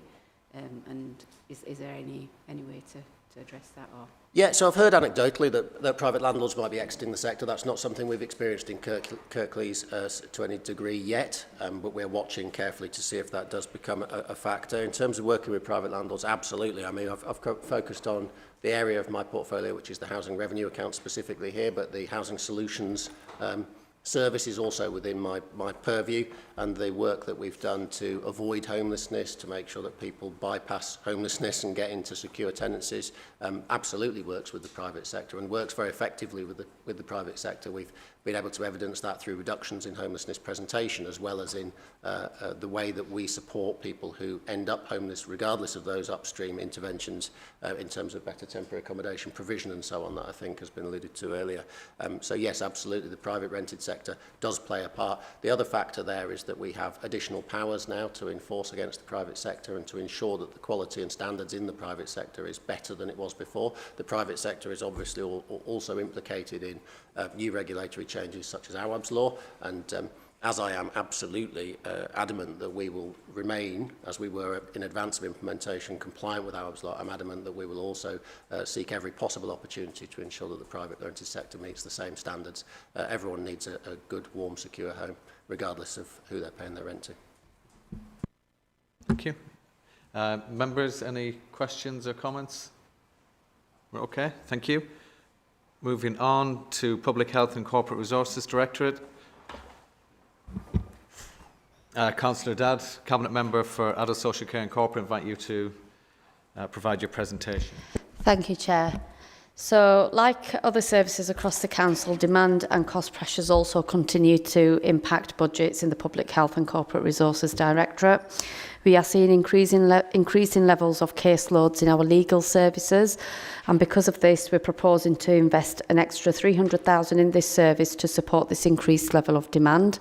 We're also proposing to invest an additional $67,000 in a new procurement system to support more efficient ways of working, which will benefit both our staff and our customers. The Directorate budget has also been impacted by a loss of income in some areas, so for example in housing benefits. So we're proposing to put in an extra $500,000 to support a balanced budget for this service and to mitigate the impact of this loss of income. It's important that our staff have the right resources and tools to carry out their jobs effectively. So to support this, we're proposing to make an additional investment of £700,000 over the next 3 years for new and improved Microsoft licences. This will help to ensure technology supports improvements in services and general efficiencies in all our essential back office services. The Government's UK Shared Prosperity Fund will no longer be providing funding from the end of this financial year, and many organisations within our local voluntary sector have benefited greatly from this funding. So to help mitigate the impact of this loss of the funding, we're proposing to provide £150,000 directly to these local organisations to make sure some of those brilliant community projects can continue into next year. So in total, we're proposing to invest an additional £1.7 million for services across this directorate. We have also developed several saving proposals across services to support greater efficiencies and to improve the services we provide. In total, we're proposing a £1.8 million worth of new savings to be delivered within the next financial year. These savings include deleting currently vacant posts that are no longer needed and managing vacancies that come up over the coming year.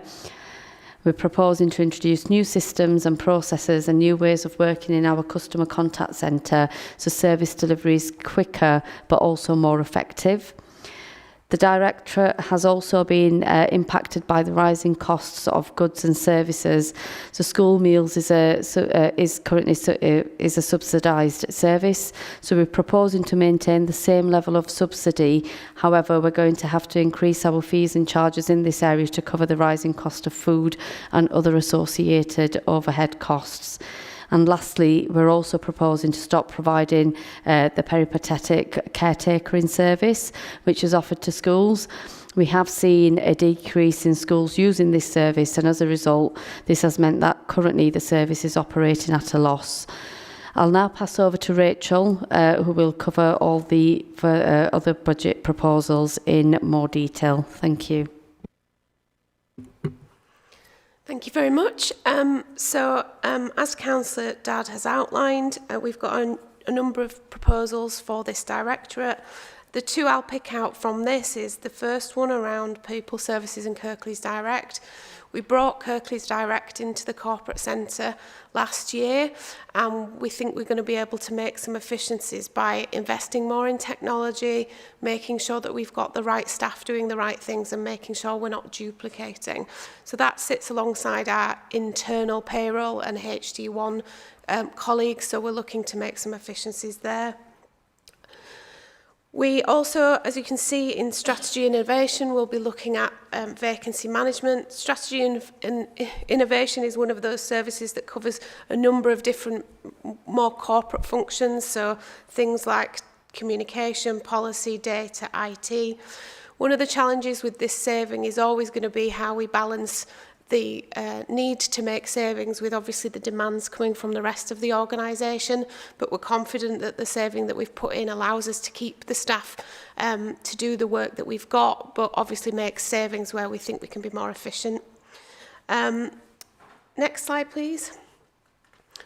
So as Councillor Dadd said, the closure of the peripatetic caretaking service, it's something that we've had for a very long time, and it's just where schools can call us if their current caretaker doesn't come in. Interestingly, though, because of academisation and other reasons, we don't get very many requests. And the staff themselves are ready to retire, so we've had quite a consistent cohort of staff there. So it feels like the right time to be able to do that, and obviously schools have been engaged with that. And then finally, the increase in fees and charges for school meals. Obviously, Councillor Dadd has outlined that. It's probably worth saying that it's a traded service, and we have contracts with both academies, and obviously we provide it for our maintained schools. Each of those contracts are sometimes quite different in terms of how the costs are passed to the school itself.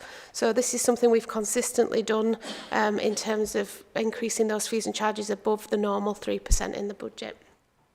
Next slide, please, Michelle. So in terms of capital for the Directorate, obviously Kevin alluded to the Dewsbury Sports Centre provision of 35.1 million.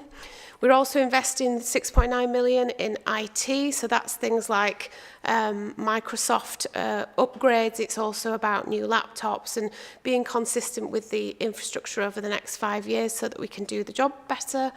School catering, that's very much about kitchen upgrades and some of the equipment that we need to provide that service.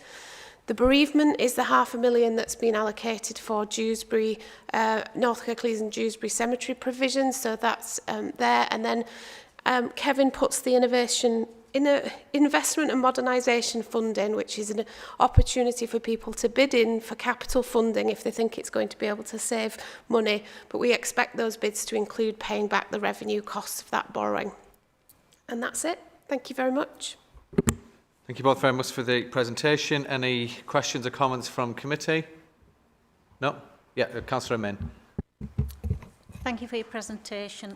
Just a couple of questions. So the voluntary sector support, how would it work? Would they be applying the same way they did for the other fund, or is it a bit more stricter? And then the second one is in terms of your upgrades with IT. I am actually aware that the AI is currently being used or being trialled in some areas. For example, it is being trialled in the planning system in some local authorities where it will do a letter to say planning permission is required, or for example, a certificate of lawfulness, it can make a decision based on all the information. So are we looking at possibly trialling something like that across any of the services to save some officer time and money? Thank you. Thank you very much for your question. In terms of IT, we have a digital transformation programme that we've been running for probably about 6 to 8 months now. We obviously bring that update to Scrutiny along with the other transformation programmes, very much in the space of looking at AI opportunities and making sure that we can actually make things more effective and efficient. We're using the term productivity. We're trying to move away from that being about replacing people with bots. It's much more about how we can be more effective and efficient, but obviously as well as complying with our statutory duty, because it's not foolproof, so we just need to make sure we get that balance right. I'm sorry, can you remind me of the first question? It was to do with the voluntary sector support and how that would work. Yeah. So essentially, we've got a contract with various voluntary sector providers, like, for example, third sector leaders. And we'd previously used the UK SPF funding to essentially cover that budget. So all we're doing is refocusing where we're spending that. The contract essentially doesn't change. It's just how we're funding it that's different. Thank you. Can I just kind of touch on the AI a little bit? I'm aware it's been used to do, say, for example, minutes of meetings. Copilot can do that quite quickly. Are we doing anything like that? Do you know? Yeah. So a range across the board, and we've got little pilots going off in all sorts of teams, back office functions, front office functions. So there's loads of examples of that, and even coming down to just going into your email system and finding an email, it can do that for you very quickly. One of the challenges that we've got, so for example, we were going across to see the housing regulator. The team sent me a PowerPoint presentation.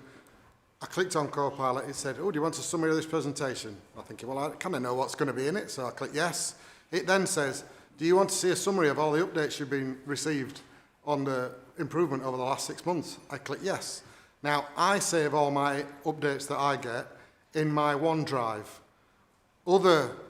Historically in the council, many people save lots of their documents on the server. It can't go and look in the server. You've got to have a program of moving that onto SharePoint, and then you open up the access for AI to be able to do a lot more. So we are looking at the moment of, as part of our digital program refresh, which is what Rachel was talking about, not only using it here and now for the quick things that we can find, but a more strategic look and opportunities on the bigger things that we can do. And quite often, one of the things that we will put in, and I'm sure you've seen this in the news, is there has to be a person in the middle of this. It can generate a bit of rubbish if you're not careful, so you've got to review it, you've got to check it, you've got to make sure it's relevant to your place. And that will be all part of the programme that we're looking at. So we think there's quite a number of opportunities that we can jump on quite quickly. Some of the longer work is going to take a little bit longer as part of an overall. And then there are other pieces of part of that digital activity that I was talking about earlier that we'll need to use transformation funding of. The first bit was to get us onto what they call the E5 Microsoft licenses. Not only does that give us a lot more activity on AI, it also ups the security. It also means that we've got more digital security and more, and I don't want to go that into too much in a public meeting, but there's a lot more that it gets to, so that's why we have taken that step. And turning off other things like, what did you guys call it, the thingy for business? Skype. Skype for business. That was a product that is running out of circulation, so we can't use that anymore. So we've moved across to Teams, and we'll be doing that a lot more, getting Teams on mobile devices and on iPads and all that kind of stuff. So it's a range of things, and I'm lumping all that into the productivity improvements, but of course you've got to invest in that and keep up to date with the technology as well. Thank you. Thank you. Any questions from members? Yeah, Councillor McCarthy. Thank you, Chair. Just following on from Councillor Amin's questions about AI, are you also aware of the risks that are involved in this? Because, you know, I mean, it mentions here using it for Kirklees Direct. I mean, AI can hallucinate things and facts that are wrong. And if you're dealing with a statutory service or a service dealing with safeguarding our vulnerable people, that's a very severe risk. And there's also a reputational risk for the council. I mean, at one point, I started getting lots of emails from people who lived in Tyneside because there's a place called Marsden in Tyneside, and people were searching on ChatGPT, who is the councillor for Marsden. So I guess, yeah, what action you've taken on identifying the risks that are involved in dealing with AI as well? And primarily putting a person in between some of those functions, making sure that there is a person as a either if you're ringing up, and we aren't there yet, but if you were to engage with AI telephone calls or AI online, that there's an opt-out place for you to jump to. And some of us like to speak to people more than machines. That's changing a little bit, but we have to put a person in between all this as well to validate a lot of the information. So yeah, we're absolutely aware. Copilot is also making sure that it stores the data in the British Isles. Some of the ChatGPT stuff doesn't. So although we might have bolt-ons to here, there and everywhere for other stuff, we are making sure where the information is stored as well, because that's another security issue for us. Thank you. Any other questions or comments from members? Yeah, sure. Yeah, sorry, just as well on that, I mean, are you aware of training for staff as well? Because one of the things that I've encountered elsewhere is people putting in into things like ChatGPT that are not kind of a corporation or a business's own model, putting in people's personal information into there, and of course that's then used to train ChatGPT's model, for example. So is it also going along with a case of training for staff? Because I think sometimes I've sort of seen in other organisations where people have kind of management have sort of said, oh, we're going to use AI and it's going to save all this money and be really fantastic. And then by the time we get to people on the ground, they're sort of sat thinking, what the hell is what we're supposed to use this for. So you also need kind of a clear plan as well for implementing that. Yeah, and would you believe both myself and the leader went on some training just before Christmas about how to set up AI agents. I'm pretty sure it went over both our heads. Up there somewhere. Yeah, a little bit over my head, although I did have a bit of a go at it. So yes, there is training available, and we are doing some of that. We're not automating all that side of it. We've got quite a bit, and particularly the co-pilot stuff. We've invested in it ourselves on training programs and bringing our own staff, little workshops of groups, little working together on groups, rather than a big outsource activity to an external provider. So we're doing a lot of that ourselves. That does take a little bit longer, but it is, we believe, actually cutting through better for staff. And they are saying to us, actually, it's a shame that all the other IT stuff that we've done over the years, we didn't think it a bit like this. And a bit like many places, we're not going to use the old throw it over the fence attitude to get it implemented, like happened in COVID for a lot of places. Actually, this is going to take time and effort to put stuff in place and make it useful. Okay, thank you very much. Thank you very much for the presentations. Thank you, Agent Steve, for your input at the end.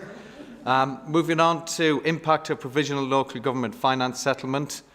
Kevin will present that to us. Thank you, Chair. So, the provisional local government finance settlement was received, I think, just before Christmas, and as I said earlier, after this proposed budget. And there's been a couple of references from members earlier around the extra money, and I think a figure of 146 million was quoted at least once. So, just to be clear on that, the 146 million is the government's measure of core spending power, and it went from a base of 24.5 to the end of the 3-year settlement in 28.9. Just the next slide. So, what is core spending power?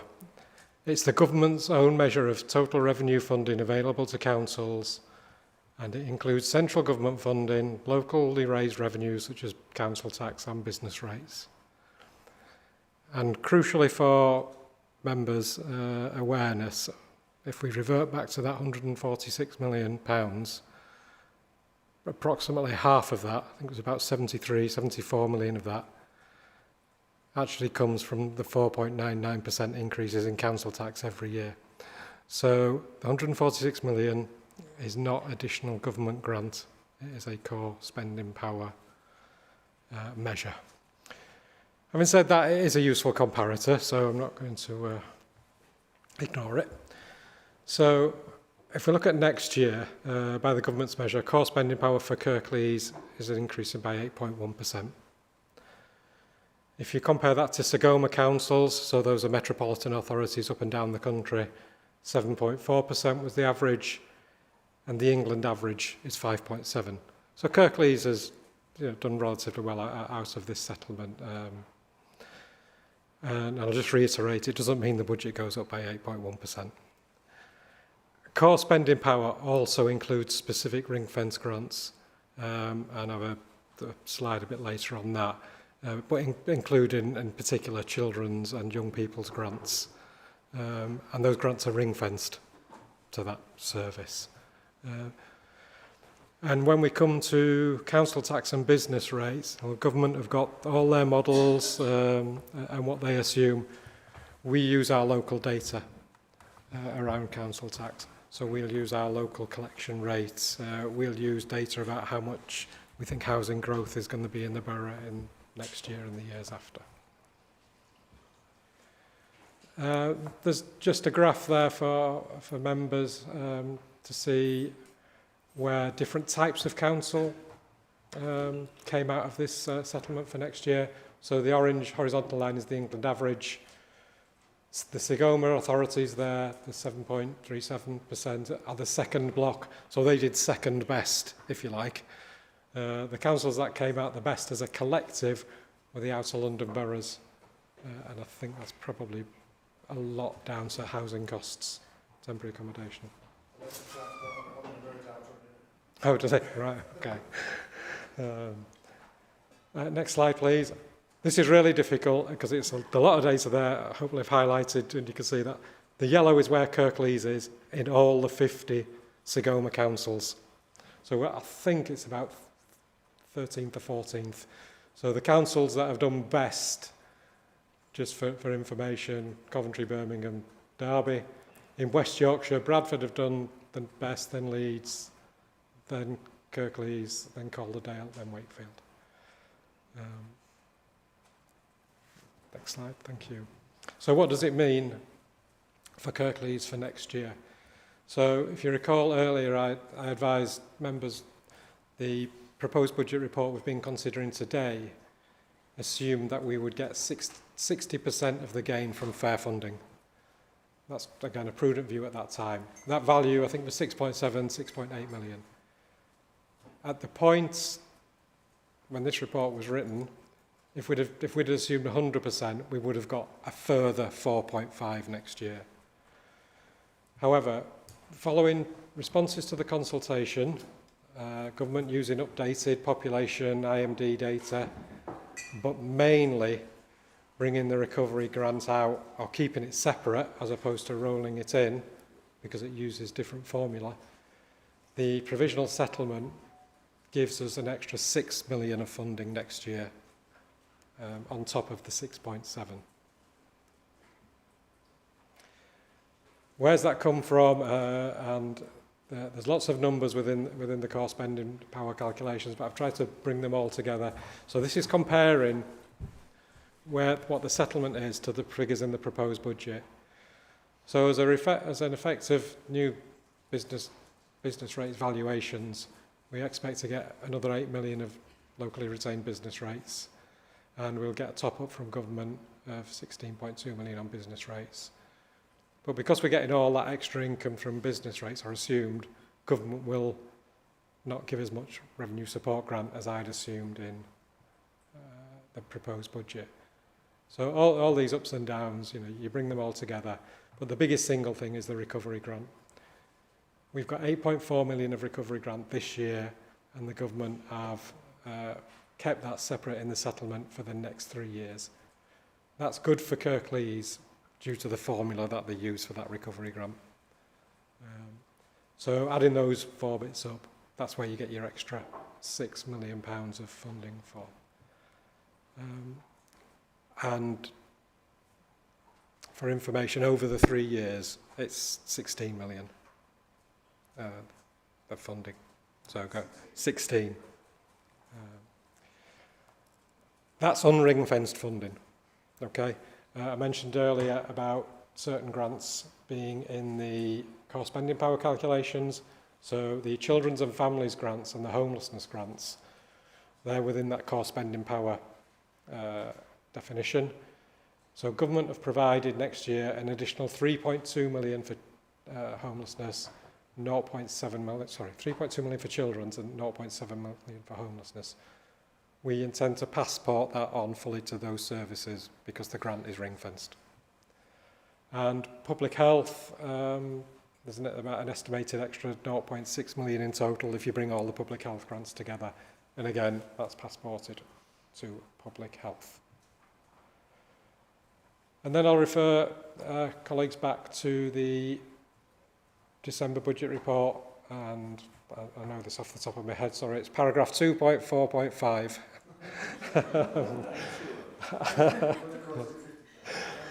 So, in that draft budget report, because we've been prudent and only assumed 60% of the funding, we reference those bullet points in there of what the proposals would be if we did get any extra money. So they would be to address any emerging budget pressures between this report and February, and including any direct impact of the Chancellor's budget. We would make provision for a budget contingency reserve to reflect issues like demand volatility that we talked about earlier, possibly slippage in savings programmes.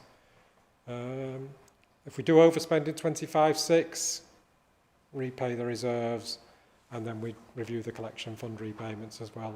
I think we probably need a lot of money to do some of those bottom two. So we're now working through those to determine what to do or how to allocate that extra 6 million. And obviously that will be in the final budget report published on the 2nd of February, I believe, ahead of Cabinet on the 10th. I think that's it. It is, sorry. Thank you. And Kevin, thank you for the presentation on the impact of the provisional local government finance settlement. Steve? Yeah, I mean, I've been on several calls over the last week, a month. I don't know if you know, where I'm Chief Exec Lead for Sagoma and was on the national panel that were doing this. There's thousands of calculations and complexities. I think most of us felt the draft numbers in the summer felt a bit too good. And despite the fact that you think, oh, that's a great amount of money, let's throw that at it, there was a massive amount of nervousness. And Kevin and I had long discussions about what does prudent look like. Because if you put all the money in and then it doesn't come in, you've got to make some very quick, urgent cuts to things that you can't, that take quite a lot of time prepping for. And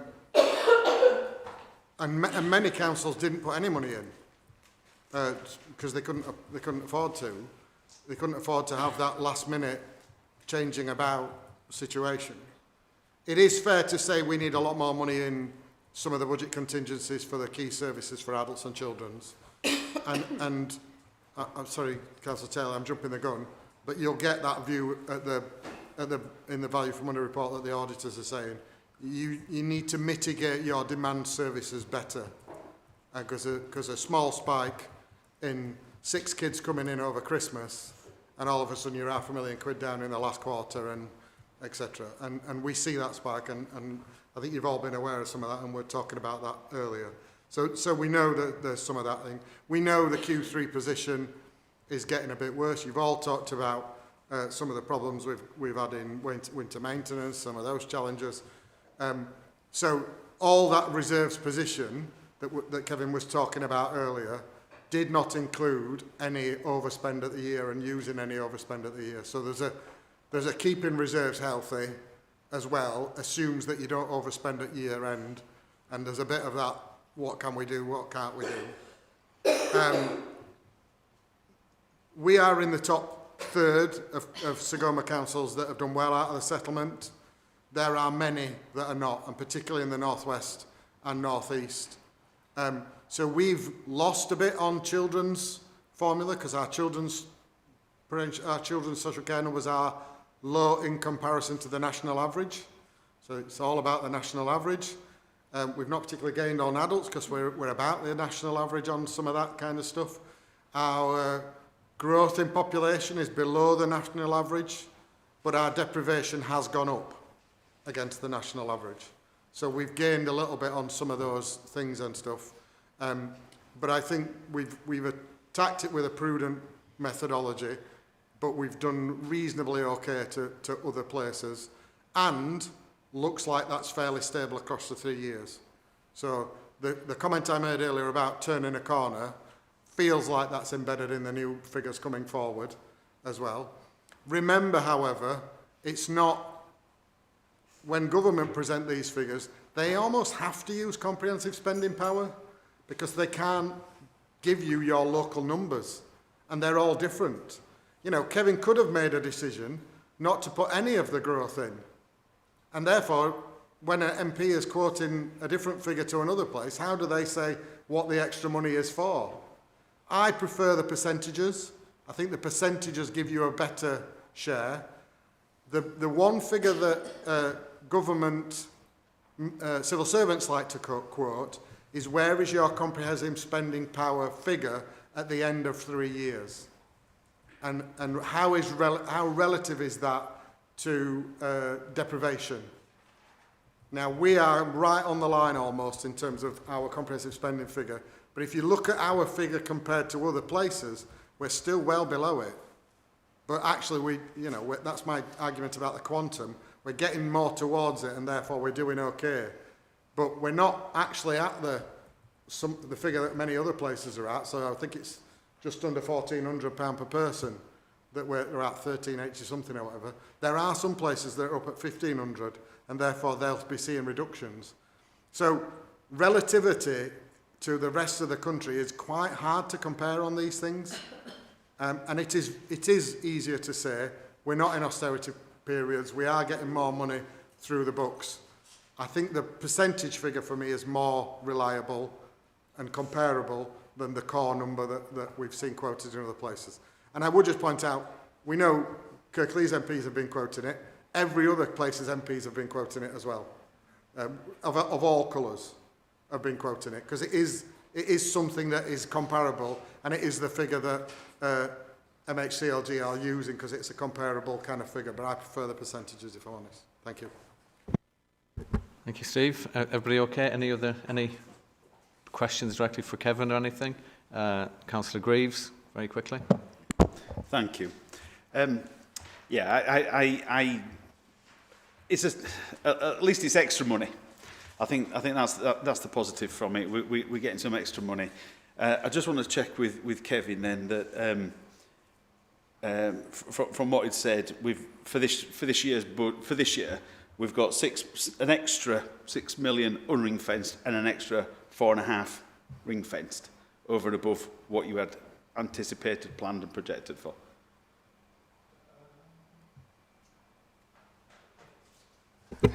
Yes, definitely an extra 6 million above what was contained in this report. I'm just quickly adding up in my head those three grants, but well, I got the 4.5, 3.2, the 0.7, and the 0.6. Yeah, 4.5. Yeah, so that's for 26, 27. Yeah. Yes. So yeah,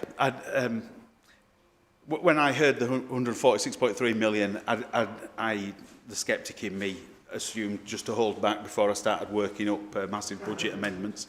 I suppose I take umbrage to the government giving.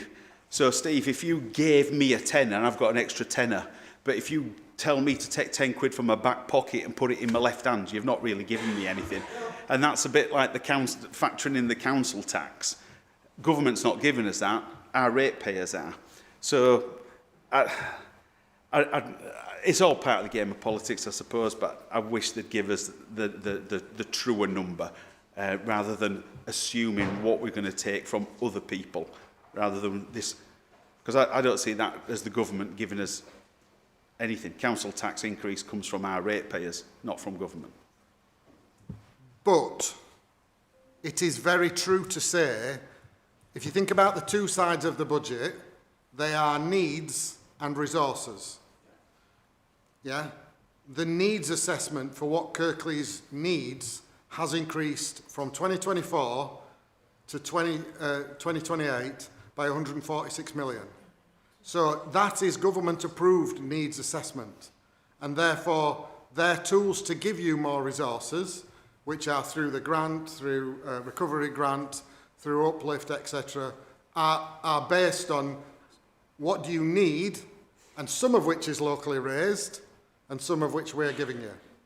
So I can't, as Kevin says, we should not diss it entirely, because the needs assessment has gone through multiple different formula assessments of what adult social care needs are, what children's social care needs are, length of road, usage of road, blah, blah, blah. There's lots of all that assessment that's gone through. And we come out as an assessed need, which has increased by 146 million over 4 years, and is comparable with other 4-year blocks of when that needs are. So it is a right figure. I take your point about how you use it has to be tempered carefully. Thank you. Councillor Turner. I just want to, Charles says if you give me a tenner and take it from the other hand, but we've seen a real increase for the first time in my time in this chamber, that's going back to 2012, we've seen a real increase in government money into local authority, into our local authority. And if you look at the chart there, the provisional local government funds, Sigoma, I was at a meeting, which I think we called a hastily convened meeting just before Christmas. Some people might call it an emergency meeting, when these figures came out, and you look at that, and so there's some really deprived areas that have done particularly badly out of this. So we've done really well. So reversing that trend of cutting funding to local government, especially where the high leads of multiple deprivation, is to be welcomed. And yes, I'd like 20 quid, I'd like 30 quid, I'd like a bit more. We can always spend a bit more because we know the need is there, but this is a step change. This is a real positive change from the government saying we recognise local government being starved of cash, we recognise that we have to invest in it, and we recognise the areas that we have to invest in it and stop funding some of the leafy green suburbs in Chelsea and Kensington and Greenwich and all those down there that's had far more than their fair share over the last 14 years.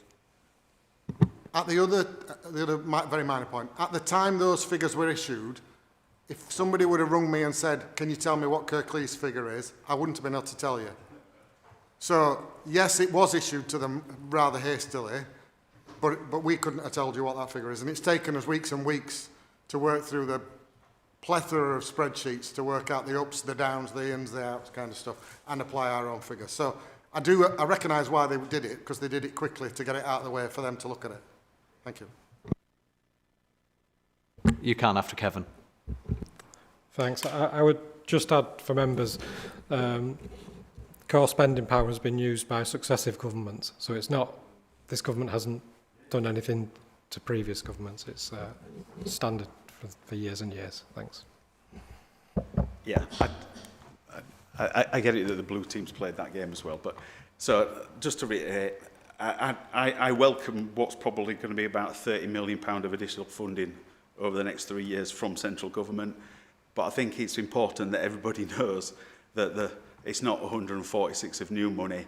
And again, I think something really important for everybody to get over is that this factors in, year on year, 5% increases in council tax for our residents. So I think that if there's anything, I think that's the important bit that people need to appreciate, that the government has almost made the decision for us. We're having a maximum increase for the next 3 years in order to hit the need that they've assessed that we have. And I appreciate that for a change, we've seen some more money coming in. And like everybody else, I'd like to see more coming in. But I suppose the bit for me is that bit of, I see it as 30 million, not 146. We'll all see it differently. But ratepayers need to know that they're going to get maximum 5% increases year on year. Thank you. Thank you, Councillor Greaves. Any other questions or comments from members? Nothing else to finish with? No? Thank you. Okay, we've come to the end of the meeting. I'd like to thank all of the Cabinet members, all of the officers, everybody who's put their time and effort into attending today and presenting the budget proposals for 26-27. I'd like to welcome the opportunity for the pre-scrutiny of the budget. Also, just to note, so that members, the comments made by the committee be considered in taking the budget forward and be reported to Cabinet and Council at the meetings where the final decisions are taken. Are we happy with that? Yeah. So thank you all for your attendance, contributions.